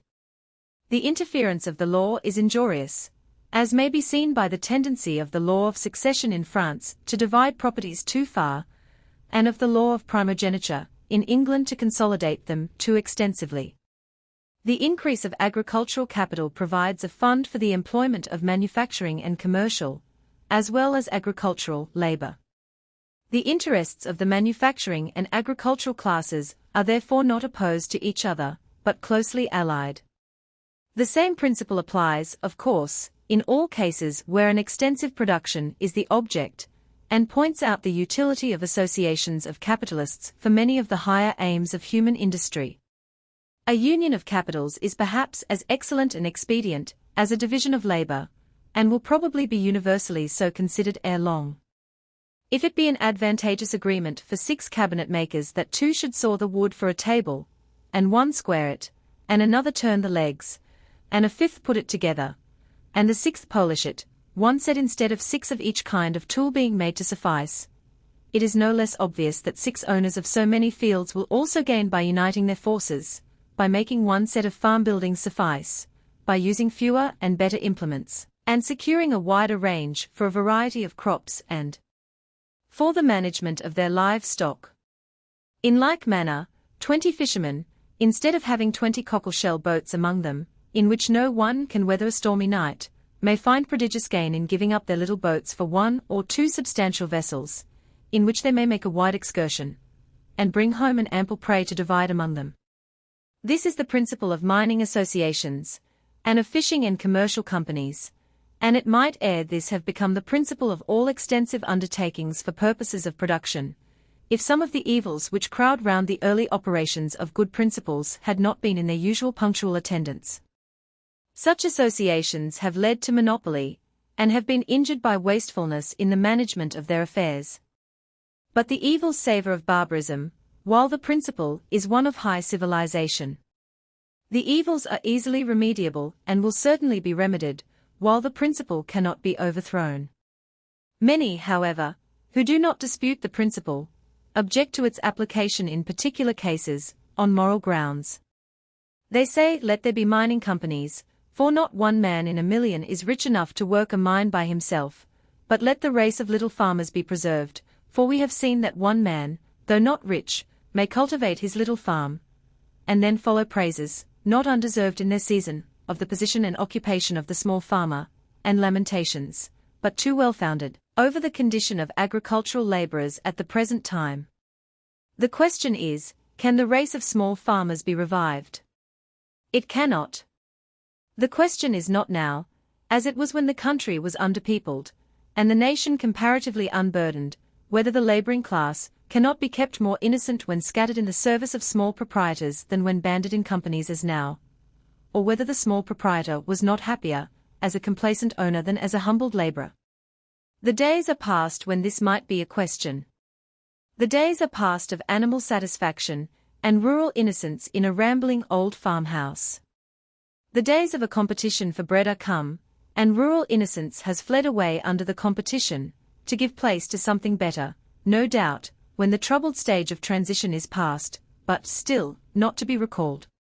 A very small capital stands no chance when the tax-gatherer is at the farmer's heels, and the pressing cry for bread can be met only by practicing new, and more costly, and more extensive methods of tillage every day. The partial tax-gatherers may and will be got rid of, but the land will not again be underpeopled, and therefore tillage will not revert to the ancient methods, nor fields be held under the ancient tenure. Production is now the great aim, and unless small farming can be shown to be more productive than large, small farming must come to an end, unless in cases where it is pursued for amusement. Whenever the oak shall be persuaded to draw back its suckers into the ground, whenever the whole of the making of each pin shall be done by one hand, the old system of farming may be revived. Then an ounce of pins must serve a city, and a loaf a month must suffice for a household, and if corn is brought in from abroad to supply the deficiency, the home farmer must be immediately ruined by the dearness of his own corn in comparison with that which is grown in far places. Large capitalists can alone bear up against taxation and protection, at present, and large capitalists alone can stand the competition when freedom of trade in corn shall at length be obtained. Since the time for a country being underpeopled must cease, and the most extensive production must then become for a period the chief object, nothing can be plainer than that it has been settled, from the beginning of time, that small farming capitals must merge in large. It is not our present business to inquire what state of things will next succeed. Let us not leave the topic, however, under an impression that the state we are passing through is one of unmixed gloom and perplexity. Our agricultural population is in a very deplorable condition, ill-fed, untaught, and driven by hardship to the very verge of rebellion, but these evils are caused by the inadequateness of ancient methods, and not by the trial of new ones. More food and other comforts must be found for them, and they must be instructed not to increase the pressure upon the supply of food. In the meantime, it is a decided gain to have discovered and to be discovering methods of securing a greater production at a less cost. If such discoveries go on, and go on they must, and our agricultural population grows wiser by instruction and experience, as to the means of living, independence of spirit and of action will revive. Though there be no small farms, virtue may take the place of mere innocence, and bands of labourers may be as good and happy in their cottages as ever farmer and his servants were when collected in the farmhouse kitchen. They may meet in church as efficaciously when the bell calls them each from his own home, as when they walked, many at the heels of one. In one essential respect, there is a probability of a grand improvement on the good old times. In those times, the farmer's eldest son too often followed the plough with little more sense of what was about him than the tiller he held. His much boasted innocence neither opened his eyes to the lights of heaven nor gladdened his heart amidst the vegetation, which he resembled much more than he admired. Hereafter, the youngest child of the meanest servant of the farm will look and listen among God's works with the intellectual eye and ear, with which the enlightened mechanic already explores the widely different field in which he is placed. Whencesoever came the demon breath, which kindled our farmyard fires, they have flashed wisdom on the minds of our rulers, and are lighting the laborer's path to knowledge. The evil, though deplorable, is calculable and remediable. Who shall estimate the approaching good? There is in my series one other chapter of principles, under the head of production. The time for its insertion in this place is past, and on the principle of forgetting those things which are behind, I should have omitted all allusion to it, if the number I am writing had been destined to circulate only in this country. But a large proportion of my readers are of a nation which has not yet absolved itself from the tremendous sin of holding man as property. Of the difficulties in the way of such absolution, it is for them, not for me, to speak. My business is with principles. Those which have obtained my assent are offered in the subjoined note, and humbly commended to my foreign readers. The summary is placed there because I wish to introduce into the body of my text nothing which is irrelevant to the state and prospects of British society. A stronger acknowledgment than this of the blessedness of our penitent state, it is not in my power to make, or I would make it.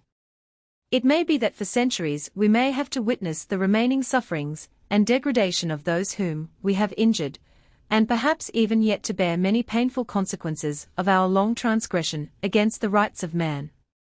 But the weight of guilt is thrown off, the act of confession is made, and that of atonement is about to follow, and all the rest may well be borne. The next duty to reparation for injury is silence upon the sin. There is contamination in the contemplation of every indulged sin, even when the indulgence is past. Such a sin as this should be to a nation what an act of shame is to an individual, a remembrance to be strenuously banished, lest it weaken the energy which should press forward to better things. This should be one of the secrets known to all, a circumstance plunged in significant oblivion, like that in which the historians of the Jews have striven to bury the event of the crucifixion. May the consequences in the two cases, however, be as widely different as penitent and impenitent shame. The wonder of succeeding ages at our guilt must be endured, but it will not, let us hope, be made a byword of reproach against us forever. When kindred nations shall have been induced to share our emancipation, rebuke and recrimination may cease, the dead will have buried their dead, and the silence of the grave will rest upon them. If we now do our duty fully to those whom we have injured, even they may, perhaps, spare us all future mention of their wrongs. Meantime, it is an unspeakable blessing that, ignorant and unjust as we may still be in the distribution of the wealth which Providence gives us, there is now no crying sin connected with the methods of its production. No national remorse need now silence our acknowledgments of the bounty by which the gratification of human wishes is destined to advance, according to a law of perpetual progression. Part 2. In the early days of society, it is natural enough for men to take what they can find or make, without giving themselves any trouble about analyzing their wealth, or philosophizing about its distribution. When, however, the desires of some begin to interfere with those of others, and production does not, in particular instances, abound as was expected, and sudden and manifold claims for provision arise, and can with difficulty be met, men necessarily begin, however late, to examine their resources, and investigate the demands upon them. Only very remote approaches to a true analysis may be made at first, and the consequences of 100 pernicious mistakes must probably be borne before anything like a fair distribution can be so much as conceived of. But time and experience are certain to originate the conception, as is proved by the rise of the science of political economy, and there is every reason to believe that time and experience will exalt the conception into action, and lead to a wise application of the splendid apparatus of human happiness, which has been confided to the hands of society. Every mistake has hitherto issued in the furtherance of this end, according to the uniform plan under which the affairs of men are administered. It has been discovered that the race cannot live upon labor without its reward, and that to be numerous is not of itself to be happy, and there is a relaxation of effort to force the multiplication of the race. It has been discovered that land of itself is not wealth, and that our condition would be deplorable if it were so, since land does not improve of itself, but deteriorates as the race which subsists upon it is multiplied. It is discovered that money is not wealth, that the tenants of different localities do not flourish at one another's expense, and that wealth cannot be distributed according to the arbitrary pleasure of rulers. Many other ancient convictions are now found to be delusions, and what is better still, the grand principles are fully established which may serve as a key to all the mysteries relating to the distribution of wealth. Their application may require much time and patience, but we have them safe.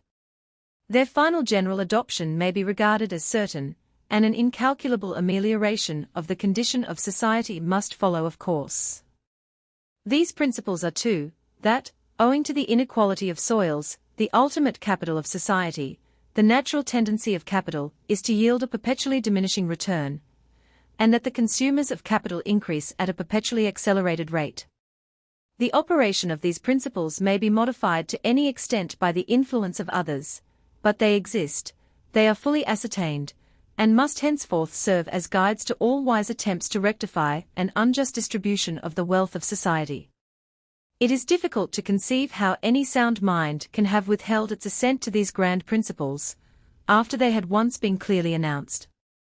It is very evident that some soils possess a far inferior power of producing food to others, and that, in the natural course of things, society will till the best soils first, and then the next best, and then soils of the third degree, and so on, as the demand for food increases, and that, as each adopted soil will yield less than the last, every application of capital will yield a smaller return, all applications of capital being regulated by the primary application of capital to land. It is difficult to see how this general principle can be disputed, however large may be the allowance required for the influence of other principles. Improvements in tillage, yet undreamed of, may increase the produce incalculably, but this increased produce will still be subjected to the same law. There will be an inequality of improved as of unimproved soils. New powers, chemical and mechanical, may be brought to bear on the soil for ever and ever, and still the same law must hold good while there is an original inequality in the material on which those powers are employed. Whether we obtain our food from the sea, or from new regions of the earth, if we could fetch it down from the moon, or up from the center of the globe, the principle must hold good as long as there are limited and varying facilities for obtaining this food, and an increasing demand for it. More labor and more would be given to answer each new demand, and the return would still be less, till it came to a vanishing point. If this labor were that of stocks and stones in the service of a reasonable number of men, the simple fact would be that this reasonable number of men must live upon the produce of the labor already set in motion. But the labor in question is human labor, which eats in proportion as it works, and multiplies itself faster by far than it can augment its supply of food.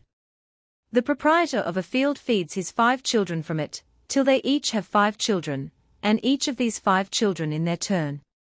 Does the produce of the paternal field augment itself 5 times, and then 25 times, to suit the growing wants of the new generations?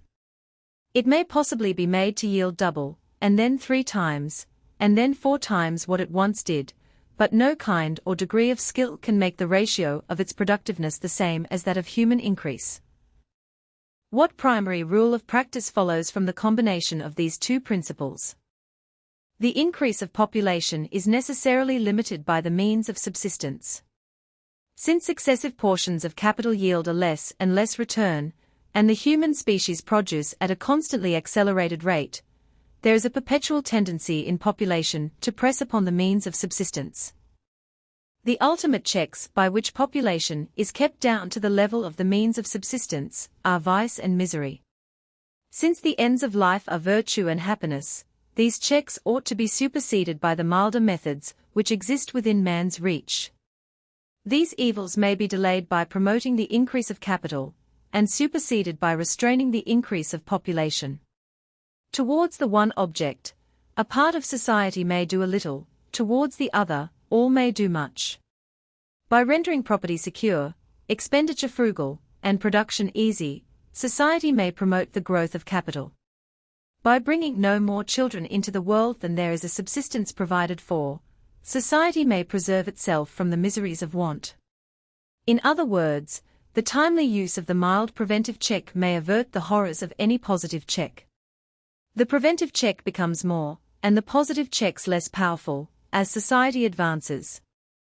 The positive checks, having performed their office in stimulating the human faculties, and originating social institutions, must be wholly superseded by the preventive check before society can attain its ultimate aim, the greatest happiness of the greatest number.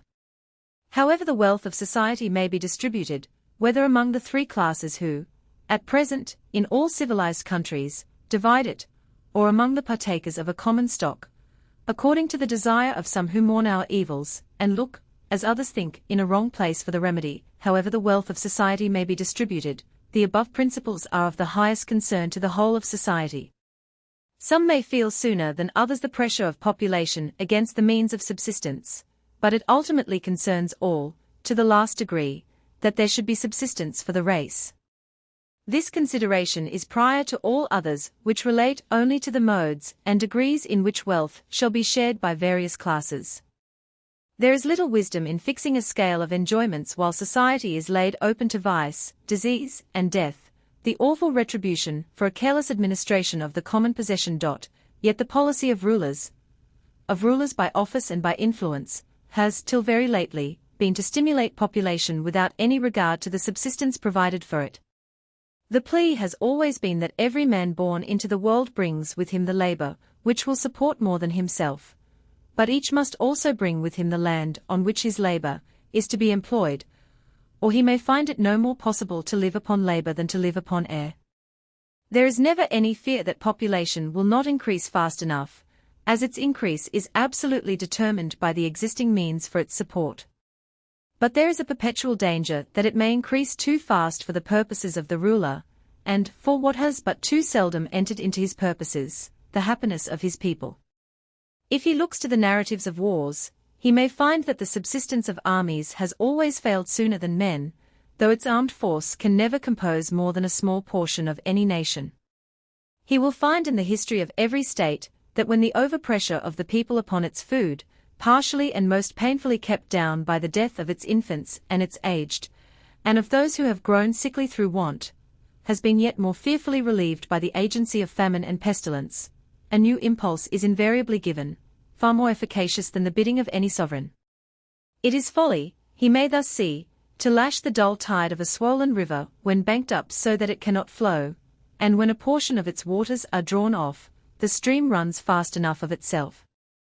If the power of a ruler were to be estimated by the rate at which he could induce the increase of his subjects, which would be the most powerful, the Emperor of China, or the King of Haiti? The Haitian Empire is insignificant enough in comparison of the Chinese, but the Haitian king sees his subjects multiplying, amidst their superabundance of food, at a rate hitherto unsurpassed, while the Chinese can multiply no more till they can enlarge the extent of their food. Under the stimulus of royal promises, children may be born, but by the command of a higher authority, they die. The laws of nature are too strong for kings. In this case, the bidding is either needless or unavailing. Any power of stimulus which rulers possess should be otherwise applied to the production of subsistence. If the plain rule were followed, of making increased subsistence precede an increase of population, the great work of the distribution of wealth would follow its own natural laws, and men would only have to participate and be content. When the final cause of the arrangement by which population has been ordained to press against the means of subsistence shall have wrought its work in stimulating the human faculties, and opening up new resources to the race, there will be as ample an enjoyment of the blessings of life as the warmest advocate of numbers can desire, an enjoyment infinitely greater for the absence of all deadly struggle, or pining desire, for a due share of the bounties of nature's mighty feast. At present, however, while we have the pride of luxury within our palaces, and famine at their gates, it is necessary to ascertain how the two principles announced above affect the distribution of the wealth of society. The uncontrolled operation of these principles will be found the main cause of the tremendous inequality of possession in society, And if society wishes to put an end to such inequality, it must be done by suiting the proceedings of society to these principles, and not by any temporary measures. If the possessions of the richest of our peers were tomorrow to be divided among the poorest of our operatives and country labourers, no permanent relief to the latter class would be obtained by beggaring the former, and the same principles would go on working, the day after, to produce in time precisely similar results. Even if it were the practice with us, as it was with the Jews, that land should revert to the original possessors, at certain fixed periods, the same laws would work, and to even greater disadvantage than now, as the landowners would not be so rich, while the labourers would be quite as poor. Property would run less into masses, but there would be less wealth to be amassed. There is no use in opposition to these principles, or in discontent at their natural results. The true wisdom is in modifying the results by practically recognizing the principle. We must control the rise of rent by stimulating agricultural improvements, and preventing the demand for food from outstripping them. We must moderate the pressure upon the subsistence, or wages fund, by regulating the numbers who are to share it. We must moderate the pressure against the profits fund, by keeping the demands upon the wages fund within due bounds. See, the wealth of society naturally distributes itself between two classes of capitalists, from one of which a portion descends to a third class, the laborers.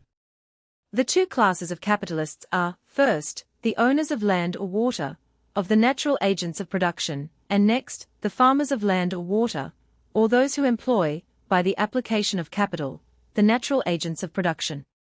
Each of the three classes obtains his share by purchase, original, or perpetually renewed, the landowner by the secondary, or hoarded labor of his ancestors, or of his youth, the capitalist by hoarded labor, and the purchased labor of his servants, and the laborer by primary labor. The landowner receives his share as rent, the capitalist as profits, the laborer as wages. Real rent is that which is paid to the landowner for the use of the original, indestructible powers of the soil. The total rent paid by a farmer includes also the profits of the capital laid out by the landowner upon the estate. Land possesses its original, indestructible powers in different degrees. The most fertile being all appropriated, and more produce wanted, the next best soil is brought into cultivation, then land of the third degree, and so on, till all is tilled that will repay tillage. An unequal produce being yielded by these different lands, the surplus return of all above the lowest goes to the landowner, in the form of rent. The same thing happens when repeated applications of capital are made to the same land for the sake of increasing its productiveness. The produce which remains over the return to the least productive application of capital goes to the landowner, in the form of rent. Rent, therefore, consists of that part of the return made to the more productive portions of capital, by which it exceeds the return made to the least productive portion. New lands are not tilled, and capital is not employed for a less return, unless the produce will pay the cost of production. A rise of prices, therefore, creates, and is not created by, rent.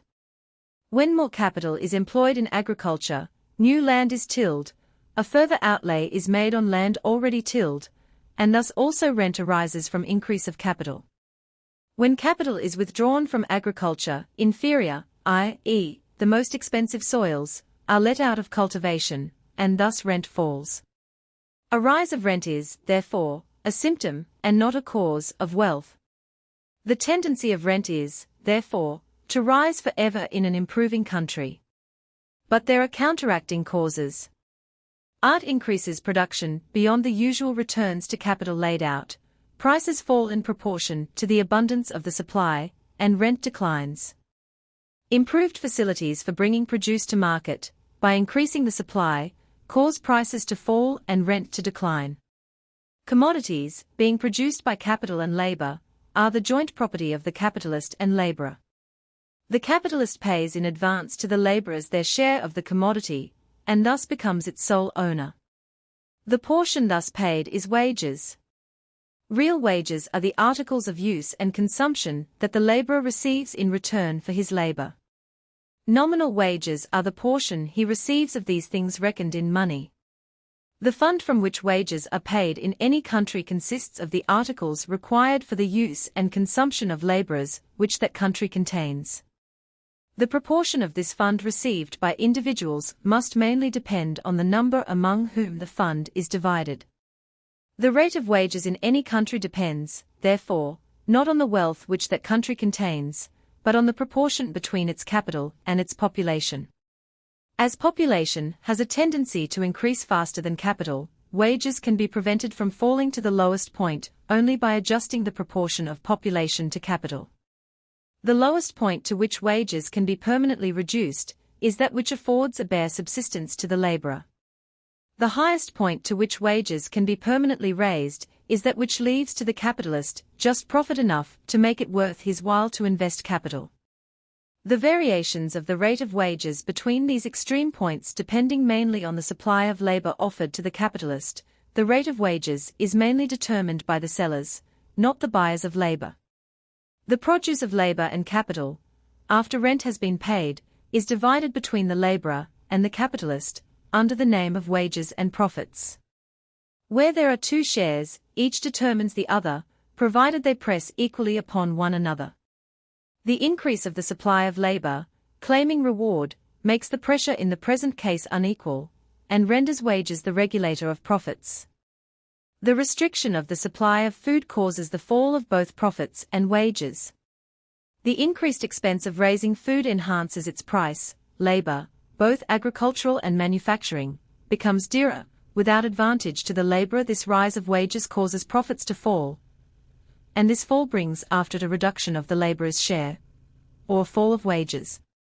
The fall of profits and wages is thus referable to the same cause which raises rent, to an inequality in the fertility of soils.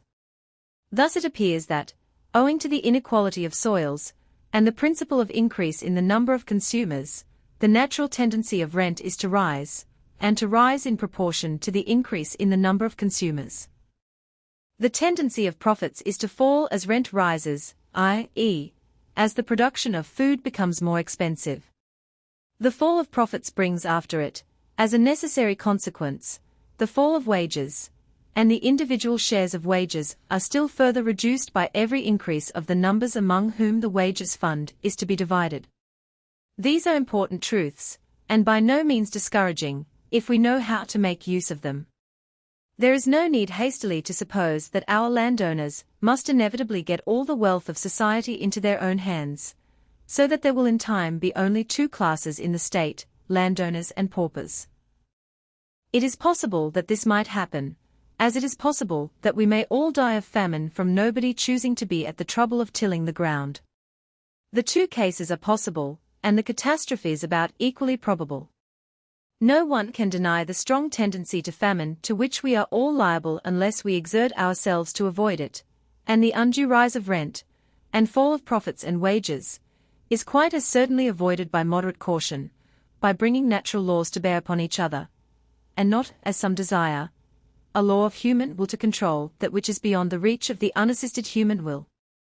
Some who toil and earn but little recompense cry out upon the wealth of the landowners, and desire a law which shall forbid their receiving more than so much for a certain quantity and quality of land. A law that men should not die in a famine would be as much to the purpose. The way to prevent men dying of hunger is to sow grain for them, and the way to prevent the landlords growing unduly rich is to provide more food, whether by improving the methods of tillage at home, or inventing and improving productions of other kinds which may exchange for food from abroad. Another way is by making machinery, which does not eat and drink, supersede human labor, so that we may have the increased production without the accompanying consumption, but the most certain method of all, and that which is in the power of all, is to proportion the number of consumers to the existing supply of food. As soon as this is done, rents will be stationary, and will be certain to fall after the next improvement in tillage or manufacture. Meantime, the landowner can no more help the rise of his rents than the poorest operative in the next town, and in fact, not so much, if that operative is bringing up a large family to depreciate the value of labor, and increase the excessive pressure upon food. The landlord, meantime, declares truly that he is growing no richer. He is told that his rents have risen since such a time, but from various causes, his tenants cannot pay the whole, and he is besides burdened with the maintenance of the indigent who have been pauperized by the undue depression of wages. No one would be more glad than he, to have his rents nominally lowered so that he might receive the whole, and do what he pleased with it. No one would be more glad than he, if he be wise, at the tidings of fresh discoveries in science or inventions in art, or of new resources opened beyond sea, or of increased providence in the habits of the poorer classes, which should cause his income to fall with the price of food, but render his lessened income more secure. It is of even greater consequence to ascertain the relative position of the other two parties, since any quarrel about their respective shares cannot but cause a diminution of that which is to be divided between them. Each party being dependent upon the other, any interruption of their harmony cannot but be injurious to both, but dissension is especially disastrous where, as in the present case, the dependence is unequal. The capitalists have the great advantage over the laborers of being able to wait longer for the adjustment of disputes which may arise between them. Deplorable as are the consequences to individuals and to society of living upon capital from the absence of revenue, the case of those who are driven to live upon their capital is, at least, better than that of the party which has no capital to live upon. The consequence of this inequality of dependence is that power of a different kind is more frequently put in action by the more dependent than by the less dependent party. The power of combination to obtain a larger share of the subsistence fund is in the hands of both parties, and is occasionally used by both, but much more frequently by the laborers than by the capitalists. For this there are obvious reasons. If the proportion of labor to capital be equal, there is little inducement to either party to quarrel with the other, as their shares of gain are balanced. But if any capitalists choose to press upon the laborers, it is to their own ultimate disadvantage, as well as that of the laborers, for there can never be a combination so extensive as to include all capitalists, and those who are not included will find it their interest to lower the prices of their commodities, paying the same wages as the united capitalists, and being content with the ordinary rate of profit. By means of this underselling, the extraordinary rate of profit is necessarily brought down, and the capitalists are just as they were at first, the reduction having fallen upon the wages of the laborer. Matters can seldom, however, proceed so far as to the infliction of this gratuitous injury. If the proportion of labor to capital be equal, a very short resistance of the laborers to the reduction of their wages suffices to make the capitalists repent of their endeavors to grasp more than their share. And such endeavors are consequently extremely rare where capital and labor are duly proportioned. If there be a superabundance of capital, the capitalists are in no condition to gain anything by combination. To pay high wages answers better to them than to live upon their capital. In such a case, therefore, the capitalists never combine. Or rather, and I say it with sorrow, if such a case should arise, they would not combine. Such cases can scarcely be spoken of in this country, as matters of actual experience, since there are but too few instances of capital being abundant in proportion to labor. On the third supposition, that labor abounds in proportion to capital, there is no need for the capitalists to use their power of combination. They can obtain what they want without it. The laborers are the weaker party, inasmuch as they must have food, and depend on the capitalists for it, not for the quantity, that depends on themselves, on the numbers they bring to divide a certain quantity. And the capitalists can resist their claims no further than to secure the rate of profit, without which no capitalist would do business.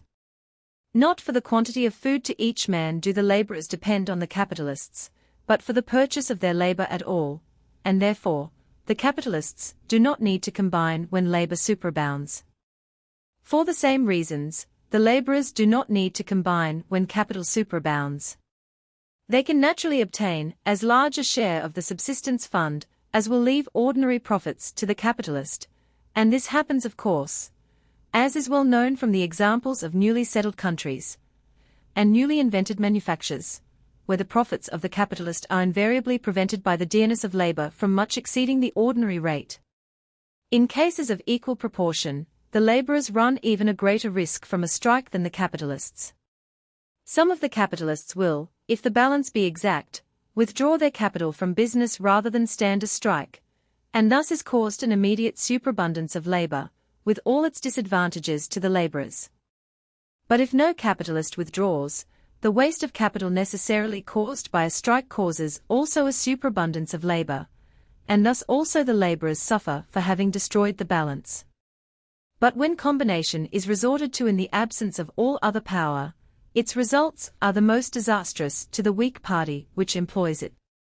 The laborers who superabound are already at a disadvantage, which can only be increased by any resistance which helps to impoverish the capitalists.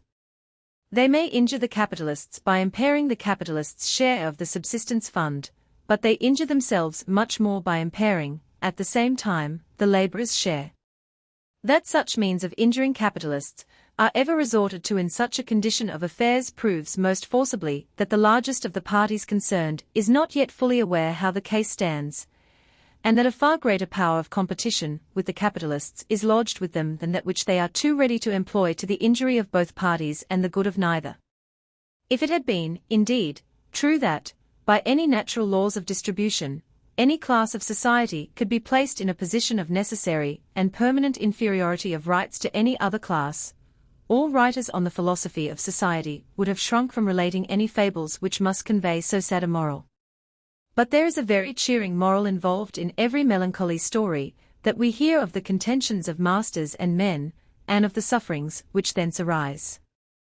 The fact is that, so far from the masters having any natural power, even if they had the wish, to oppress the working classes hold a power which may make them the equals in independence of any class in society. That they have not yet used it is less their fault than their misfortune. Whether fault or misfortune, it is destined to be remedied, if we may trust to experience working its invariable work, and communicating that wisdom and power which can by no other means be gained. The only control over the price of labor resides with those who can control its quantity. Overstock the market with labor, and the most compassionate of capitalists can do nothing to prevent its being ill-rewarded. Understock the market with labor, and the veriest miser that ever employed gold for profit cannot prevent labor fetching a high price. And with whom does it rest to overstock or understock the market with labor? With whom does it rest to determine whether the subsistence fund which exists shall be divided among a moderate number, or among a scrambling multitude? Most assuredly not with the capitalists, but the laborers. When the laboring class fully comprehends the extent of the power which it holds, a power of obtaining not only its own terms from the capitalists, but all the necessaries and comforts of life, and with them the ease and dignity which become freeborn men, they will turn their other power of combination to better purposes than those of annoyance and injury. The common plea of those laborers who already understand their own case is that there is little use in scattered individuals being careful to proportion their families to their means of subsistence, while the greater number multiply thoughtlessly, and prepare for new encroachments on the subsistence fund. The same plea has been in use forever on the first proposal of any great social amelioration, and it has ever been found that amelioration has followed with unexpected speed upon the virtuous efforts of scattered individuals. They work round to each other, they combine, they bring others into the combination, and these again bring more, till there are hundreds of followers for every leader, and for every follower there is a foe the less. Why should it not be so with this greatest of all ameliorations that has ever been proposed? If the working classes can still combine for objects which have been 1,000 times proved unattainable, or hurtful when attained, why should they not combine for purposes of providence and mutual support in a better system of economy? Such combinations have already begun, for every society, which has for its objects the economy of the resources of the working people, and the encouragement of provident habits, is a society for limiting the population within the means of subsistence. Many such associations are so well founded as to give assurance that they will be persevered in. If persevered in, it cannot be very long before some one class or band of laborers feels the benefits of prudence, and exhibits the truth that moderate self-denial in one direction brings means of rational indulgence in others. And when this happens, the work of amelioration will be fairly begun. The working men's day will be at hand, and no one will hail it more joyfully than the capitalists, for willingly would they exchange such power as is given them by the helplessness of their laborers, for security against the waste of capital, which is caused by the opposition of their workpeople and the pauperism of their dependents. Combinations of laborers against capitalists, whatever other effects they may have, cannot secure a permanent rise of wages unless the supply of labor falls short of the demand, in which case, strikes are usually unnecessary. Nothing can permanently affect the rate of wages, which does not affect the proportion of population to capital. Legislative interference does not affect this proportion, and is therefore useless. Strikes affected only by wasting capital, and are therefore worse than useless. Combinations may avail or not, according to the reasonableness of their objects. Whether reasonable or not, combinations are not subjects for legislative interference, the law having no cognizance of their causes. Disturbance of the peace being otherwise provided against, combinations are wisely therefore now left unregarded by the law. The condition of laborers may be best improved, 1. By inventions and discoveries which create capital, and by husbanding instead of wasting capital, for instance, by making savings instead of supporting strikes. 2. By adjusting the proportion of population to capital. This is not the place in which to show how tremendous is the waste of capital in a turnout, nor have I been able to do it in that one of my fables which treats of combinations of workmen. I felt myself bound to present the fairest instance, in order to show the badness of the principle of a strike in the best case, but I have the means of showing, if I had but the space, that the members of a combination are commonly, the victims of a far more despotic tyranny than they themselves ascribe to the masters, and a more ruinous spoliation than the discontented suppose the rich desirous to inflict upon the poor. I trust and believe that there are many William Allens among the class of operatives, but I also believe that few of these are leaders of strikes. Allen was an unwilling leader of a strike, and there are many who see even more clearly than he did the hopelessness and mischievousness of the contest, who have either more selfishness to keep them out of it, or more nerve to make a protest against a bad principle, and a stand against a bad practice. I believe that the most intelligent and the best men among the working class now decline joining a turnout, and it is very certain that not only the most ignorant, but the worst, are among the first to engage. The reasons for this will be sufficiently obvious to those who consider what facilities these associations afford for such practices, as ignorant and bad men like, for meddling and governing, for rioting, for idling, and tippling, and journeying, and speechifying at other people's expense. No better occasion could be devised for exposing the simple, and timid, and unwary to be robbed, and jobbed, and made tools of by a few sharpers, and idle busybodies. It is very certain that 3 or 4 individuals have often succeeded, for their own purposes, in setting 300 or 400, or 1,000 better men than themselves at enmity with their masters. It is difficult to imagine a case of more spirit-rousing hardship than that of the laborer, who is compelled or inveigled into a contest which he knows, or may know, to be bad in principle, and hopeless in its issue, who must, against his will or his reason, give up a subsistence which is already too scanty, in order that he may find it still further reduced when he returns to it. In consideration of such cases, which everybody knows to be very common, I shall state a few facts, which may assist and strengthen the determination of some who may be striving against the now prevalent disposition to strike for wages. The circumstances of the time will excuse a disproportioned enlargement on a very obvious point. In order to bring the principle of strikes to the test, we have only to ask whether they increase capital, or check population, one or other of which they must do if they are to benefit the struggling party. It is known to everybody that they do neither, but it is not so well known that they do the direct contrary, that they not only waste capital, but increase the supply of labor, the very thing of which there is already too much. They do this by driving the capitalists to find those silent laborers who never ask subsistence, or refuse their master's bidding, the machines, which are the workman's abhorrence. It is unreasonable, as it is vain to abhor machinery, and that its use is facilitated by strikes will be regarded hereafter as one of the few compensating circumstances which arise out of the miseries of such a struggle for power or for bread. But however great may be the ultimate good of this issue, the issue is certainly the very reverse of that contemplated and desired by those who turn out. Yet the time is come for them to meet it, and they will do well to take heed to the state of the labor market at this period. After long depression and many fluctuations, it appears that there is a revival of a steady demand for labor. The condition of our capitalists is, however, different from what it was in most former periods of prosperity. They are now busy, but they work for very low profits in almost every branch of manufacture or trade. Their men must also work hard for little pay, till some of the many circumstances which tend to raise profits shall have occurred. Never, however, were our working class less disposed to take the low wages which alone the masters are able to give. Combinations to secure a rise are everywhere spreading, and grand preparations are thus making for securing a fall. The low profits of the masters will not stand encroachment. There is a brisk foreign competition, which forbids trifling with any present demand. Under these circumstances, if our working men choose to stand idle, what remains to be done, but to use machinery to the utmost extent that ingenuity can devise on the spur of a great occasion? The quantity of human labor already thus superseded is very considerable, and there will be more, in proportion to the failure of harmony between capitalists and laborers, till not a visible chance is left for the employment of half our working men in the way they themselves propose.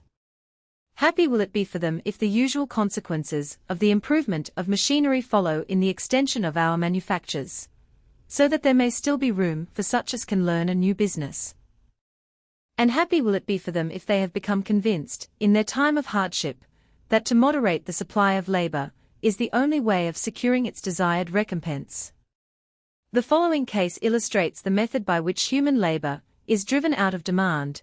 It is only one of many which have arisen out of the tyranny of the leaders of strikes, who, not satisfied with turning out themselves, compel their weaker, but reluctant, brethren to be idle also. In the case in question, the turning out of the head spinners in a cotton factory, compelling the idleness of 6 or 7 workpeople subordinate to each spinner, has led the head spinner's master to find that he can do without him, and the 6 or 7 subordinates to rejoice in their freedom from dependence on his movements. 6 or 7 different machines are employed in the production of cotton yarn from raw cotton. All but the last are called preparation machinery, and one person waits upon each. The office of this preparation machinery is to form the raw cotton into a thick and tender thread, called a roving. The office of the last machine is to twist and draw out the roving into a finer and stronger thread. This operation is called spinning, and the spun thread is yarn. This machine is called the hand mule. Hand mules are worked in pairs, each pair requiring the head spinner above mentioned to direct its operation, and 2 or more children to place the rovings in the machine, and piece the threads that break. The head spinner, though paid in proportion to the superiority of his work, has always been the one to turn out, and his subordinates must go with him of necessity, however averse they might be to do so. It was not to be borne that the discontents of the comparatively few should derange the whole manufacture, and deprive the many of their bread, and nothing could be more natural than for some expedient to be sought by which the masters, and the subordinates, might be made independent of the head spinners. 20 years ago, attempts were made to invent some apparatus which might be attached to the mule, and discharge the spinner's task.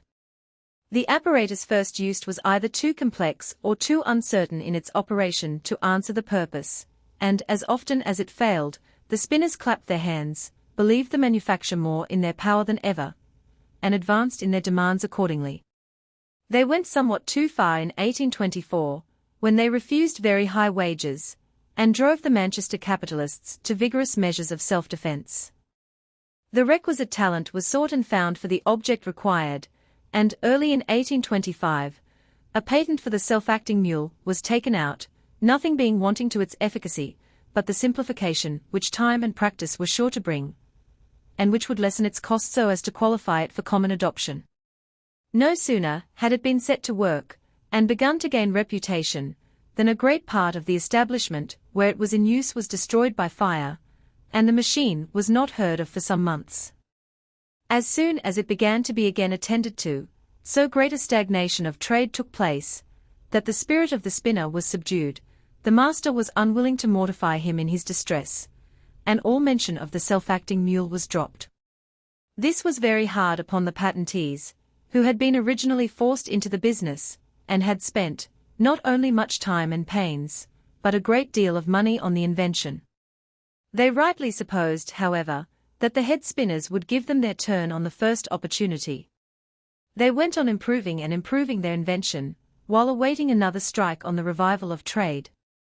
This happened at the close of 1829, and then several leading houses provided themselves with each a pair of self-acting mules, by way of trial, but the adoption of the machine went on languidly till the great strike of 1831 achieved its triumph. It is now used in upwards of 50 mills, and seems likely soon to be adopted in all others. The head spinners have not a chance against it, for it not only saves their wages, and leaves their subordinates at peace, but does their work better than they could do it themselves, an unexpected result with which the perseverance of the inventors has been rewarded. The quantity of yarn is greater than could before be produced in the same time, and with the same number of spindles. The yarn is of greater strength, and more uniform quality.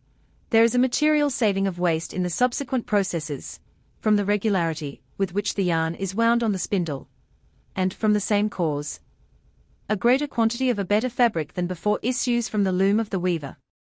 This story preaches its own moral. Every one ought to be glad to hear of improvements in the comforts of mankind, but all would rather pay any other purchase money for them than the subsistence of a useful and often suffering class of society. It is in the power of our working class to provide that all such improvements shall henceforth arise otherwise than through their opposition, and for their destruction. With them rests the choice of controlling the labor market on the one hand, and pauperism on the other. If no moral reaches us from the long tragedy of pauperism, which has been enacted before the eyes of many generations, we are past teaching. For the last 3 generations, especially, the state of the indigent has been an object of primary attention to all classes in our society. Statesmen have legislated, magistrates have administered, the clergy have preached, tradesmen and manufacturers have contributed, the farmers have been burdened. Almost the sole employment of women, next to the care of their own families, has been the charge of the poor. Almsgiving has been the first virtue to which infant enthusiasm has been roused, and charity, in this sense, has been made the test of moral sincerity and religious proficiency. And what has all this done for society? The number of the indigent has increased from day to day, and at a perpetually increasing rate, till it has absorbed, in a legal charity alone, 9 millions per annum of the subsistence fund, which is the clear right of the independent laborer. It is no small consideration that the habitually indigent become, as a matter of course, as their doom, the most profligate portion of society. But this fearful consideration is not all.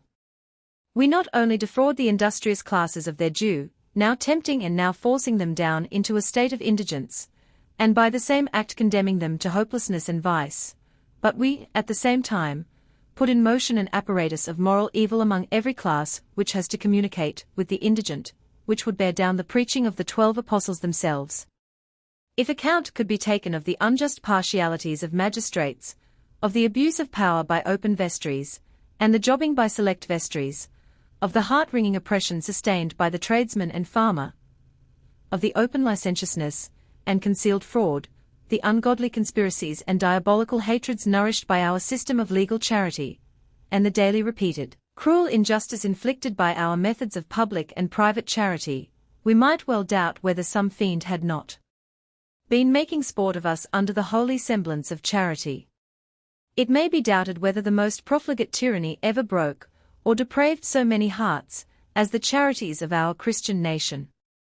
If our practices are to be judged by their fruits, there are none, next to slavery, for which we need so much pardon as for our methods of charity. There is no use in pleading our good intentions.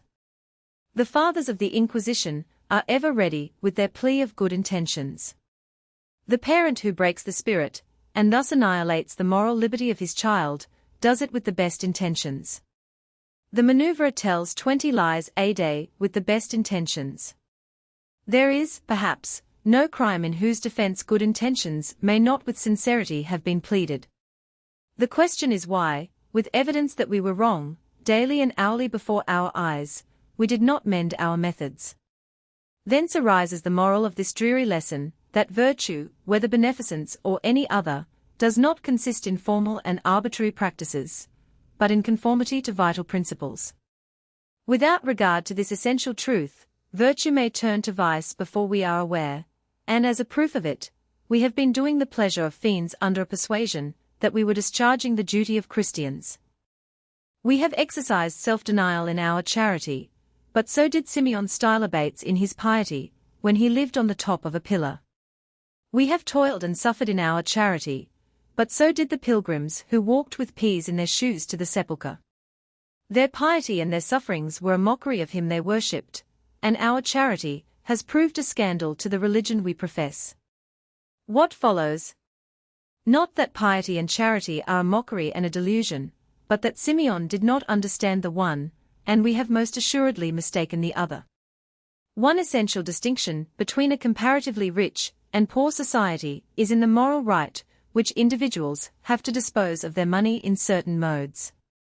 Where capital abounds in proportion to the consumers, individuals are fully justified in giving away in whatsoever form, and to whomsoever they please, as they give away that which leaves nobody destitute. But in a society where population abounds in proportion to capital, to give food and clothing to the idle while the industrious are debarred from earning it, is to take subsistence from him whose due it is, to give it to one who has no claim. Thus to violate justice can be no true charity. Where consumers abound in proportion to capital, it is obvious that the way to bestow most happiness is, not to take away one man's share to give it to another, but to do what is possible towards creating another share in such a way as not to cause more want. In other words, almsgiving is the mode of charity appropriate to one state of society, and the establishment of provident associations, and the encouragement of emigration, and especially of education, are the modes of charity appropriate to another state of society. We have need enough of charity in our present state, with hundreds of thousands of paupers in our parishes, and of half-starved artisans in our towns, and broken-spirited labourers in our villages. We have need enough of charity, of the time of such as have leisure, and of the attention of the thoughtful, and of the exertions of the active, and of the wealth of the opulent. All these will be too little for the removal of the evil which our own mistakes have caused. We have need enough of charity, and if we would learn how to apply it, there are those among the sufferers who can instruct us. There is in existence a letter from a poor operative living in a district where charities of food and clothing abound, entreating the influential parties, whom he addresses, to put an end to the almsgiving which leaves no chance of a just provision to the high-souled working man. There is in existence a petition from a body of agricultural labourers to the House of Lords, last year, praying for the abolition of legal charity, which condemns the labourer to starvation or degradation. These documents are signs of the times which are not to be mistaken, and which may well strike us silent with shame at our incessant complaints of the poor for having lost their spirit of independence, and become a degraded race. Where is our Christian charity, when we first wrest from them their independence, and then taunt them with the loss? When we invite them to encroach, and then spurn them for encroaching? Even from this enormous evil, however, good is at this moment arising. The rapid, the appalling increase of the mischief has directed the general attention towards it, and the two grand principles with which we set out afford the suggestion of remedies which are actually in preparation. It is now many years since certain commissioners, appointed by the French government to investigate our pauper system, pronounced it the great political gangrene of England, which it was equally dangerous to remove and to let alone. The mischief has been on the increase ever since, and yet there is hope of cure. If it were not that we had sound principles to go upon, if we had all this vice and misery on our hands to be got rid of we knew not how, our condition would indeed be deplorable. But, once having got hold of the truth that ours is a society where labour abounds in proportion to capital, we know at least how to look about for a remedy, and with what aim to direct our proceedings. We must lessen the inducements to indigence, strange that such should exist, by making the condition of the pauper inferior to that of the independent labourer, and ensure its remaining universally so by appointing a rigid, impartial, and uniform administration of the funds of our legal charity. Every diminution of the inducements to indigence is necessarily an increase of the inducements to independence, both by giving the right bias to the inclinations of the laborer, and by saving a portion of the subsistence fund. In proportion to the savings effected in the subsistence fund by a rigid administration of the legal charity, the surplus labor of our parishes will be absorbed, and if, by a wise scheme of emigration, the disproportion between our capital and labor can be still further reduced, a way will be open for the total abolition of illegal charity, the most demoralizing agency, perhaps, which can be introduced into any state, a curse beneath which no society can prosper. We shall then be at liberty to apply our charity wholly to that object which should now be uppermost with all the truly benevolent, to prevent indigence instead of providing for it, in the full confidence that accidental cases will be relieved by accidental succor. There are many who believe that an immediate abolition of our legal charity would cause less misery than its long continuance, but there is happily no occasion to contemplate the alternative. There is a strong hope afforded by various instances of partial reformation that a way remains for us out of our difficulties, toilsome and painful, no doubt, but practicable and safe, a way of so rectifying the administration of our poor laws as to give us the power of at length abolishing them. Honored be the rulers who shall set us forward on this path, and blessed be every one who bestirs himself to remove obstructions by the substitution of a true for a spurious charity. Here is the statement of the evil and of one of the appropriate remedies. In a society composed of a natural gradation of ranks, some must be poor, i.e. have nothing more than the means of present subsistence. Any suspension of these means of subsistence, whether through disaster, sickness, or decrepitude, converts the poor into the indigent. Since indigence occasions misery, and disposes to vice, the welfare of society requires the greatest possible reduction of the number of the indigent. Charity, public and private, or an arbitrary distribution of the subsistence fund, has hitherto failed to effect this object, the proportion of the indigent to the rest of the population having increased from age to age. This is not surprising, since an arbitrary distribution of the subsistence fund, besides rendering consumption unproductive, and encouraging a multiplication of consumers, does not meet the difficulty arising from the disproportion of numbers to the means of subsistence.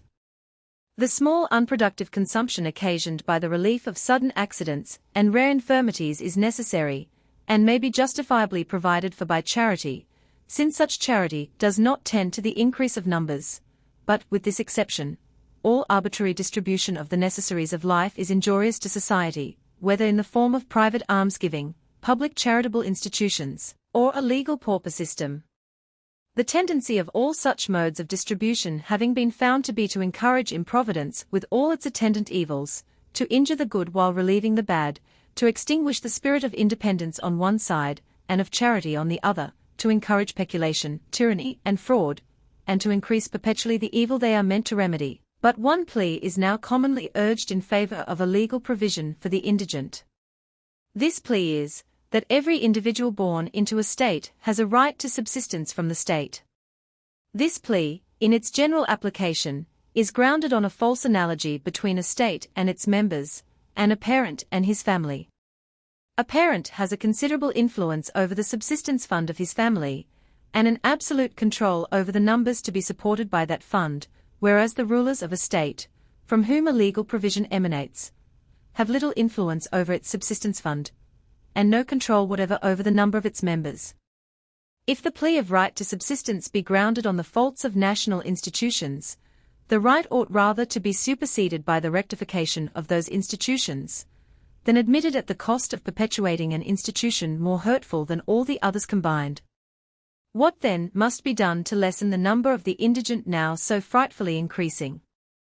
The subsistence fund must be employed productively, and capital and labor be allowed to take their natural course, i.e., the pauper system must, by some means or other, be extinguished.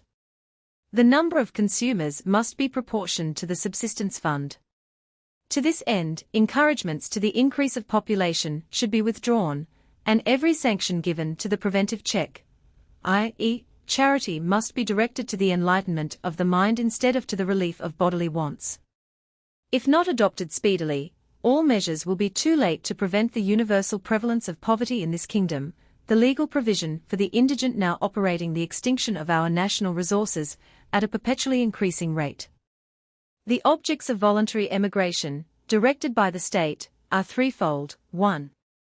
To improve the condition of those who emigrate, by placing them where they may obtain subsistence at less cost than at home. 2. To improve the condition of those who remain, by increasing the ratio of capital to population. 3. To improve the condition of the colonized region. To fulfill the first of these objects, the colony must be so located as to ensure health and abundance to its members, and it must be so organized as to secure the due cooperation of labor and capital. To fulfill the second object, the removal of each individual must be less costly than his maintenance at home would be, and the selection must be made with a view to lessening the amount of human productiveness at home. To fulfill the third object, the colonists must be selected with a view to their productiveness, both as regards capital and population, which includes a moral fitness to compose an orderly society. It follows from all these considerations that a new settlement should be composed of young, healthy, and moral persons, that all should not be laborers, nor all capitalists, and that there should be a sufficient concentration of their numbers on the new lands to ensure a facility of exchanges. All other proposed remedies must be subjected to, as this must be regulated by, the test, whether they assist in proportioning labor and capital. The home colonization system here fails, on the double ground that it ensures a smaller return to capital and labor than could be had abroad, and serves as a direct premium on population. Home colonies may afford a temporary relief to a redundant population, and also increase the productiveness of the lands which they appropriate, but this is done by alienating capital from its natural channels, and with the certainty of ultimately injuring society by increasing the redundancy of population over capital. Home colonization then, though less injurious than the unproductive distribution of the charity fund, is inferior to foreign colonization, inasmuch as the one yields temporary benefit to a few at the expense of ultimate injury to many, and the other produces permanent benefit to all. All provisions for rewarding forethought and economy, and especially all for the diffusion of sound moral and political knowledge, approve themselves by this test. All contrivance and care in the production and economy of capital approve themselves also, but emigration is conspicuous in its merits, since it not only immediately reaches the seat of the evil in the mother country, but affords the greatest of blessings to the colonized regions. If regulated by a due regard to the infallible test, it is scarcely possible to conceive of an arrangement more apt to all the purposes of society. Where it has failed, the reason of failure has commonly been that one link in the chain of operating causes has been wanting. Land and laborers cannot mutually prosper without the capital which has too often been deficient. We have not yet made the experiment of sending out small societies completely organized and amply provided to settle down at once in a state of sufficient civilization to spare the mother country all further anxiety about the expedition. It can be no objection to this that it abstracts capital and the most useful species of labor from the mother country, since the capital so sent out will yield a more rapid and ample increase to us in a new market for commerce than it could have done at home. And the labor is that which we least want at home, however good its quality may be, and that which we most want in our possessions on the other side the world. Such an organized society, however, would be able to bear a much larger proportion of children than a similar society could take charge of at home, the labor of children being of as much more value than their maintenance abroad, as it is less at home.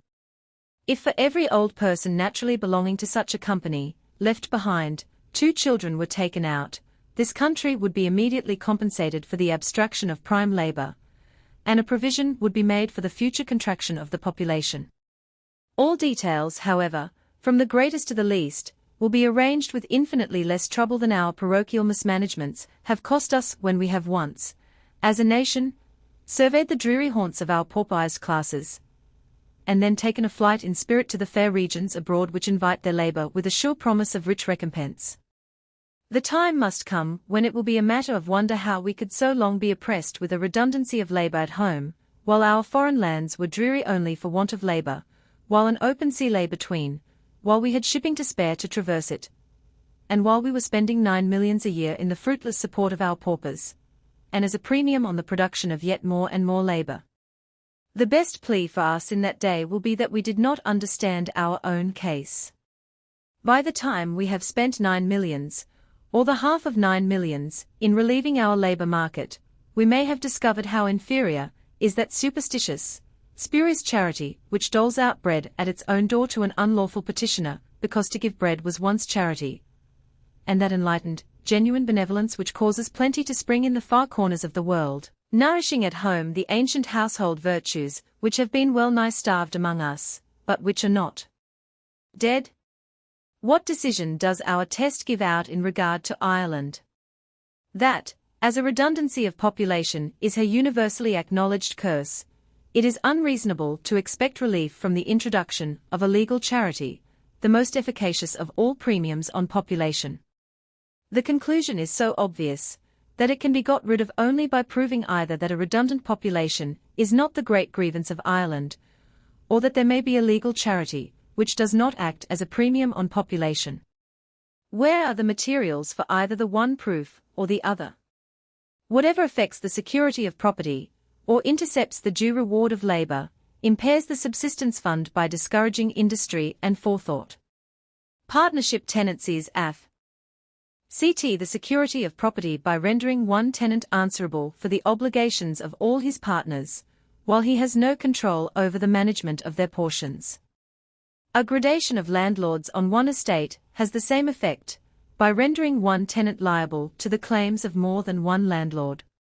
The levying of fines on a whole district for an illegal practice going on in one part of it has the same effect, by rendering the honest man liable for the malpractices of the knave.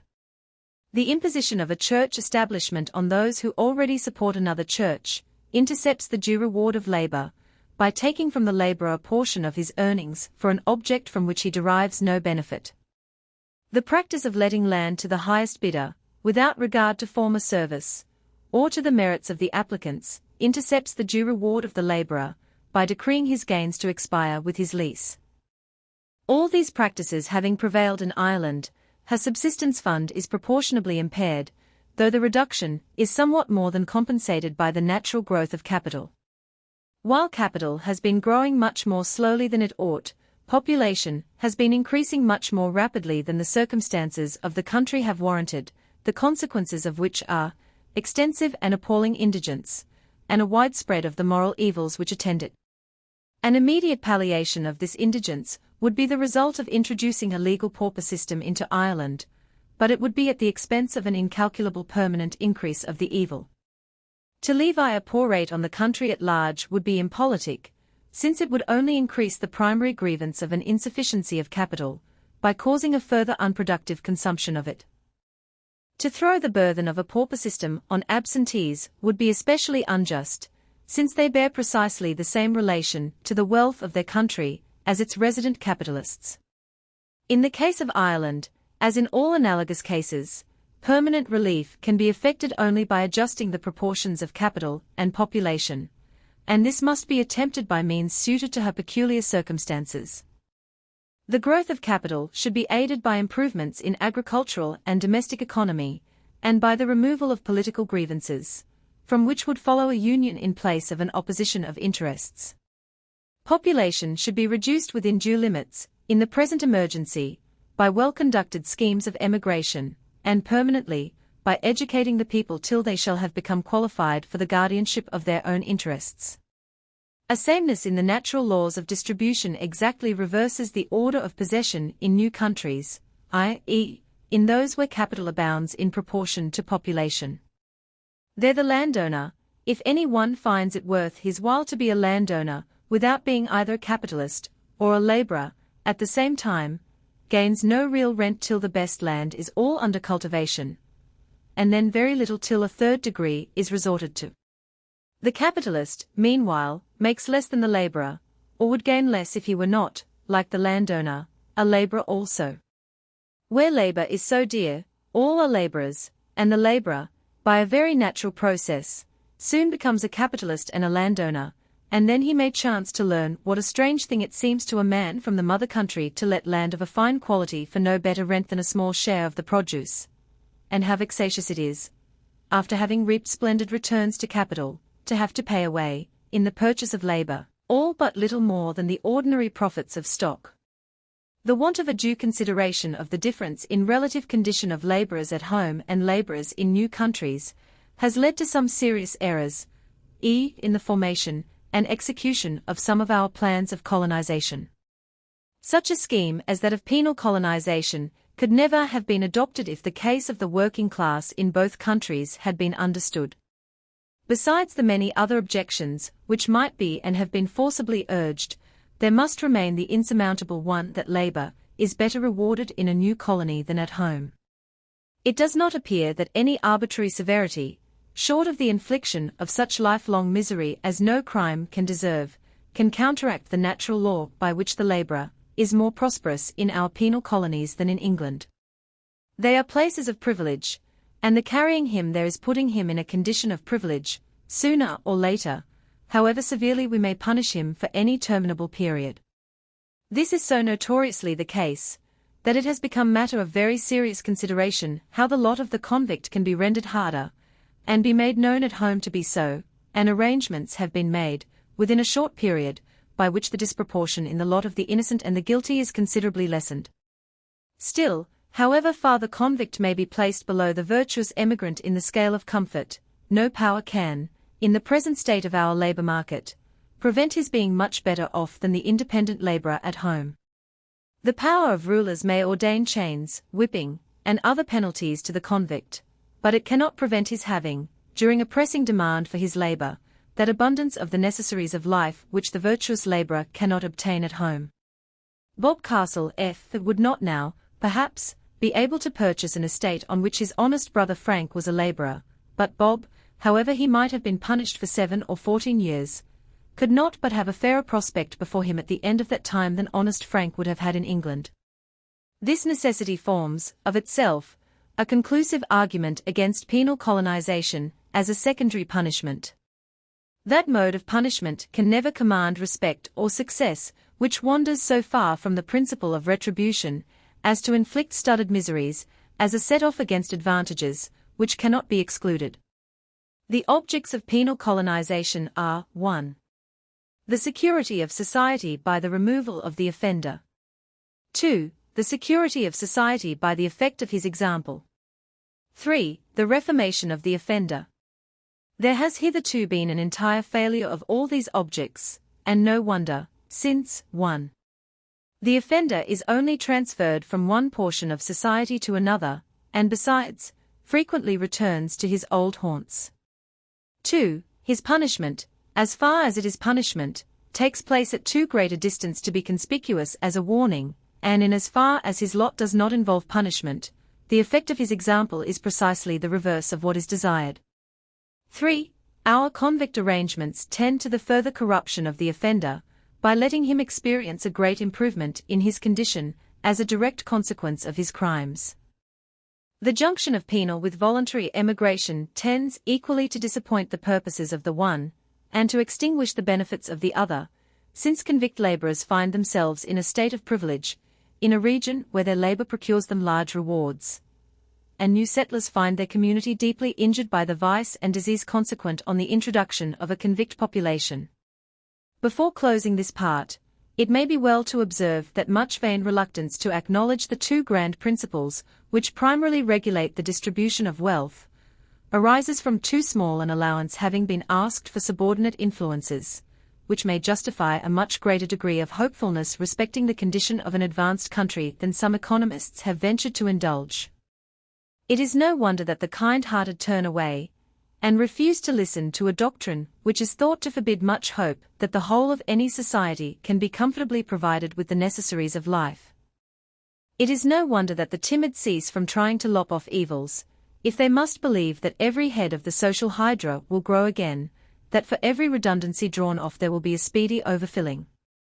All experience of humanity contradicts such forebodings, and though it would assuredly be our duty to make our own generation happier than the last, even under the certainty that the next must fall back again, it is much more animating to believe, as we are justified in doing, that every advance is a pledge of a further advance, that every taste of comfort, generated to the poor man by his own exertions, stimulates the appetite for more. It has ever been found that, when men have learned to prefer wheaten bread to potatoes, it is more likely that their children should be taught to seek butcher's meat than allowed to fall back to potatoes. The father who has worked his way up into a glazed and tiled cottage, brings up his children to fear the mud hovel in which they were born. If we do but apply ourselves to nourish the taste for comfort in the poor, to take for granted the most, instead of the least, that they ought to require, there is little fear but that, whenever circumstances allow, they will fall into our way of thinking, and prefer a home of comfort, earned by forethought and self-denial, to herding together in a state of reckless pauperism. With every increase of resources, let a vigorous exertion be made to rouse the complacency and exalt the tastes of the laboring class, and it will assuredly be found, in the interval before a new access of labor can be brought into the market, that the condition of the class has improved as a matter of theory, as well as practice, and that it must go hard with them, but they will keep it up. All experience warrants this statement. There can be no question that the preventive check has largely superseded the positive in all advancing societies. There can be no doubt of the increased providence of the middling classes, and the enlargement of the domestic requirements of the poor, even though wars, famine, and pestilence have nearly ceased to make the awful vacancies in which the wants and desires of the survivors could expand. Though in some unhappy districts where the visitations of want have extinguished the moral check, multitudes still herd together, more like brutes than human beings, it is certain that there is a larger demand among the working classes of England for better food, clothing, habitations, and furniture, than their fathers thought of requiring. If this has taken place notwithstanding all the bad policy, public and private, with which we have weakened the spirit and the power of independence, there is ample reason for confidence in an accelerated progress in proportion as public and private influence shall work in an opposite direction. Since every one can, many will assist in this noble work, assured that not a single effort can be lost, and that its successful result will extend far beyond the present generation.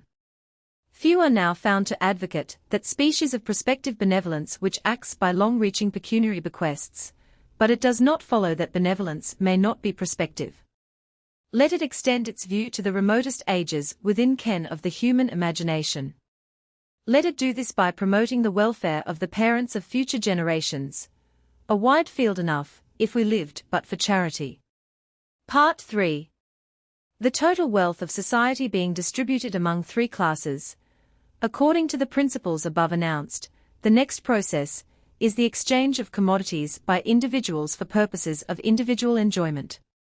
The complication of this process arises chiefly from the diversity of production, which takes place on the earth, occasioning not only a wide difference in the amount of labor required to produce the same results in different regions, but a perpetual variegation and augmentation of commodities, which affect the demand, and render uncertain the transactions of trade. This complication, however, involves no disastrous perplexity, unless meddled with by powers which bear no relation to it. All commodities will declare their own value, and obtain equivalence, to the ultimate satisfaction of the exchanging parties, if they are left to themselves. But when any power, which cannot regulate human wants and wishes, interferes to prescribe what provision shall be made for those wants and wishes, there is not only a certainty that the relative values of commodities will be temporarily deranged, to the disadvantage of one of the exchanging parties, but an uncertainty when the natural relation of values will be restored, and whether disorder will not first spread into every other department of exchange.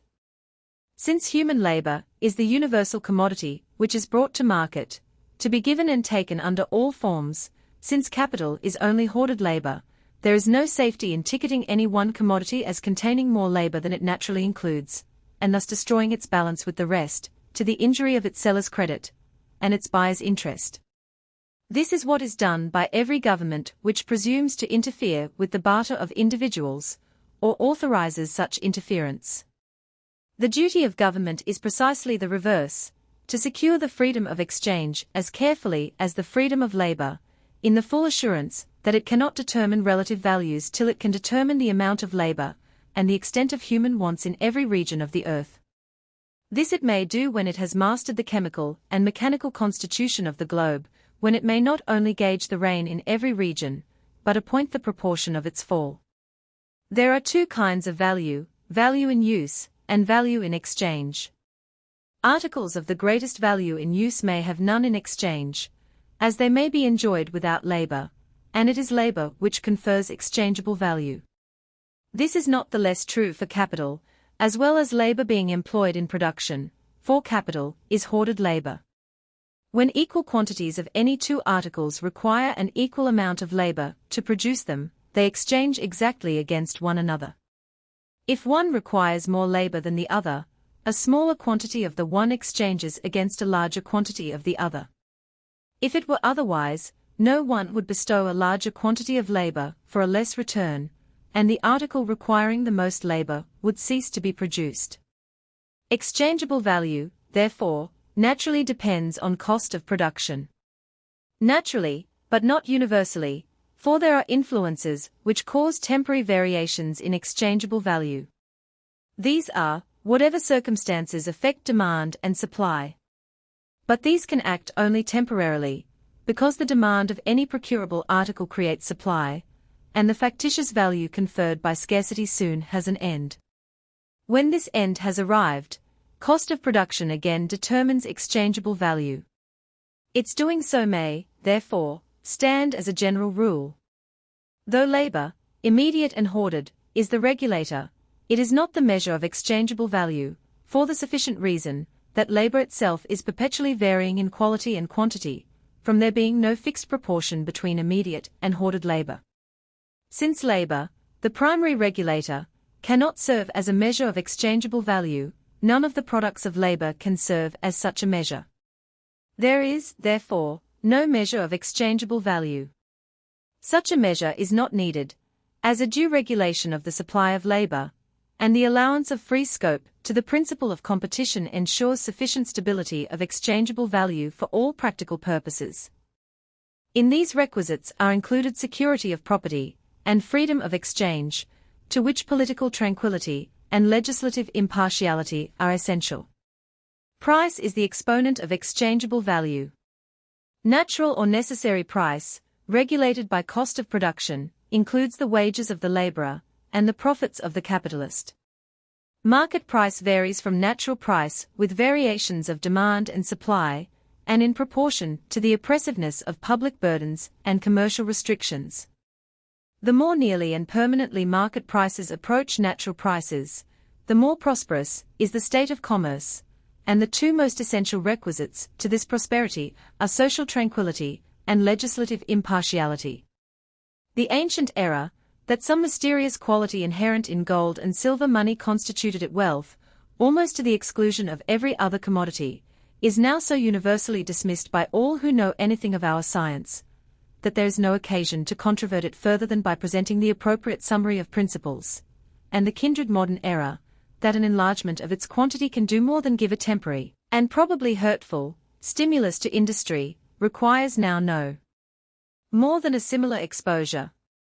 The sense of the country has lately been taken on this question, and the result proves that there is prevalent a sufficient knowledge of the philosophy and fact of the case to encourage a hope that no such hazardous sport with the circulating medium as the country has previously suffered from will be again attempted.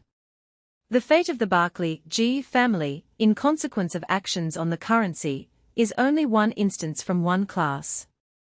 A long series of sad stories might be told of sufferers of every rank, whose partial prosperity, enjoyed at the expense of one another's ruin, was soon swallowed up in the destruction which universally attends a shock to public credit.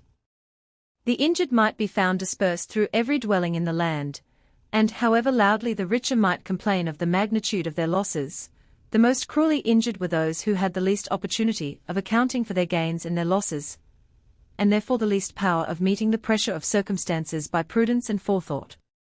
To stimulate the production of labor by the increase of the circulating medium, the fruits of which must be wrested away by an inevitable contraction, is a policy whose glory is not to be coveted, and surely no statesman will be found to adventure it till the last tradition of the consequent woes of our working class shall have died away. By that time, it is probable that the danger of such recurrence will be obviated by the adoption of some principle of security, which will give society the advantage of a free trade in money. It must be long before this can take place, for it must be long before the values of commodities are allowed to adjust themselves, and money must, from its importance, be very cautiously and gradually committed to the equalizing influences of the natural laws of demand. But, however long it may be, the woes of past convulsions will not till then be forgotten. That the time of arbitrary interference will, however, cease, can scarcely be doubted, if the following be true principles. In exchanging commodities for one another directly, that is, in the way of barter, much time is lost, and trouble incurred, before the respective wants of the exchanging parties can be supplied. This trouble and waste may be avoided by the adoption of a medium of exchange, that is, a commodity generally agreed upon, which, in order to effect an exchange between two other commodities, is first received in exchange for the one, and then given in exchange for the other. This commodity is money. The great requisites in a medium of exchange are, that it should be, what all sellers are willing to receive, capable of division into convenient portions, portable, from including great value in small bulk, indestructible, and little liable to fluctuations of value. Gold and silver unite these requisites in an unequaled degree, and have also the desirable quality of beauty. Gold and silver have therefore formed the principal medium of exchange hitherto adopted, usually prepared, by an appointed authority, in the form most suitable for the purposes of exchange, in order to avoid the inconveniences of ascertaining the value of the medium on every occasion of purchase. Where the supply of money is left unrestricted, its exchangeable value will be ultimately determined, like that of all other commodities, by the cost of production. Where the supply is restricted, its exchangeable value depends on the proportion of the demand to the supply. In the former case, it retains its character of a commodity, serving as a standard of value in preference to other commodities only in virtue of its superior natural requisites to that object. In the latter case, it ceases to be a commodity, and becomes a mere ticket of transference, or arbitrary sign of value, and then the natural requisites above described become of comparatively little importance. The quality by which money passes from hand to hand with little injury enables it to compensate inequalities of supply by the slackened or accelerated speed of its circulation. The rate of circulation serves as an index of the state of supply, and therefore tends, where no restriction exists, to an adjustment of the supply to the demand. Where restriction exists, the rate of circulation indicates the degree of derangement introduced among the elements of exchangeable value, but has no permanent influence in its rectification. In proportion as the processes of exchange become extensive and complicated, all practicable economy of time, trouble, and expense, in the use of a circulating medium, becomes desirable. Such economy is accomplished by making acknowledgement of debt circulate in place of the actual payment, that is, substituting credit, as represented by bank paper, for gold money. The adoption of paper money saves time, by making the largest sums as easily payable as the smallest. It saves trouble, by being more easily transferable than metal money. It saves expense, by its production being less costly than that of metal money, and by its setting free a quantity of gold to be used in other articles of production. A further advantage of paper money is, that its destruction causes no diminution of real wealth, like the destruction of gold and silver coin, the one being only a representative of value, the other also a commodity. The remaining requisites of a medium of exchange, viz., that it should be what all sellers are willing to receive, and little liable to fluctuations of value, are not inherent in paper, as they are in metallic money. But they may be obtained by rendering paper money convertible into metallic money, by limiting in other ways the quantity issued, and by guarding against forgery. Great evils, in the midst of many advantages, have arisen out of the use of paper money, from the neglect of measures of security, or from the adoption of such as have proved false. Issues of inconvertible paper money have been allowed to a large extent, unguarded by any restrictions as to the quantity issued. As the issuing of paper money is a profitable business, the issue naturally became excessive when the check of convertibility was removed, while banking credit was not backed by sufficient security. The immediate consequences of a superabundance of money are a rise of prices, an alteration in the conditions of contracts, and a consequent injury to commercial credit. Its ulterior consequences are a still stronger shock to commercial credit, the extensive ruin of individuals, and an excessive contraction of the currency, yet more injurious than its excessive expansion. These evils arise from buyers and sellers bearing an unequal relation to the quantity of money in the market.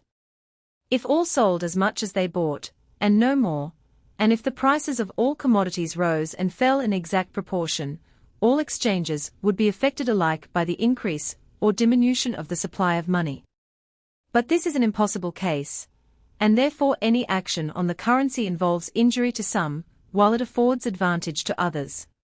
A sudden or excessive contraction of the currency produces some effects exactly the reverse of the effects of a sudden or excessive expansion. It lowers prices and vitiates contracts, to the loss of the opposite contracting party. But the infliction of reverse evils does not compensate for the former infliction. A second action on the currency, though unavoidably following the first, is not a reparation, but a new misfortune.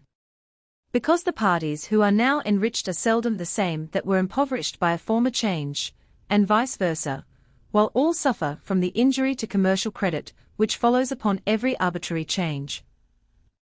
All the evils which have arisen from acting arbitrarily upon the currency prove that no such arbitrary action can repair past injuries, while it must inevitably produce further mischief. They do not prove that liability to fluctuation is an inherent quality of paper money, and that a metallic currency is therefore the best circulating medium.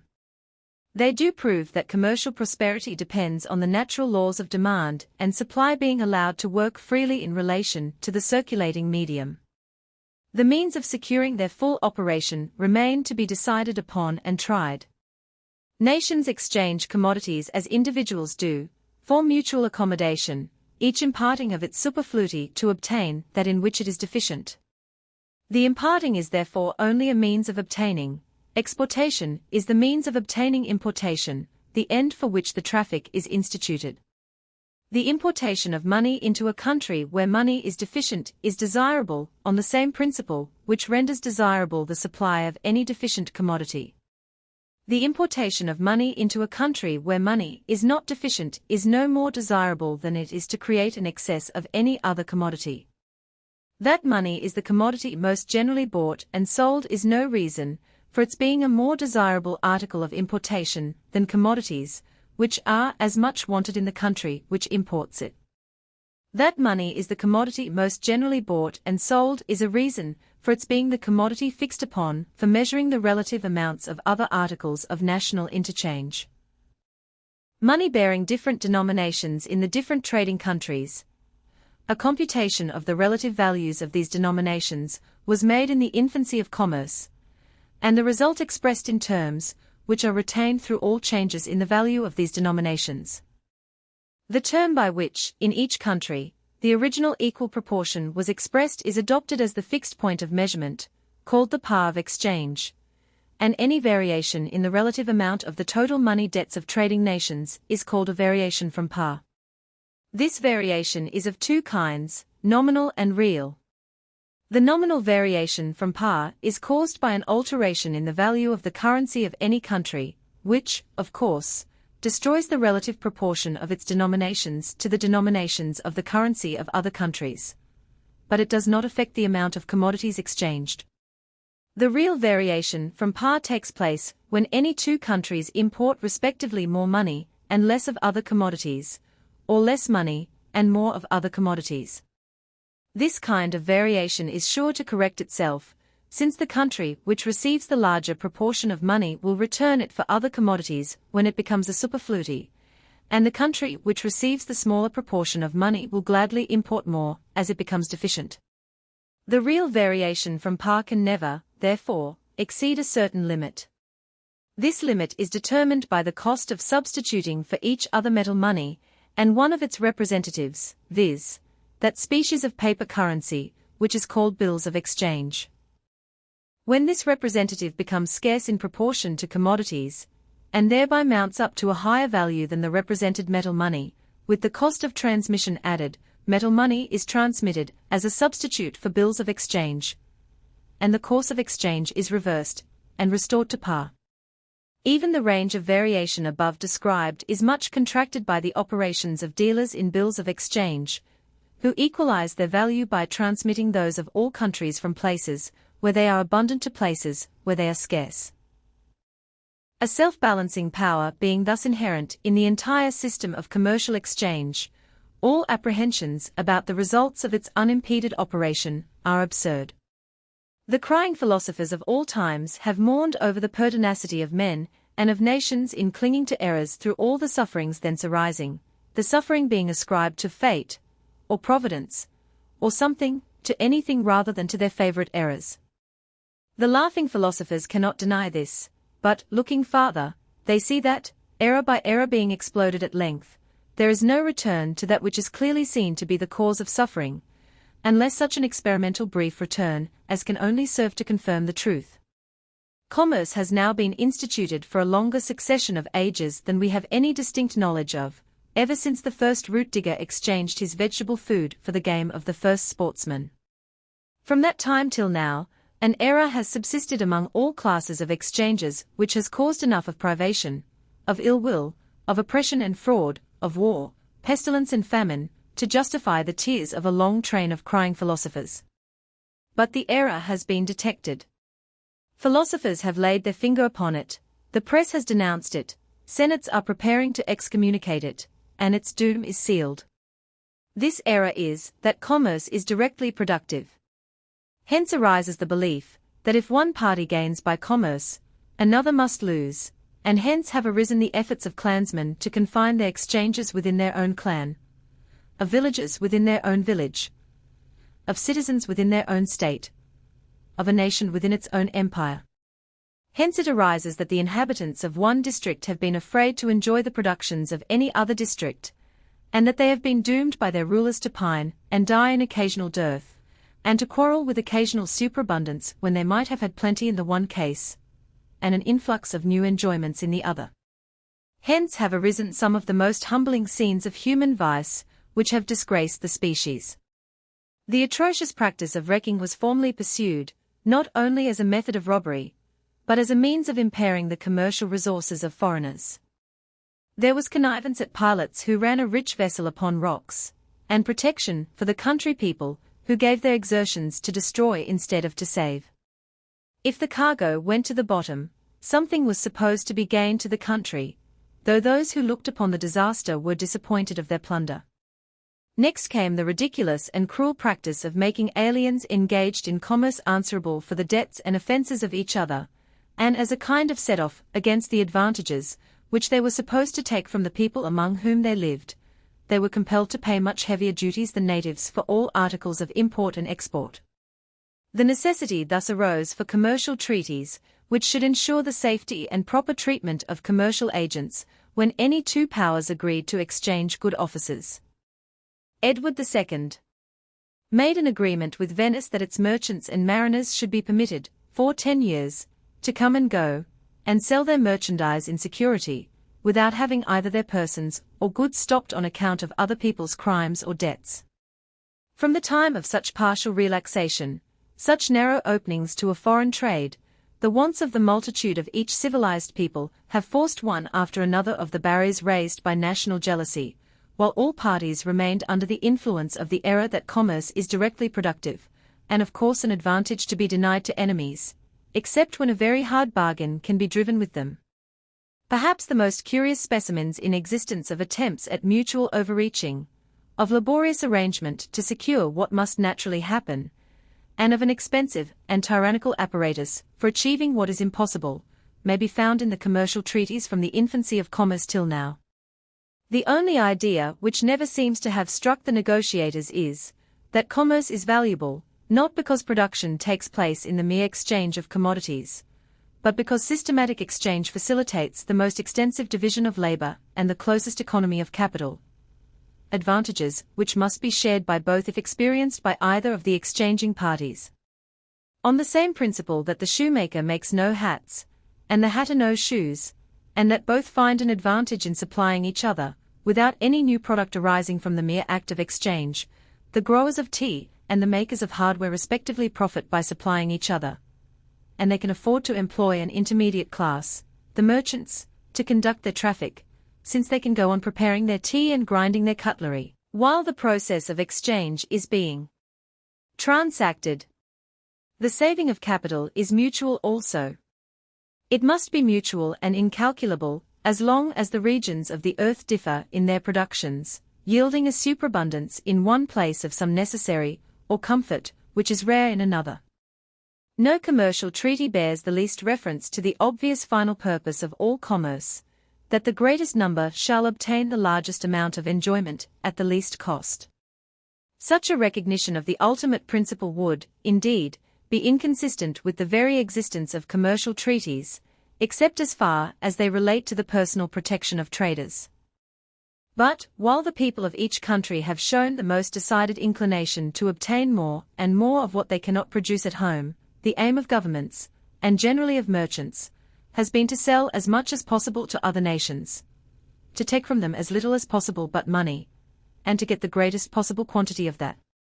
In furtherance of this view, money has been taken from the people at large, and given to their merchants to tempt them to go and sell at a loss, rather than not get hold of foreign money, and again, money has been exacted from foreigners who come to sell their goods in our ports.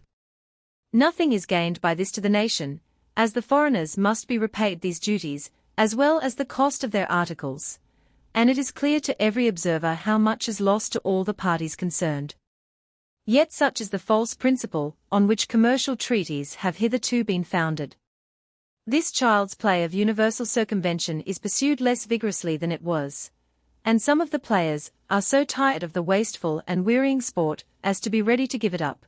But, owing to the false belief that no one could yield without the rest, the absurdity has endured longer than might have been expected.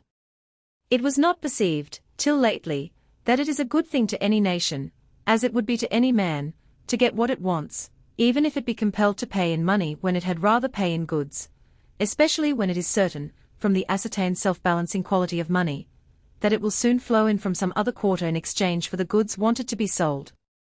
When so plain a truth as this is once experienced, it cannot but spread, and fewer examples will be henceforth seen of nations keeping themselves poor, lest their neighboring customers should grow rich. How rapidly such truth runs, when once sent off on its career, may be seen from the following facts, it being borne in mind that nations are educated by the experience of centuries, as men are of years. In 1703, a commercial treaty was concluded between Great Britain and Portugal, which was for many years lauded by the British as being in the highest degree favourable to the interests of her manufacturing classes, at a very slight expense. Our woolens were then excluded from Portugal. Mr. Methuen, who managed the treaty, obtained a free admission for them, in return for a concession which was considered a mere nothing in comparison with the advantage obtained. It was merely promised that port wine should be admitted into Great Britain at 1/3 less duty than French wines. As for the woolens, their admission into Portugal duty-free was a much greater advantage to the Portuguese than to us. They obtained cheap an article which they very much wanted, and which we were sure of selling in one quarter, or another, if we could produce it at such a cost as made its production worth while. As for the wine, the Portuguese and the British have both been suffering ever since for the arbitrary preference given to that of Portugal over that of France. Portugal has, and has always had, too little capital for the capabilities of the country and the wants of the people. By the monopoly of the British market being given to Portugal, too large a proportion of its small capital has been devoted to the growth of wine, and the whole country is in a more backward state than it would have been if its capital had been allowed to find its own channels. We, meanwhile, lost the French market for our woolens, brought upon ourselves retaliatory restrictions on other articles, and were compelled to drink inferior wine at a greater cost than if the trade had been left to itself. France grew more pettish, we grew resentful, and raised the duties again, and again, and again. Thousands, who had been fond of French wines, found that they could afford the indulgence no longer, and took to port. Thousands more, who had drunk port because they could not afford French wines, left off drinking wine at all. In 3 years the revenue from the wine duties fell off by more than 350,000 L, while the naturally wine-drinking population was increasing. The richest of our citizens, to whom the price of wine is not a very important consideration, had their cause of complaint. Guernsey was all this time receiving small quantities of wine, and sending out large quantities. A prosperous manufacture of wines was carried on there, and no gentleman could tell how much sloe juice, apple juice, and brandy he might be drinking under the name of wine. There is no good reason why a day labourer should not drink French wines at his dinner instead of beer, if they are equally cheap, and no one knows how cheap they might have been by this time, if they had been allowed their fair chance, and the cheaper, and therefore the more abundant, those wines, the larger must be the quantity of our goods taken by the French in exchange. As it is, the Portuguese have profited where we meant they should not, and suffered where we meant they should be permitted to profit. Our government has suffered a diminution of revenue. Our rich men have drunk adulterated wines. Our middling classes have been obliged to put up with dear port wine or none. Our working classes have been debarred from having wine at all, and have been shut out for more than 100 years from one of the largest markets where their labour might have found its recompense. Such are some of the consequences of the famous Methuen Treaty, which was, for a considerable length of years, extolled as a model of commercial negotiation. These consequences, and others which followed similar blunders, wrought at length their natural effect upon the minds of those primarily interested in the principles and methods of commercial policy. On the 8th of May, 1820, the following petition from the merchants of London was presented to the House of Commons.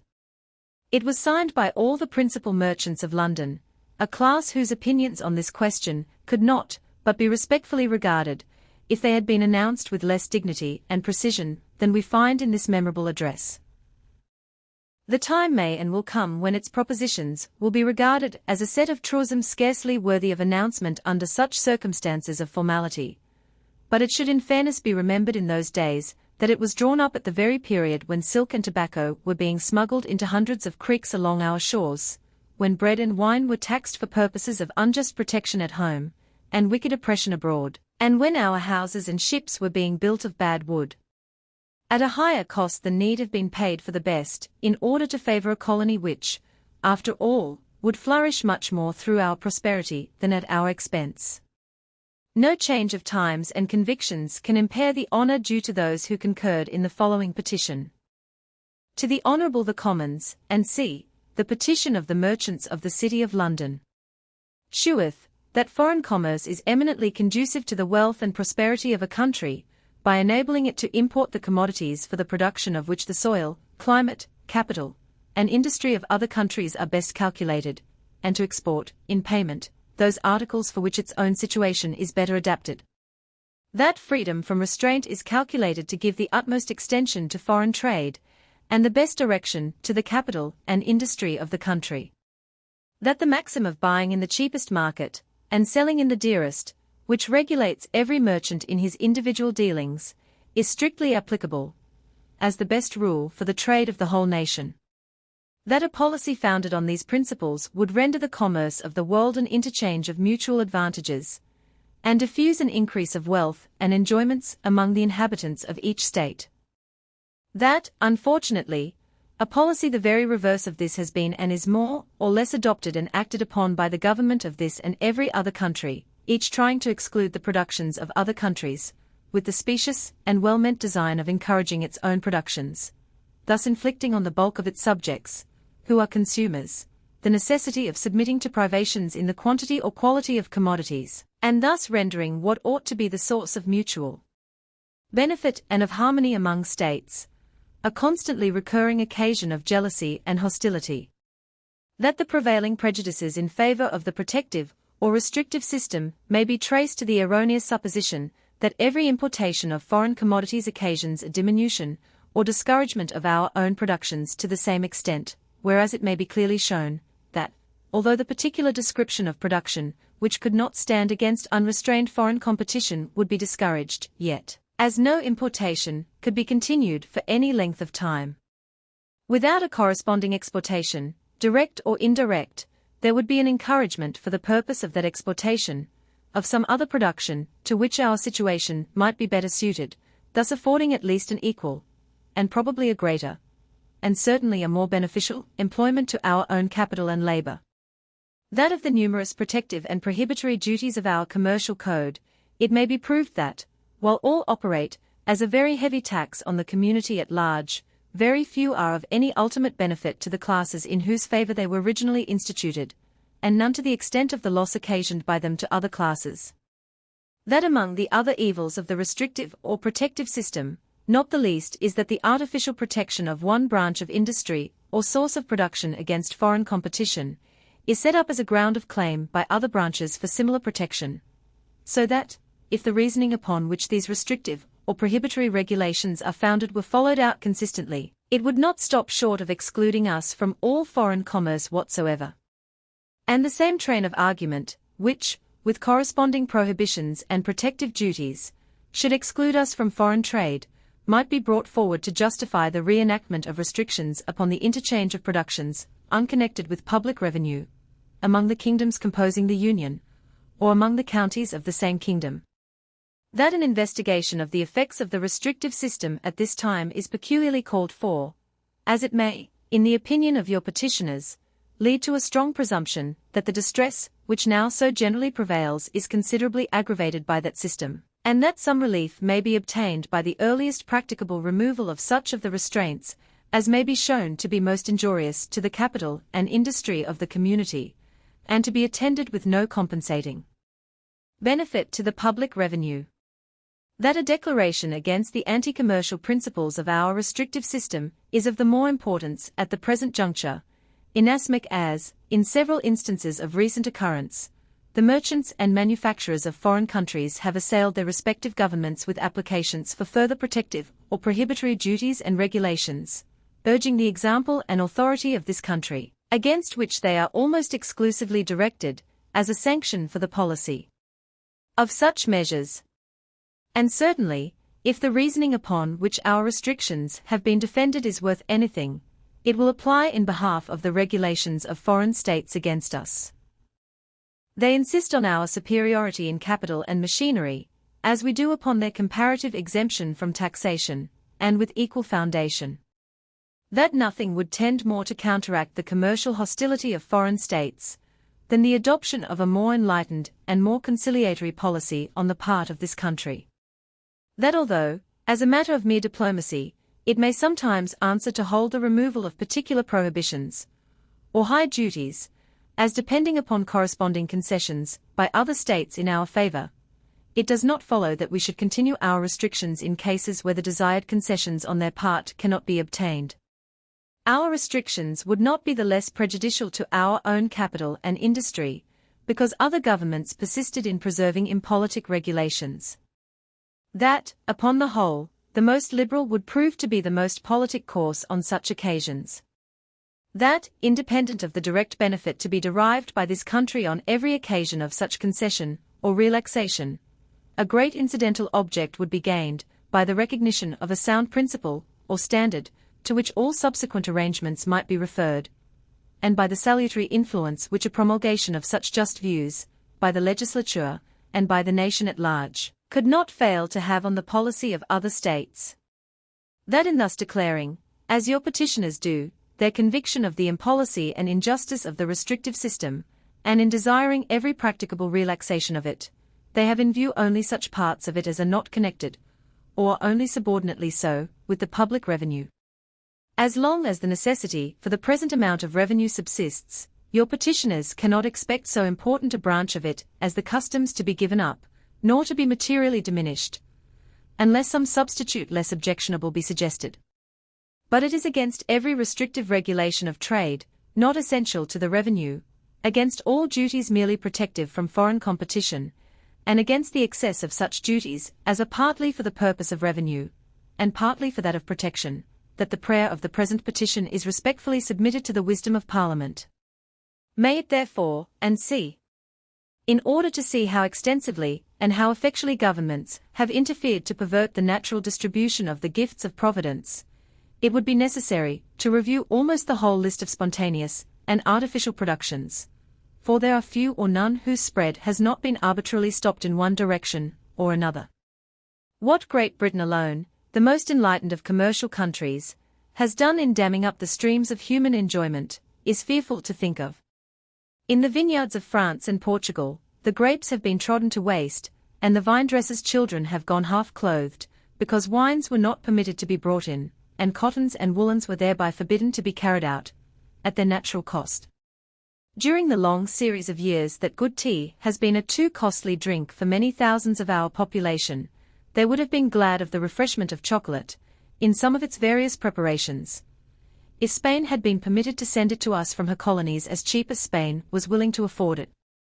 But the article has been loaded with a duty amounting to from 100 to 230%, so that few but the rich could ever taste it, and they have been swallowing a curious compound of the nut, flour, and Castile soap.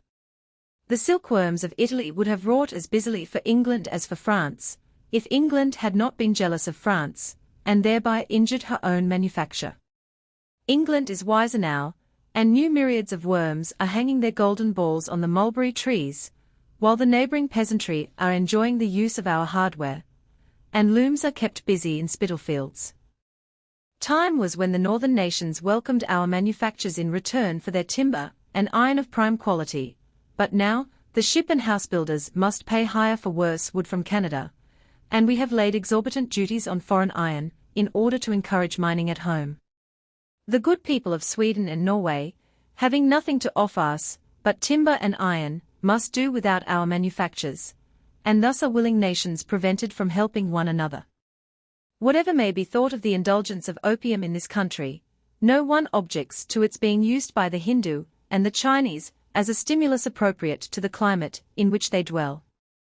If we had allowed things to take their natural course, Persian husbandmen would have tended their vast poppy fields, season by season, guarding the delicate plant from the injuries of insects, and sheltering it from unfavorable winds, while the Chinese and the Hindus would have been busy preparing commodities to exchange with the Persian, and all would have been made rich enough by their traffic to keep British merchant ships continually going and coming to supply their wants.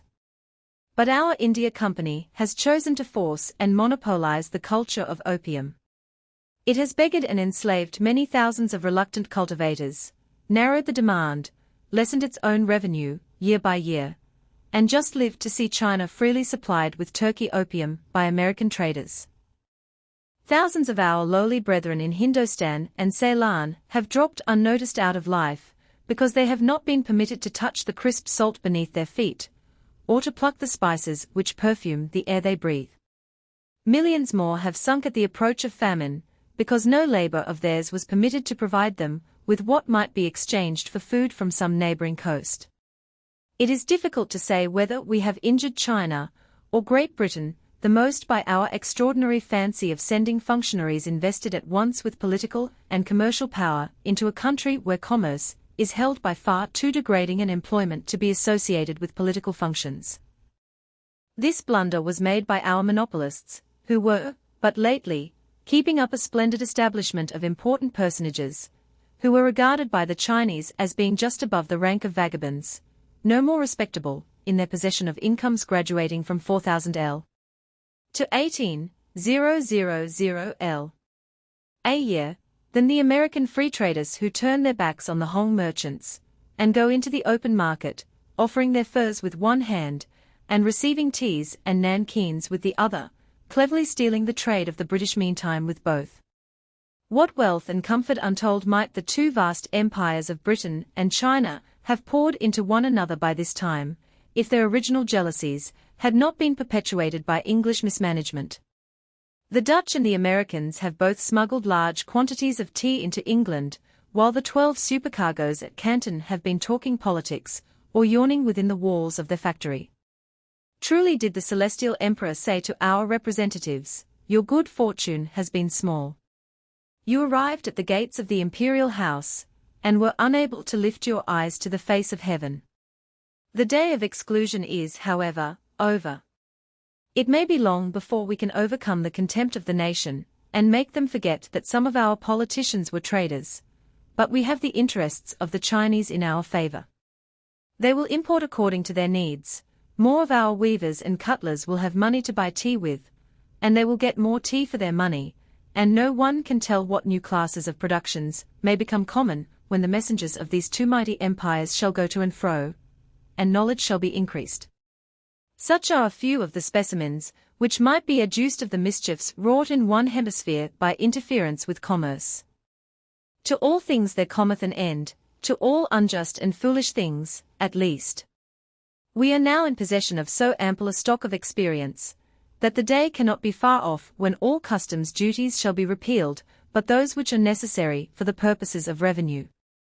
There will be some half-objectors left, some importers, who will admit the impolicy of protections of all articles, but the one in which they happen to deal. Mr. Huskisson was pathetically appealed to protect green glass bottles, and a last struggle may be tried with another minister in favor of licorice or coral beads, but an immense majority of every civilized people are verging towards a mutual agreement to give, in order that to each may be given full measure, pressed down, and shaken together, and running over. Such is the plenty in which God showers his gifts among us, and such is the measure in which he would have us yield each to the other. The countries of the world differ in their facilities for producing the comforts and luxuries of life. The inhabitants of the world agree in wanting or desiring all the comforts and luxuries which the world produces. These wants and desires can be in no degree gratified, but by means of mutual exchanges.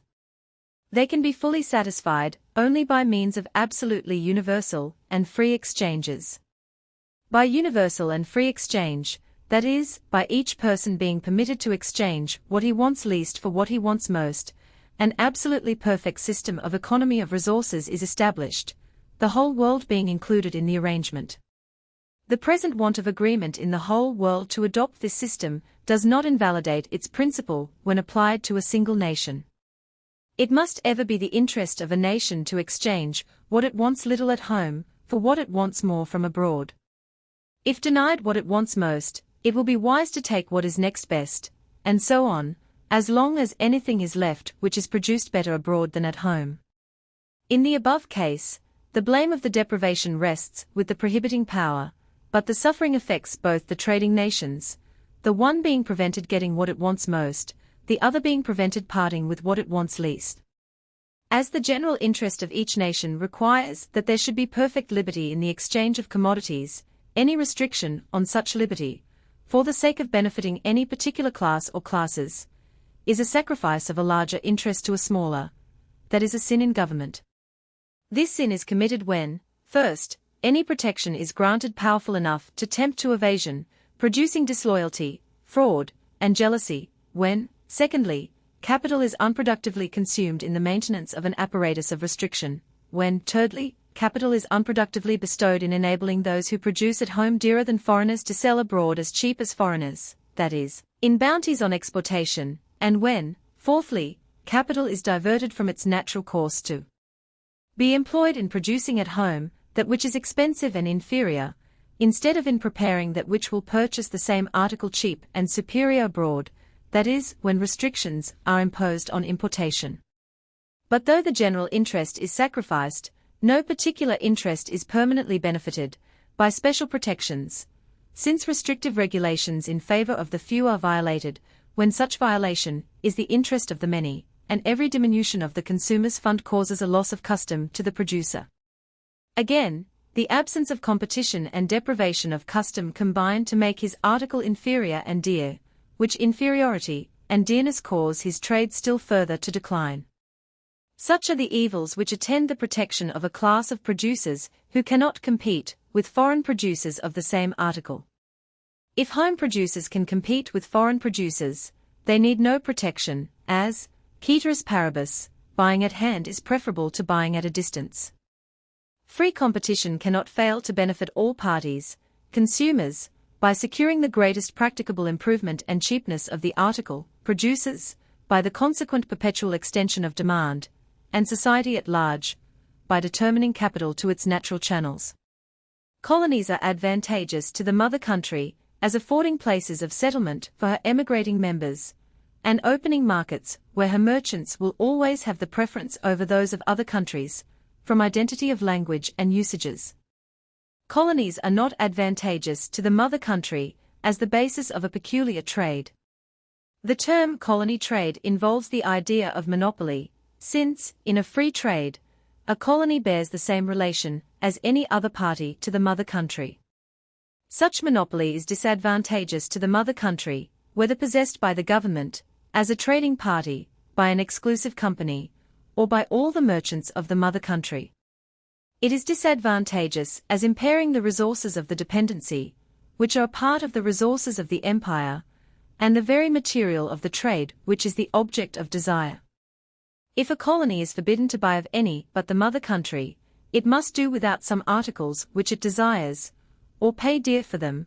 It loses the opportunity of an advantageous exchange, or makes a disadvantageous one. Thus the resources of the colony are wasted.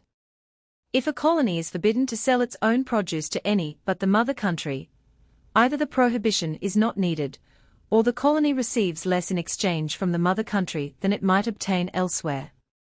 Thus, again, the resources of the colony are wasted. If a colony is forbidden either to buy of or sell to any but the mother country, the resources of the colony are wasted according to both the above methods, and the colony is condemned to remain a poor customer and an expensive dependency.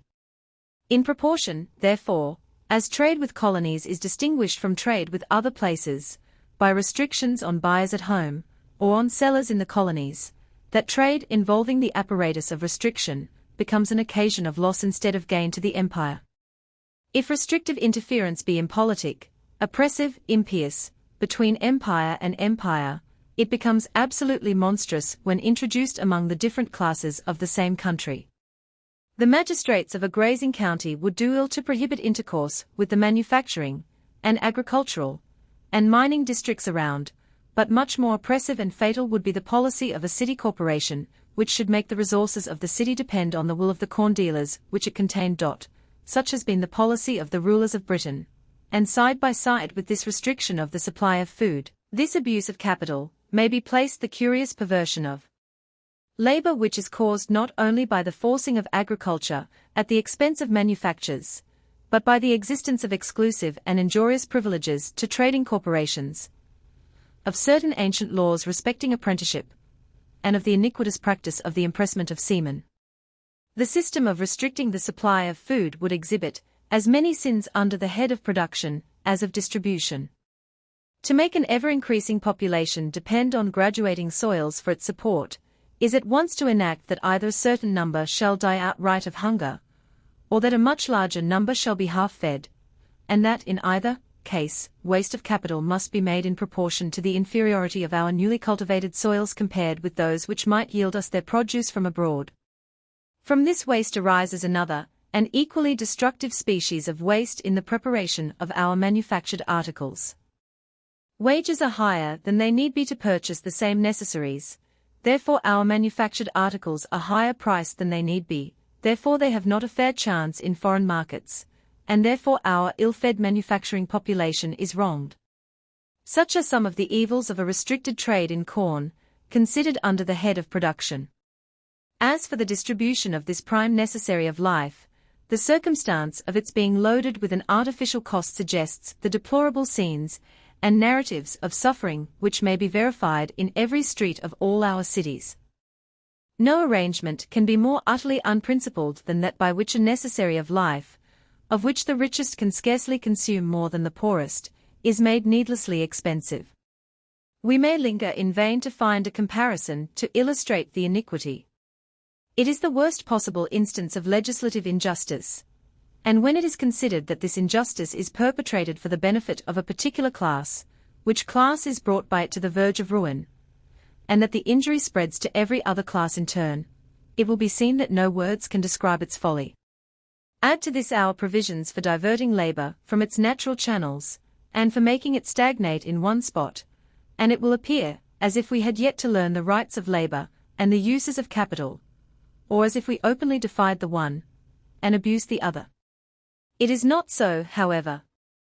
The folly came before the iniquity, and in cases of false legislation, the folly, originating in ignorance, must be long perceived and pointed out, i.e. must become iniquity, before it can be remedied.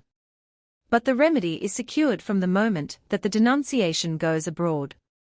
We have passed through the necessary stages, and the issue is at hand. Our grandfathers legislated about corn on false principles, through ignorance, Our fathers clung to these false principles in a less innocent state of doubt.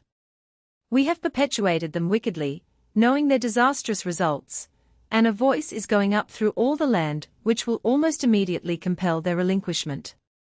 Very little can be done to improve the condition of the people till the corn laws are repealed. All practicable retrenchments, all ordinary reduction of taxation, all reforms in the organization of church and state, important as they are trifles compared with this. The only measure of equal consequence is the reduction of the debt, and this ought to accompany, or immediately precede the establishment of a free trade in corn. Day and night, from week to week, from month to month, the nation should petition for a free trade in corn, urging how landlords, when freed from fluctuation of their revenues, will be able to bear their fair proportion of the national burdens. How the farmer, no longer tempted to a wasteful application of capital, will cease the so-called ungrateful clamor with which he repays legislative protection. How the manufacturing class will prosper, and will multiply our resources when they are allowed the benefits of the free competition in which their ingenuity qualifies them to hold a distinguished place, and how our laborers will be, by one comprehensive act, raised, every man of them, a grade higher than any laborious, partial legislation can raise any one of their classes. An act which must, at once, prevent the waste of capital and the misapplication of labor, and clog the system of manufactures and commerce, and obviate the main distresses of our agriculturists, must do more for the improvement of our revenue, and the union of our nation than all less comprehensive measures put together. To untax the prime necessary of life is to provide at once a prospective remedy for all the worst evils of our social arrangements. This will scarcely be disputed by those who admit the principles of the following summary. It is important that such results of these principles should be traced out and made familiar to the mind, as it is certain that the days of free trading in corn are at hand. As exchangeable value is ultimately determined by the cost of production, and as there is an incessant tendency to an increase in the cost of producing food, inferior soils being taken into cultivation, as population increases, there is a perpetual tendency in the exchangeable value of food to rise. However, this tendency may be temporarily checked by accidents of seasons, and by improvements in agricultural arts. As wages rise, without advantage to the laborer, in consequence of a rise in the value of food, capitalists must either sell their productions dearer than is necessary where food is cheaper, or submit to a diminution of their profits. Under the first alternative, the capitalist is incapacitated for competition with the capitalists of countries where food is cheaper. Under the second, the capital of the country tends, through perpetual diminution, to extinction. Such is the case of a thickly peopled country depending for food wholly on its own resources. There are many countries in the world where these tendencies have not yet shown themselves, where there is so much fertile land, that the cost of producing food does not yet increase, and where corn superabounds, or would do so, if there was inducement to grow it. Such inducement exists in the liberty to exchange the corn, with which a thinly peopled country may abound, for the productions in which it is deficient, and with which a populous country may abound. While, by this exchange, the first country obtains more corn in return for its other productions, and the second more of other productions in return for its corn, than could be extracted at home, both are benefited. The capital of the thickly peopled country will perpetually grow, the thinly peopled country will become populous, and the only necessary limit of the prosperity of all will be the limit to the fertility of the world. But the waste of capital caused by raising corn dear, and in limited quantities at home, when it might be purchased cheap, and in unlimited quantities abroad, is not the only evil attending a restriction of any country to its own resources of food. A further waste of capital and infliction of hardship are occasioned by other consequences of such restriction. As the demand for bread varies little within any one season, or few seasons, while the supply is perpetually varying, the exchangeable value of corn fluctuates more than that of any article whose return to the cost of production is more calculable.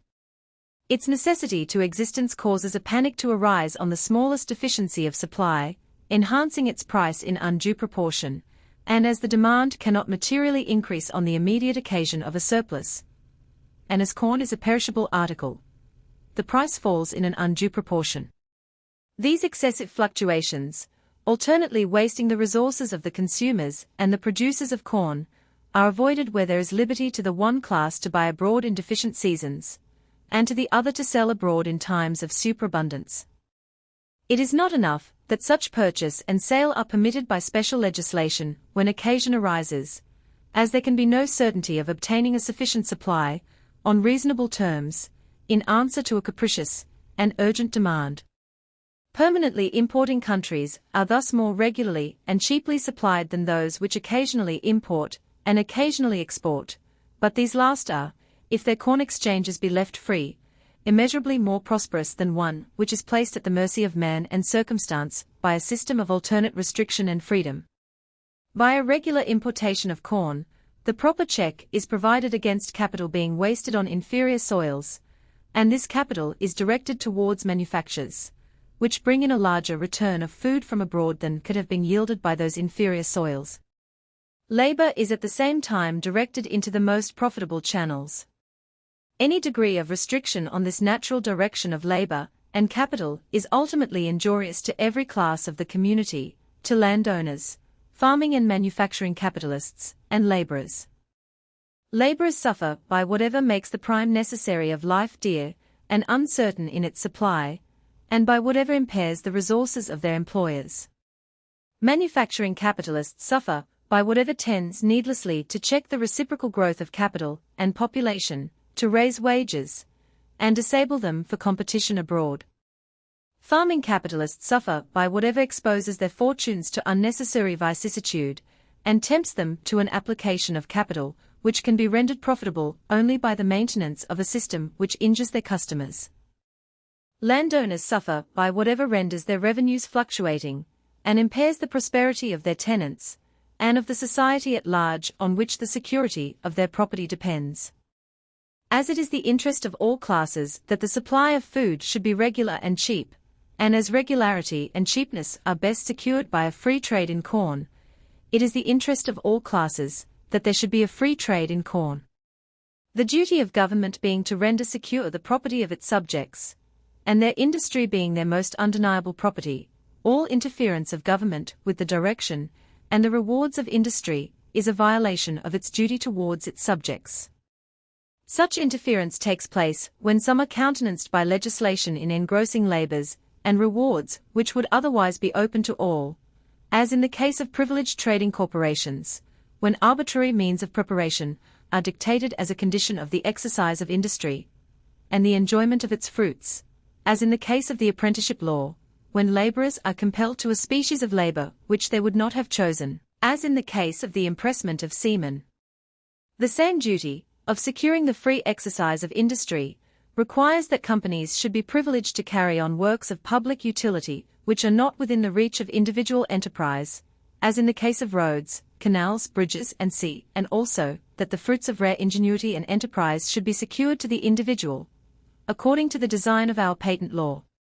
In the first mentioned instances of interference, the three great evils arise of the restraint of fair competition in some cases, the arbitrary increase of competition in other cases, the obstruction of the circulation of labor and capital from employment to employment, and from place to place. In the last mentioned instances of protection, none of these evils take place. The general principles of exchange are so few and obvious that there would be little need to enlarge upon them, but for their perpetual violation. To leave all men free to seek the gratification of their wants seems a simple rule enough, and universal experience has shown, not only that wants freely expressed are sure to be supplied, generally to the advantage of both parties, but that every interference of authority, whether to check or stimulate the want, to encourage or discourage the supply, proves an aggression on the rights of industry, and an eventual injury to all concerned. All that governments have to do with the exchanges of nations, as of individuals, is to protect their natural freedom, and if a system of indirect taxation be the one adopted, to select those commodities for duty which are not necessary enough to subject the lowest class to this species of tax, while they are desirable enough to induce others to pay the additional cost. It may be a question whether this method of raising revenue be wise. There can be no question that a government directly violates its duty when it grants privileges, real or supposed, to one class above another. But, it is said, governments have always shown more or less of this partiality. May it be confidently anticipated that they will ever cease to transgress the legitimate bounds of their power. Yes, very confidently. Such transgression is a feudal barbarism. The feudal system has died out in theory, and it is impossible that its practical barbarism should long remain. The progress of freedom has been continuous and accountable, and its consummation is clearly a matter of confident prophecy. Sovereigns, grand and pretty, individual or consisting of a small number compacted into a government, have first exercised absolute power over the lives, properties and liberties of their subjects. This despotic grasp has been gradually relaxed, till life, property, and liberty have been made to depend on law, and not on arbitrary will. Next, the law has been improved, from being the agent of such arbitrary will, to being the expression of a more extended and abstract will. From this stage of improvement the progress has been regular. The province of rule has been narrowed, and that of law has been enlarged. Whatever may have been, whatever may still be, the faults in the methods of making the law, the absurdities of the law in some of its parts, and its inadequateness, as a whole in every civilized country, the process of enlargement has still gone on, some unjust usurpation being abolished, some sore oppression removed from time to time, affording a clear prospect of a period when every natural and social right shall be released from the gripe of irresponsible authority. No king now strikes off heads at any moment when the fancy may seize him. No king's counsellors now plunder their neighbours to carry on their wars or their sports, or are paid for their services by gifts of patents and monopolies. No parliaments now make laws according to the royal pleasure, without consulting the people, and if they are slow to repeal some oppressive old laws with which the people are disgusted, it is certain that such laws could not at this day be proposed. What can be more eloquent than this language of events? What more prophetic than this progression? While the agents by which the advance has been achieved are multiplied and strengthened, while its final purposes are more clearly revealed, day by day, what other expectation can be entertained than that it will advance more and more rapidly, till the meanest rights of industry shall be at length freed from the last aggressions of power? Then the humblest labourer may buy his loaf and sell his labour, in what corner of the earth he pleases.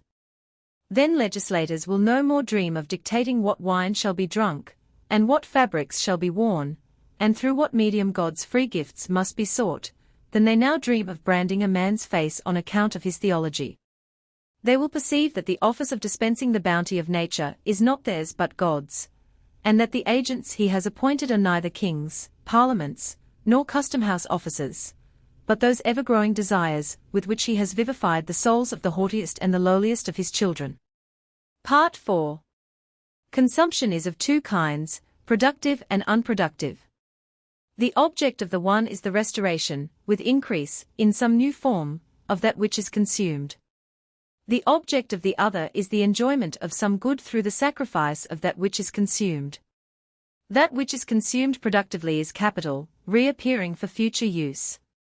That which is consumed unproductively ceases to be capital, or anything else, it is wholly lost. Such loss is desirable, or the contrary, in proportion as the happiness resulting from the sacrifice exceeds or falls short of the happiness belonging to the continued possession of the consumable commodity. The total of what is produced is called the gross produce.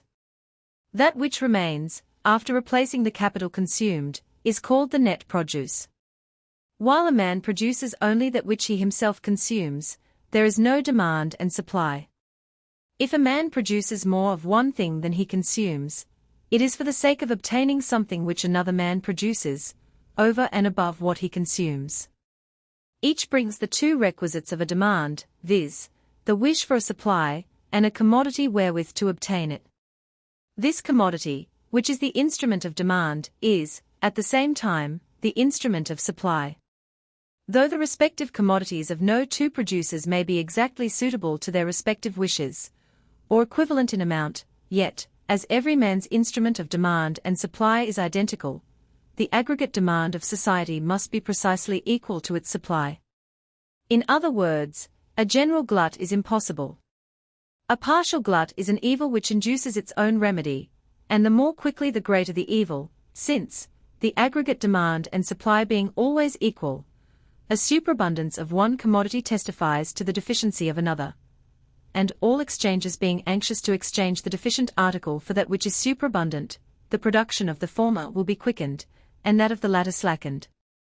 A new creation of capital, employed in the production of the deficient commodity, may thus remedy a glut. A new creation of capital is always a benefit to society, by constituting a new demand. It follows that an unproductive consumption of capital is an injury to society, by contracting the demand. In other words, an expenditure which avoidably exceeds the revenue is a social crime. All interference which perplexes the calculations of producers, and thus causes the danger of a glut, is also a social crime. It is necessary to the security and advancement of a community that there should be an expenditure of a portion of its wealth for purposes of defense, of public order, and of social improvement. As public expenditure, though necessary, is unproductive, it must be limited, and as the means of such expenditure are furnished by the people for defined objects, its limit is easily ascertained. That expenditure alone which is necessary to defense, public order, and social improvement, is justifiable. Such a direction of the public expenditure can be secured only by the public functionaries who expend being made fully responsible to the party in whose behalf they expend. For want of this responsibility, the public expenditure of an early age, determined to pageantry, war, and favoritism, was excessive, and perpetrated by the few in defiance of the many. For want of a due degree of this responsibility, the public expenditure of an after age, determined to luxury, war, and patronage, was excessive, and perpetrated by the few in fear of the many, by deceiving and defrauding them. For want of a due degree of this responsibility, the public expenditure of the present age, determined chiefly to the sustaining of burdens imposed by a preceding age, perpetuates many abuses. And though much ameliorated by the less unequal distribution of power, the public expenditure is yet as far from being regulated to the greatest advantage of the many, as the many are from exacting due responsibility and service from the few. When this service and responsibility shall be duly exacted, there will be necessary officers only, whose duties will be clearly defined, fully accounted for, and liberally rewarded, little patronage, and that little at the disposal of the people, no pomp, at the expense of those who can barely obtain support, but liberal provisions for the advancement of national industry and intelligence. If the above principles be true, a comparison of them with our experience will yield very animating conclusions. Consumption, that is, human enjoyment, is the end to which all the foregoing processes are directed. Demand is the index of human enjoyment. Every increase of capital creates a new demand. Capital is perpetually on the increase. To sum up the whole, human enjoyment is perpetually on the increase. The single exception to this happy conclusion is where, as in Ireland, the growth of capital is overmatched by the increase of population. But even in Ireland, the worst case, which could be selected, the evil is so partial as to allow the good to spread. Though too large a portion of the demand comes in the form of a clamour for daily food, there is a new and spreading demand for a multitude of articles of less necessity. Portions of the population are rising to a region of higher and wider desires, and if this partial elevation has taken place under a most vicious political system, there need be no question that a more rapid improvement will grow up under that wiser and milder government which the civilized world will take care that Ireland shall at length enjoy. There is something so delightful in the review of the multiplication of comforts and enjoyments, that it is difficult to turn away from it at any time, and never is it more difficult than when establishing the moral of hopefulness. But I have dwelt largely on this happy truth in my story of Brewery Creek, and probably no day passes in which my readers do not hear or say something about the wonderful improvements in art, the variety of new conveniences, and the spread downwards of luxuries to which the wealthy were formerly believed to have an exclusive title. Great as is still the number of those who are scorched by God's vivifying sun, and chilled by his fertilizing rain, for want of shelter and clothing, the extension of enjoyment has kept its proportion, at being both cause and effect, to the improvement of the subordinate processes. With every increase of production, with every improvement of distribution, with every extension of exchange, consumption has kept pace. The only checks it has ever received have arisen out of those legislative sins which have wrought, or must work, their own destruction. As for that species of consumption, which has been always regarded with the least complacency, the too long unprofitable consumption of government, nothing can be more cheering than to mark the changes in its character from an early period of our empire till now. Viewed by itself, our government expenditure is a mournful spectacle enough, but the heaviest of the burdens we now bear were imposed by a former age, and our experience of their weight is a sufficient security against such being ever imposed again. We are no longer plundered by force or fraud, and denied the redress of a parliament. We are no longer hurried into wars, and seduced to tax our children's children for their support. The sin is now that of omission, and not of perpetration. We do not shake off old burdens, or provide for public order and social improvement as we should, but we do not neglect the one and despise the other, as was done in days of old, and what is left undone there is a spreading movement to effect. The only irreclaimable human decree, that of an enlightened multitude, has gone forth against the abuses of the Church and the law. The army will follow, and there is reason to hope that a force is being already nourished which may grapple with the gigantic debt itself. New and noble institutions are being demanded from all quarters, as the natural growth from the renovation of the old ones.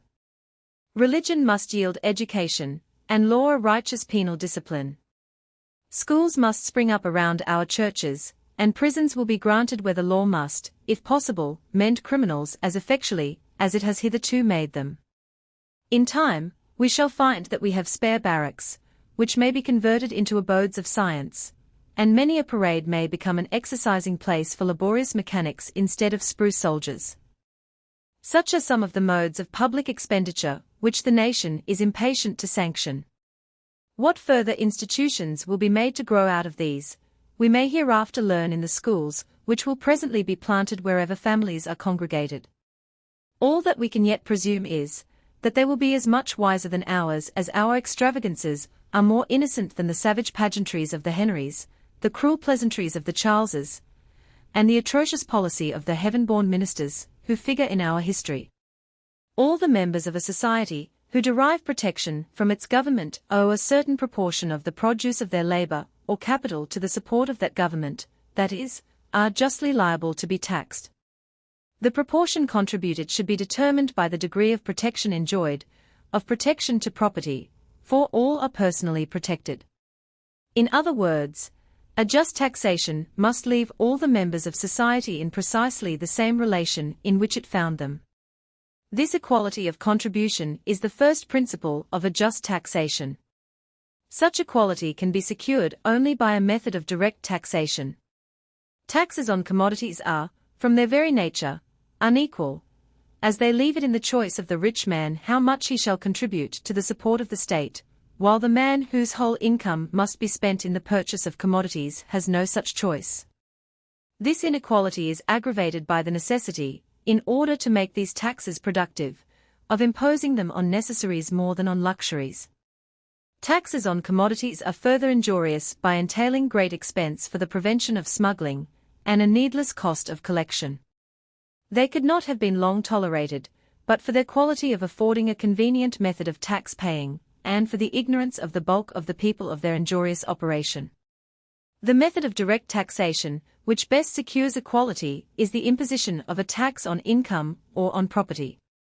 There is so much difficulty in ascertaining, to the general satisfaction, the relative values of incomes held on different tenures, and the necessary inquisition is so odious, that if a tax on the source of incomes can be proved equally equitable, it is preferable, inasmuch as it narrows the province of inquisition.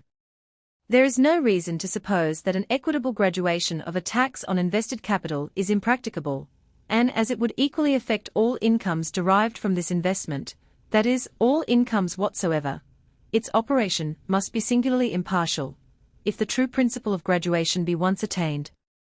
A graduated property tax is free from all the evils belonging to taxes on commodities, while it has not the single recommendation of favoring the subordinate convenience of the taxpayer. This last consideration will, however, become of less importance in proportion as the great body of taxpayers advances towards that enlightened agreement, which is essential to the establishment of a just system of taxation. The grossest violation of every just principle of taxation is the practice of burdening posterity by contracting permanent loans, of which the nation is to pay the interest. The next grossest violation of justice is the transmitting such an inherited debt unlessened to posterity, especially as every improvement in the arts of life furnishes the means of throwing off a portion of the national burdens. The same rule of morals which requires state economy on behalf of the present generation, requires, on behalf of future generations, that no effort should be spared to liquidate the national debt. No sign of the times is more alarming, more excusably alarming, to the dreaders of change, than the prevailing unwillingness to pay taxes, except such as, being indirect, are paid unawares. The strongest case, which the lovers of old ways have now to bring in opposition to the reforming spirit which is abroad, is that of numbers, who enjoy protection of life and property, being reluctant to pay for such protection. This reluctance is a bad symptom. It tells ill for some of our social arrangements, and offers an impediment, at the same time, to their rectification, and thus gives as much concern to the reformers as to the preservers of abuses. This eagerness to throw off the burdens of the state is a perfectly natural result of the burdens of the state having been made too heavy, but it does not the less exhibit an ignorance of social duty which stands formidably in the way of improvements in the arrangement of social liabilities. We are too heavily taxed, and the first object is to reduce our taxation. Indirect taxes are proved to be by far the heaviest, and the way to gain our object is therefore to exchange indirect for direct taxes, to the greatest possible extent. But the direct taxes are those that the people quarrel with. What encouragement is there for a government to propose a commutation of all taxes for one on property, when there is difficulty in getting the assessed taxes paid? How is it to be supposed that men will agree to that on a larger scale, which they quarrel with on a smaller? How can there be a stronger temptation offered to our rulers to filch the payment out of our raw materials, our tea, our beer, our newspapers, and the articles of our clothing? The more difficulty there is in raising the supplies, the more risk we run of being made to yield of our substance in ways that we are unconscious of, and cannot check. The less manliness and reasonableness we show in being ready to bear our just burden, the less chance we have of the burden being lightened to the utmost. It is more than mortifying to perceive that an overburdened nation must, even if it had a ministry of sages, submit for a long time to pay an enormous tax upon its own ignorance. Such appears too plainly to be now the case with our nation, and with some other nations. A party of gentlemen may be found in any town, sitting over their wine and foreign fruits, repelling the idea of paying a yearly sum to the state, and laughing, or staring, when the wisest man among them informs them that they pay above 100% on the collective commodities they use. Tradesmen may be found in every village who think it very grievous to pay a house tax, while they overlook the price they have to give for their pipe of tobacco, and their glass of spirit and water. Some noblemen, perhaps, would rather have higher tailors' bills for liveries than pay so much a head for their servants. As long as this is the case, as long as we show that we prefer paying 30 shillings with our eyes shut to a guinea with our eyes open, how can we expect that there will not be hands ready to pocket the difference on the way to the treasury, and much disposition there to humour us in our blindness? The cry for retrenchment is a righteous cry, but all power of retrenchment does not lie with the government. The government may do much, but the people can do more, by getting themselves taxed in the most economical, instead of the most wasteful, manner. It is a good thing to abolish a sinecure, and to cut down the salary of a bishop, or a general, but it is an immeasurably greater, to get a direct tax substituted for one on cider or paper. All opposition to the principle of a direct tax is an encouragement to the appointment of a host of excisemen and other tax-gatherers, who may, in a very short time, surpass a bench of bishops and a long gradation of military officers in expensiveness to the people. It is time for the people to take care that the greater retrenchments are not hindered through their mistakes, while they are putting their whole souls into the demand for the lesser. Such mistakes are attributable to the absence of political knowledge among us, and the consequences should be charged, not to individuals, but to the state, which has omitted to provide them with such knowledge. The bulk of the people has yet to learn that, being born into a civilized society, they are not to live by chance, under laws that have been made they know not why nor how, to have a portion of their money taken from them by people they have nothing to do with, so that they shall be wise to save as much as they can from being so taken from them.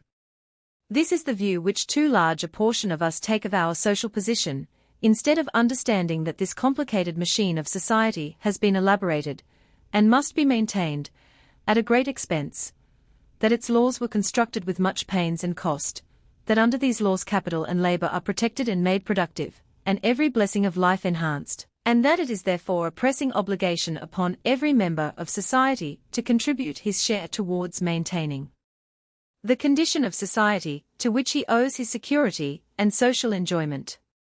When this is understood, when the lowest of our laborers perceives that he is, as it were, the member of a large club, united for mutual good, none but rogues will think of shirking the payment of their subscription money, or resist any particular mode of payment before the objections to it have been brought under the consideration of the committee, or after the committee has pronounced the mode to be a good one. They will watch over the administration of the funds, but they will manfully come forward with their due contributions, and resent, as an insult upon their good sense, all attempts to get these contributions from them by indirect means.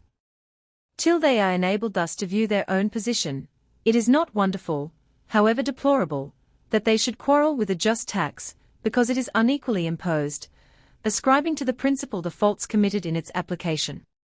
This is the less surprising too, because their teeth have been set on edge by the sour grapes with which their fathers were surfeited.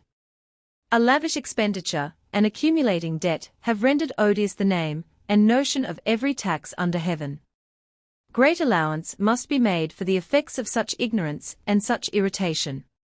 Let the time be hastened when a people, enlightened to its lowest rank, may behold its meanest members heard with deference instead of treated with allowance, if they shall see reason for remonstrance in regard to their contributions to the state.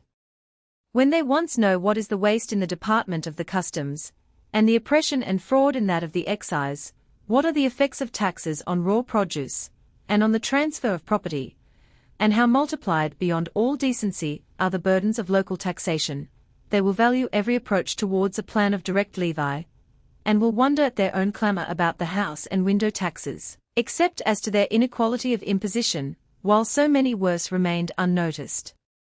I shall attempt to exhibit the effects on industry and happiness of our different kinds of taxes in a few more tales, and I only wish I had the power to render my picture of a country of untaxed commodities as attractive in fiction as I am sure it would be in reality. Meantime, I trust preparation will be making in other quarters for imparting to the people those political principles which they desire to have for guides in these stirring times, when every man must act, those principles which will stimulate them at once to keep watch over the responsibilities of their rulers, and to discharge their own. What, then, is the moral of my fables? That we must mend our ways and be hopeful, or be hopeful and mend our ways. Each of these comes of the other, and each is pointed out by past experience to be our duty, as it ought to be our pleasure. Enough has been said to prove that we must mend our ways, but I feel as if enough could never be said in the enforcement of hopefulness.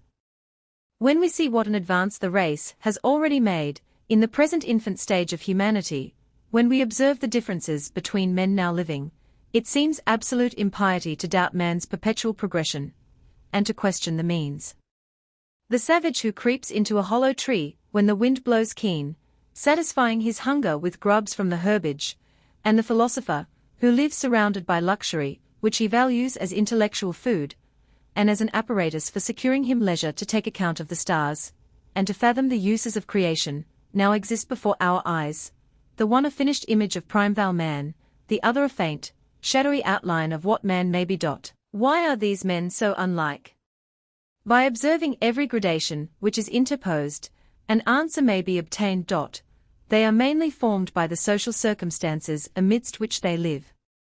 All other differences, of bodily color and form, and of climate, are as nothing in comparison. Wherever there is little social circumstance, man remains a savage, whether he be dwarfed among the snows of the pole, or stretches his naked limbs on the hot sands of the desert, or vegetates in a cell like Caspar Hauser. Wherever there is much social circumstance, man becomes active, whether his activity be for good or for evil. In proportion as society is so far naturally arranged as that its relations become multitudinous, man becomes intellectual, and in certain situations, and in various degrees, virtuous and happy. Is there not yet at least one other stage, when society shall be wisely arranged, so that all may become intellectual, virtuous, and happy, or, at least, so that the exceptions shall be the precise reverse of those which are the rare instances now? The belief is irresistible. There has been but one Socrates, some say, and he lived very long ago. Who knows that there has been but one Socrates? Which of us can tell but that one of our forefathers, or some of ourselves, may have elbowed a second or a 10th Socrates in the street, or passed him in the church aisle? His philosophy may have lain silent within him. Servitude may have chained his tongue, hunger may have enfeebled his voice, he may have been shut up in the Canton factory, or crushed under a distraint for poor rates or tithes. Till it has been known how many noble intellects have been thus chained and silenced, let no one venture to say that there has been but one Socrates. Supposing, however, that there has been but one, does it follow that the world has gone back, or has not got forward since his day? To judge of the effect of social institutions on character and happiness, we must contemplate a nation, and not the individual the most distinguished of that nation. What English artisan would change places with the Athenian mechanic of the days of Socrates, in respect of external accommodation? What English artisan has not better things to say on the rights of industry, the duties of governments, and the true principle of social morals, tha? And the wisest orator among the Greek mechanics in the freest of their assemblies. It is true that certain of our most refined and virtuous philosophers are engaged nearly all day in servile labor, and that they wear patched clothes, and would fain possess another blanket. This proves that our state of society is yet imperfect, but it does not prove that we have not made a prodigious advance. Their social qualifications, their particular services, have not been allowed due liberty, or received their due reward, but the very circumstance of such men being found among us, banded together in the pursuit of good, is a sufficient test of progress, and earnest of further advancement. Such men are not only wiser, and more prosperous in their wisdom, than they were likely to have been while building a house for Socrates, or making sandals for Xanthippe, but they have made a vast approach towards being employed according to their capacities, and rewarded according to their works, that is, towards participating in the most perfect conceivable condition of society. When, till lately, has this condition of society been distinctly conceived of, not as an abstract good, to be more imagined than expected, but as a natural, inevitable consequence of labor and capital, and their joint products, being left free, and the most enlightened intellect having, in consequence, an open passage left accessible, by which it might rise to an influential rank? Such a conception as this differs from the ancient dreams of benevolent philosophers, as the astronomers' predictions of the present day differ from the ancient mythological fables about the stars. The means of discernment are ascertained, are held in our hands. We do not presume to calculate the day and hour when any specified amelioration shall take place, but the event can be intercepted only by such a convulsion as shall make heaven a wreck and earth a chaos. In no presumption of human wisdom is this declaration pronounced. Truth has one appropriate organ, and principles are that organ, and every principle on which society has advanced makes the same proclamation. Each has delivered man over to a nobler successor, with a promise of progression, and the promise has never yet been broken. The last and best principle which has been professed, if not acted upon, by our rulers, because insisted on by our nation, is the greatest happiness of the greatest number. Was there ever a time before when a principle so expanding and so enduring as this was professed by rulers, because insisted on by the ruled? While this fact is before our eyes, and this profession making music to our ears, we can have no fears of society standing still, though there be brute tyranny in Russia, and barbarian folly in China, and the worst form of slavery at New Orleans, and a tremendous pauper population at the doors of our own homes. The genius of society has before transmigrated through forms as horrid and disgusting as these. The prophecy which each has been made to give out has been fulfilled, therefore shall the heaven-born Spirit be trusted while revealing and announcing at once the means and the end, the employment of all powers and all materials, the natural recompense of all action, and the consequent accomplishment of the happiness of the greatest number, if not of all. The End. London, printed by W. Close, Duke Street, Lambeth. Footnotes A. Lest there should be any man, woman, or child in England, who requires to be reminded of the fact, we mention that our national debt amounts at present to 800,000,000 L, and that the annual interest upon it is 28,000,000 L. B. Property is held by conventional, not natural, right.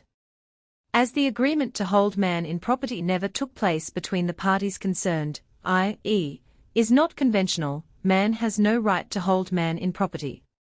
Law, i.e., the sanctioned agreement of the parties concerned, secures property. Where one of the parties under the law is held as property by another party, the law injures the one or the other as often as they are opposed. Moreover, its very protection injures the protected party, as when a rebellious slave is hanged. Human labor is more valuable than brute labor, only because actuated by reason, for human strength is inferior to brute strength. The origin of labor, human and brute, is the will. The reason of slaves is not subjected to exercise, nor their will to more than a few weak motives. The labor of slaves is therefore less valuable than that of brutes, inasmuch as their strength is inferior, and less valuable than that of free laborers, inasmuch as their reason and will are feeble and alienated. Free and slave labor are equally owned by the capitalist. When the laborer is not held as capital, the capitalist pays for labor only. When the laborer is held as capital, the capitalist not only pays a much higher price for an equal quantity of labor, but also for waste, negligence, and theft on the part of the laborer. Capital is thus sunk which ought to be reproduced. As the supply of slave labor does not rise and fall with the wants of the capitalist, like that of free labor, he employs his occasional surplus on works which could be better done by brute labor or machinery. By rejecting brute labor, he refuses facilities for convertible husbandry, and for improving the labor of his slaves by giving them animal food. By rejecting machinery, he declines the most direct and complete method of saving labor. Thus, again, capital is sunk which ought to be reproduced.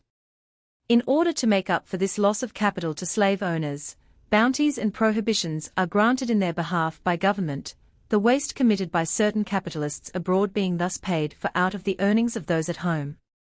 Sugar being the production especially protected, everything is sacrificed by planters to the growth of sugar. The land is exhausted by perpetual cropping, the least possible portion of it is tilled for food, the slaves are worn out by overwork, and their numbers decrease in proportion to the scantiness of their food and the oppressiveness of their toil. When the soil is so far exhausted as to place the owner out of reach of the sugar bounties, more food is raised, less toil is inflicted, and the slave population increases. Legislative protection, therefore, not only taxes the people at home, but promotes ruin, misery, and death in the protected colonies. A free trade in sugar would banish slavery altogether, since competition must induce an economy of labor and capital, i.e., a substitution of free for slave labor.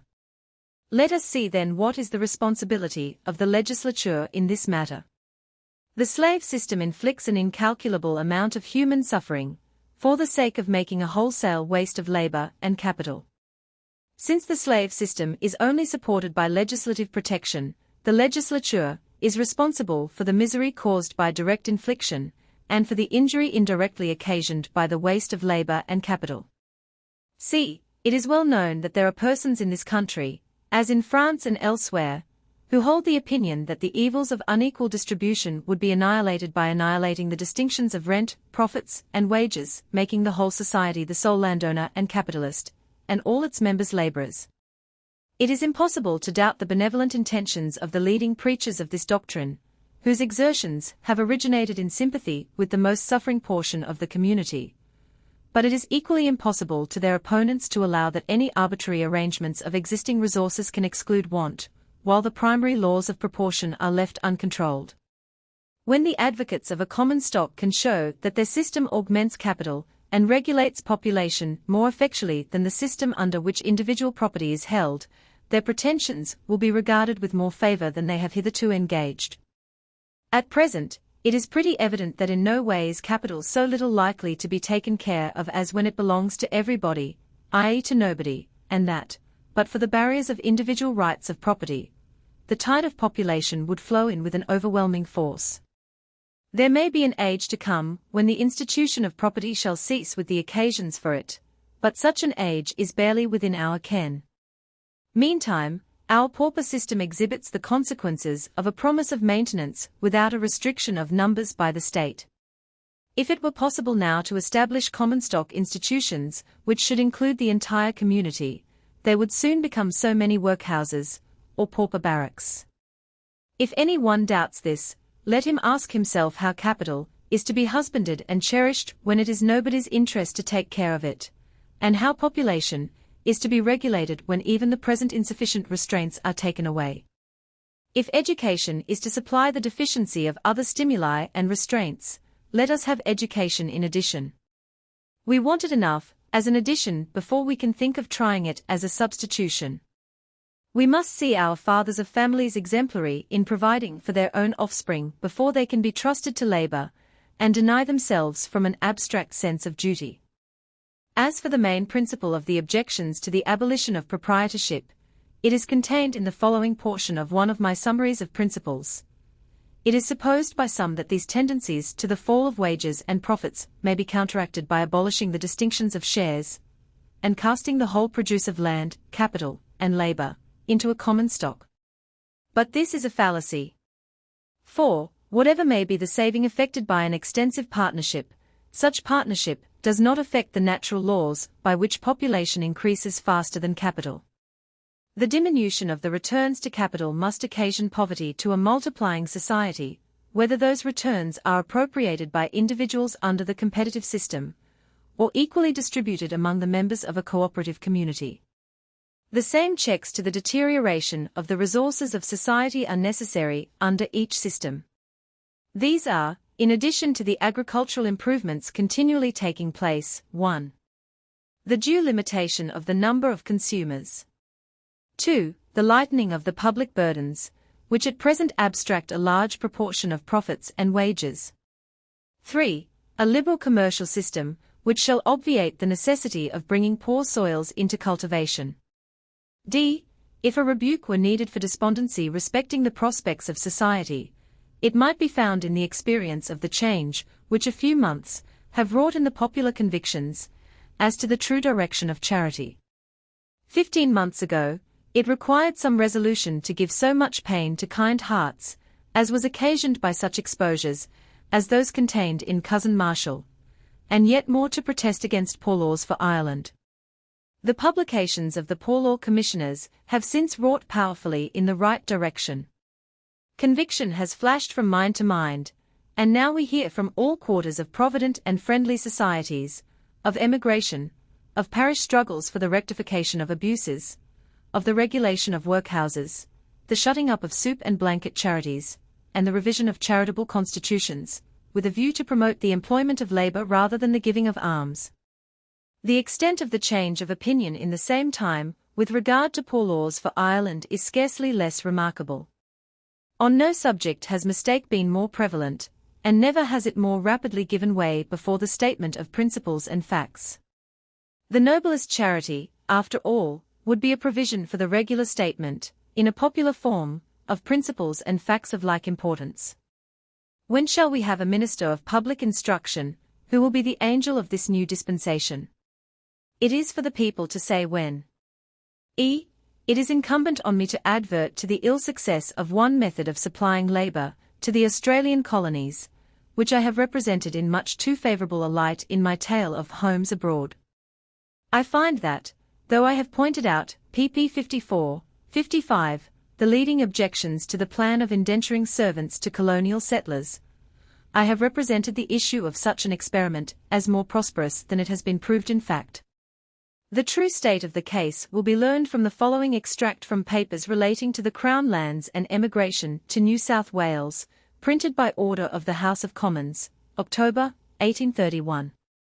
The emigrant, in the cases to which we allude, has bound himself, previously to his departure from this country, to serve his employer for a time at wages which, though higher than those which he could have obtained at home, were much below the ordinary rate in the colony. No attempt has been made to render the advantage obtained by the employer in this manner an equivalent for the expense he has incurred in carrying out the emigrants, and it can scarcely be doubted that in many instances the bargain, if strictly adhered to, would have been more than reasonably profitable to the employer. Indeed, it has been the principal fault of these arrangements that the engagement of the emigrant has not been on either side regarded as a mere undertaking to repay the expense incurred in his conveyance, and hence he has often been led to look upon the transaction as a disadvantageous hiring of himself, into which he had been misled by his ignorance of the circumstances of the place to which he was going. This has been the frequent cause of discontent on the part of indentured servants, and their masters, unable to derive any advantage from unwilling labourers, have found it more for their interest to discharge these servants than to insist on the right conveyed by their bond.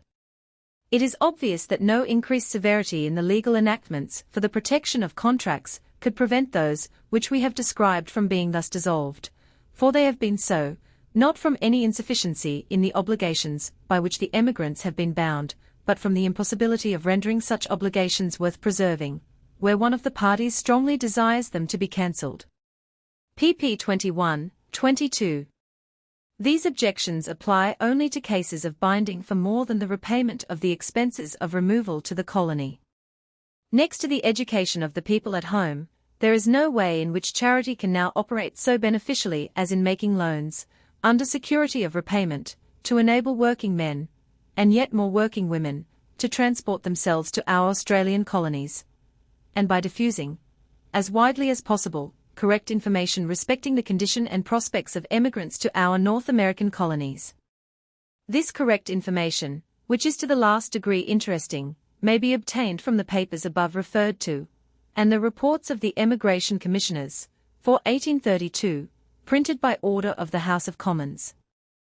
Every active philanthropist ought to possess himself of the contents of these papers. The report, dated 1832, contains the following.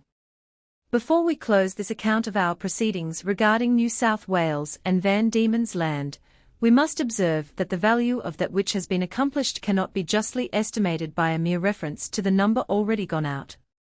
The general scope and tendency of our measures must be taken into account, as well as the importance, in an endeavour to direct emigration to a quarter comparatively new, of having succeeded in making a commencement.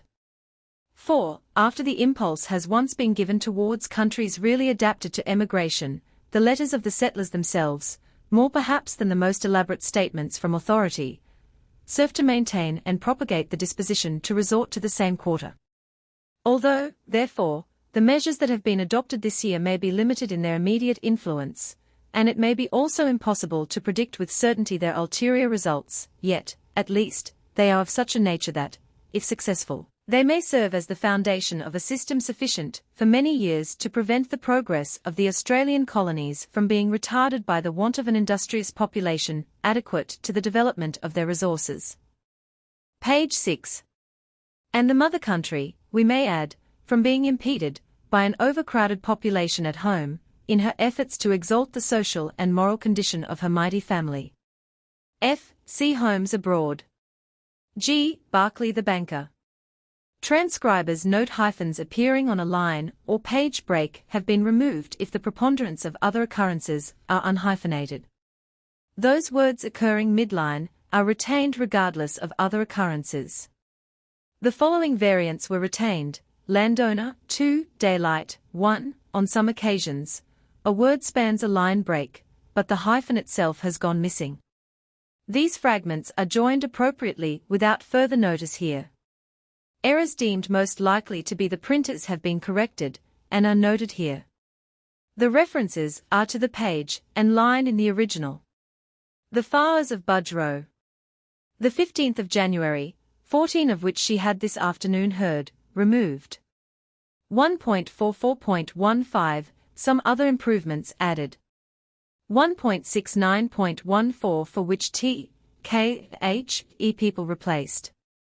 1.78.29 Jane's EN, T, Rance had baffled her calculations inserted. 1.85.32 to each burner, removed. 1.126.32 before he calls you T, O another. Restored. Asterisk. End of the Project Gutenberg ebook Illustrations of Political Economy, Volume 9, OF 9, asterisk. Updated editions will replace the previous one, the old editions will be renamed. Creating the works from print editions not protected by U.S. copyright law means that no one owns a United States copyright in these works. So the Foundation, and you, can copy and distribute it in the United States without permission, and without paying copyright royalties.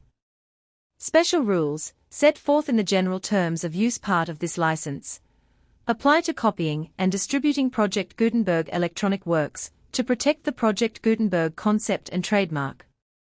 Project Gutenberg is a registered trademark, and may not be used if you charge for an ebook, except by following the terms of the trademark license, including paying royalties for use of the Project Gutenberg trademark. If you do not charge anything for copies of this ebook, complying with the trademark license is very easy. You may use this ebook for nearly any purpose, such as creation of derivative works, reports, performances, and research. Project Gutenberg ebooks may be modified and printed and given away. You may do practically anything in the United States with ebooks not protected by U.S. copyright law. Redistribution is subject to the trademark license, especially commercial redistribution. Start. Full license. The full Project Gutenberg license. Please read this before you distribute or use this work to protect the Project Gutenberg mission of promoting the free distribution of electronic works. By using or distributing this work, or any other work associated in any way with the phrase Project Gutenberg, you agree to comply with all the terms of the full Project Gutenberg license available with this file, or online at www.gutenberg.org/license. Section 1. General Terms of Use and Redistributing Project Gutenberg Electronic Works 1.a. By reading or using any part of this Project Gutenberg electronic work, you indicate that you have read, understand, agree to and accept all the terms of this license and intellectual property, trademark or copyright agreement. If you do not agree to abide by all the terms of this agreement, you must cease using and return or destroy all copies of Project Gutenberg electronic works in your possession. If you paid a fee for obtaining a copy of or access to a Project Gutenberg electronic work, and you do not agree to be bound by the terms of this agreement, you may obtain a refund from the person or entity to whom you paid the fee as set forth in paragraph 1.e.8. 1.b. Project Gutenberg is a registered trademark. It may only be used on or associated in any way with an electronic work by people who agree to be bound by the terms of this agreement. There are a few things that you can do with most Project Gutenberg electronic works even without complying with the full terms of this agreement. See paragraph 1.c below. There are a lot of things you can do with Project Gutenberg electronic works if you follow the terms of this agreement and help preserve free future access to Project Gutenberg electronic works. See paragraph 1.e below. 1.c. The Project Gutenberg Literary Archive Foundation, the Foundation, or PGLAF, owns a compilation copyright in the collection of Project Gutenberg electronic works. Nearly all the individual works in the collection are in the public domain in the United States. If an individual work is unprotected by copyright law in the United States, and you are located in the United States, we do not claim a right to prevent you from copying, distributing, performing, displaying or creating derivative works based on the work as long as all references to Project Gutenberg are removed. Of course, We hope that you will support the Project Gutenberg mission of promoting free access to electronic works by freely sharing Project Gutenberg works in compliance with the terms of this agreement for keeping the Project Gutenberg name associated with the work. You can easily comply with the terms of this agreement by keeping this work in the same format with its attached full Project Gutenberg license when you share it without charge with others. 1.d. The copyright laws of the place where you are located also govern what you can do with this work. Copyright laws in most countries are in a constant state of change. If you are outside the United States, check the laws of your country in addition to the terms of this agreement before downloading, copying, displaying, performing, distributing, or creating derivative works based on this work, or any other Project Gutenberg work. The Foundation makes no representations concerning the copyright status of any work in any country other than the United States. 1.e. Unless you have removed all references to Project Gutenberg. 1.e.1. The following sentence, with active links to, or other immediate access to, the full Project Gutenberg license must appear prominently whenever any copy of a Project Gutenberg work, any work on which the phrase Project Gutenberg appears, or with which the phrase Project Gutenberg is associated, is accessed, displayed, performed, viewed, copied or distributed. This ebook is for the use of anyone anywhere in the United States and most other parts of the world at no cost and with almost no restrictions whatsoever. You may copy it, give it away, or reuse it under the terms of the Project Gutenberg license included with this ebook, or online at www.gutenberg.org. If you are not located in the United States, you will have to check the laws of the country where you are located before using this ebook. 1.e.2. If an individual Project Gutenberg electronic work is derived from texts not protected by U.S. copyright law, does not contain a notice indicating that it is posted with permission of the copyright holder, the work can be copied and distributed to anyone in the United States without paying any fees or charges. If you are redistributing or providing access to a work with the phrase Project Gutenberg associated with or appearing on the work, you must comply either with the requirements of paragraphs 1.e.1 through 1.e.7, or obtain permission for the use of the work and the Project Gutenberg trademark as set forth in paragraphs 1.e.8 or 1.e.9. 1.e.3. If an individual Project Gutenberg electronic work is posted with the permission of the copyright holder, your use and distribution must comply with both paragraphs 1.e.1 through 1.e.7 and any additional terms imposed by the copyright holder. Additional terms will be linked to the Project Gutenberg license for all works posted with the permission of the copyright holder found at the beginning of this work. 1.e.4. Do not unlink or detach or remove the full Project Gutenberg license terms from this work, or any files containing a part of this work, or any other work associated with Project Gutenberg. 1.e.5. Do not copy, display, perform, distribute or redistribute this electronic work, or any part of this electronic work, without prominently displaying the sentence set forth in paragraph 1.e.1 with active links, or immediate access to the full terms of the Project Gutenberg license. 1.e.6. You may convert to and distribute this work in any binary, compressed, marked up, non-proprietary, or proprietary form, including any word processing or hypertext form. However, if you provide access to or distribute copies of a Project Gutenberg work in a format other than plain vanilla ASCII, or other format used in the official version posted on the official Project Gutenberg website at www.gutenberg.org, you must, at no additional cost, fee or expense to the user, provide a copy, a means of exporting a copy, or a means of obtaining a copy upon request, of the work in its original plain vanilla ASCII, or other form. Any alternate format must include the full Project Gutenberg license, as specified in paragraph 1.e.1. 1.e.7. Do not charge a fee for access to, viewing, displaying, performing, copying or distributing any Project Gutenberg works unless you comply with paragraph 1.e.8 or 1.e.9. 1.e.8.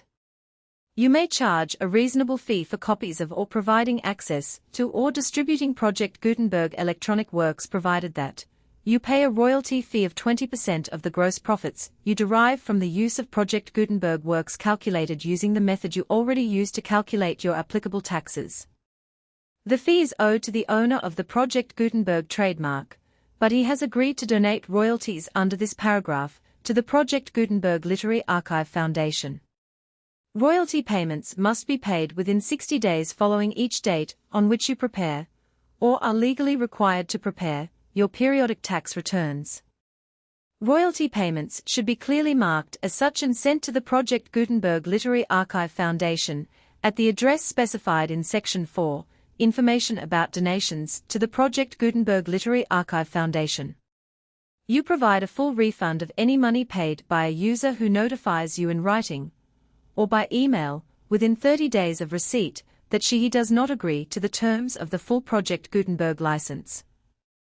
You must require such a user to return or destroy all copies of the works possessed in a physical medium and discontinue all use of and all access to other copies of Project Gutenberg works. You provide, in accordance with paragraph 1.f.3, a full refund of any money paid for a work or a replacement copy, if a defect in the electronic work is discovered and reported to you within 90 days of receipt of the work. You comply with all other terms of this agreement for free distribution of Project Gutenberg works. 1.e.9. If you wish to charge a fee or distribute a Project Gutenberg electronic work or group of works on different terms than are set forth in this agreement, you must obtain permission in writing from the Project Gutenberg Literary Archive Foundation, the manager of the Project Gutenberg trademark.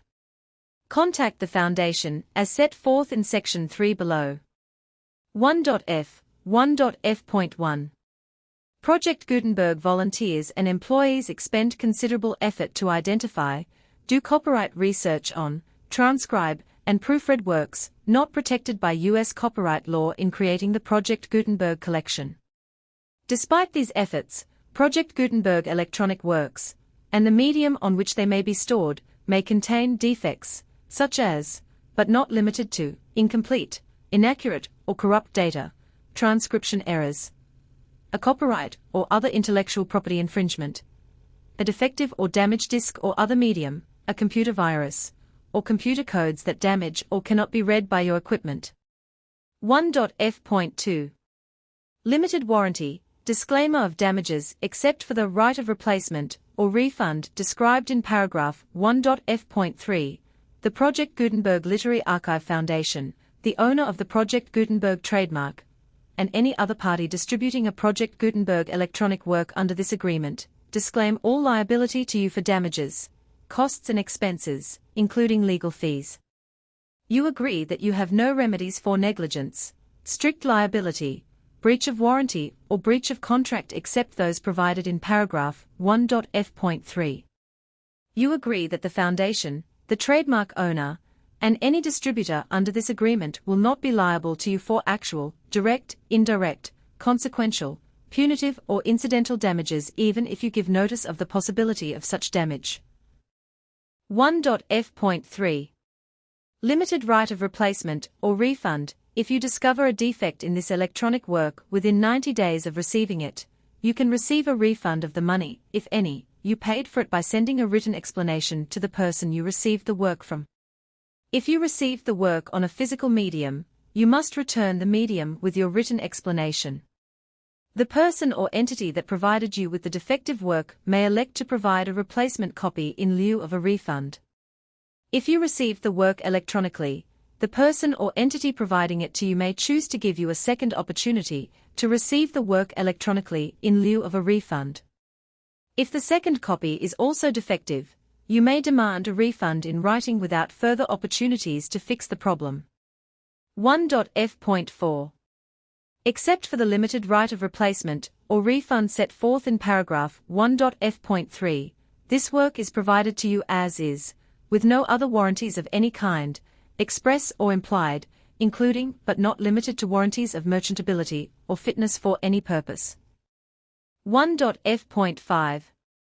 Some states do not allow disclaimers of certain implied warranties or the exclusion or limitation of certain types of damages. If any disclaimer or limitation set forth in this agreement violates the law of the state applicable to this agreement, the agreement shall be interpreted to make the maximum disclaimer or limitation permitted by the applicable state law.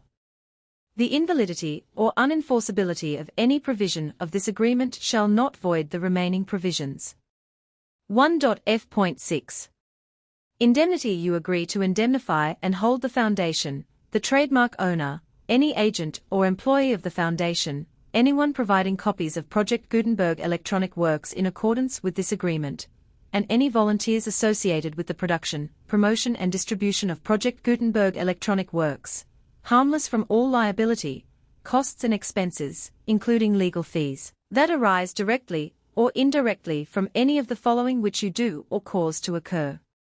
A. Distribution of this or any Project Gutenberg work. B. Alteration, modification, or additions or deletions to any Project Gutenberg work.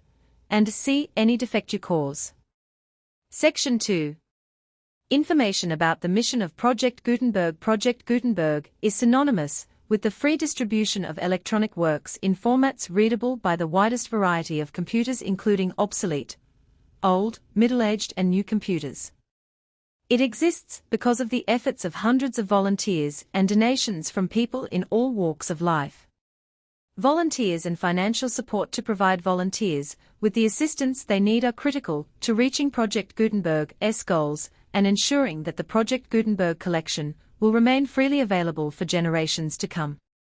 In 2001, the Project Gutenberg Literary Archive Foundation was created to provide a secure and permanent future for Project Gutenberg and future generations.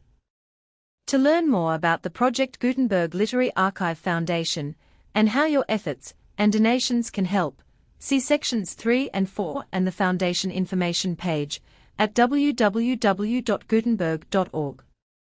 Section 3. Information about the Project Gutenberg Literary Archive Foundation. The Project Gutenberg Literary Archive Foundation is a non-profit 501(c)(3) educational corporation organized under the laws of the state of Mississippi and granted tax-exempt status by the Internal Revenue Service. The Foundation's EIN, or Federal Tax Identification Number, is 64-6221541. Contributions to the Project Gutenberg Literary Archive Foundation are tax-deductible to the full extent permitted by U.S. federal laws and your state's laws. The Foundation's business office is located at 809 North 1500 West, Salt Lake City, Utah, 84116, 801-596-1887. Email contact links and up-to-date contact information can be found at the Foundation's website and official page at www.gutenberg.org/contact. Section 4.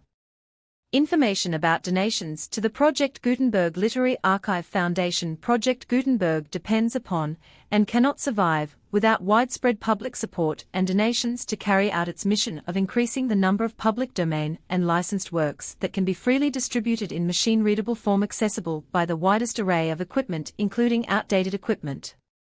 Many small donations, $1 to $5,000, are particularly important to maintaining tax-exempt status with the IRS. The Foundation is committed to complying with the laws regulating charities and charitable donations in all 50 states of the United States. Compliance requirements are not uniform, and it takes a considerable effort, much paperwork, and many fees to meet and keep up with these requirements. We do not solicit donations in locations where we have not received written confirmation of compliance. To send donations or determine the status of compliance for any particular state, visit www.gutenberg.org/donate. While we cannot and do not solicit contributions from states where we have not met the solicitation requirements, we know of no prohibition against accepting unsolicited donations from donors in such states who approach us with offers to donate. International donations are gratefully accepted, but we cannot make any statements concerning tax treatment of donations received from outside the United States. U.S. laws alone swamp our small staff. Please check the Project Gutenberg web pages for current donation methods and addresses. Donations are accepted in a number of other ways, including checks, online payments, and credit card donations. To donate, please visit www.gutenberg.org/donate. Section 5. General information about Project Gutenberg Electronic Works. Professor Michael S. Hart was the originator of the Project Gutenberg concept of a library of electronic works that could be freely shared with anyone. For 40 years, he produced and distributed Project Gutenberg ebooks with only a loose network of volunteer support. Project Gutenberg ebooks are often created from several printed editions, all of which are confirmed as not protected by copyright in the US unless a copyright notice is included. Thus, we do not necessarily keep ebooks in compliance with any particular paper edition. Most people start at our website, which has the main PG search facility, www.gutenberg.org. This website includes information about Project Gutenberg, including how to make donations to the Project Gutenberg Literary Archive Foundation, how to help produce our new ebooks, and how to subscribe to our email newsletter to hear about new ebooks.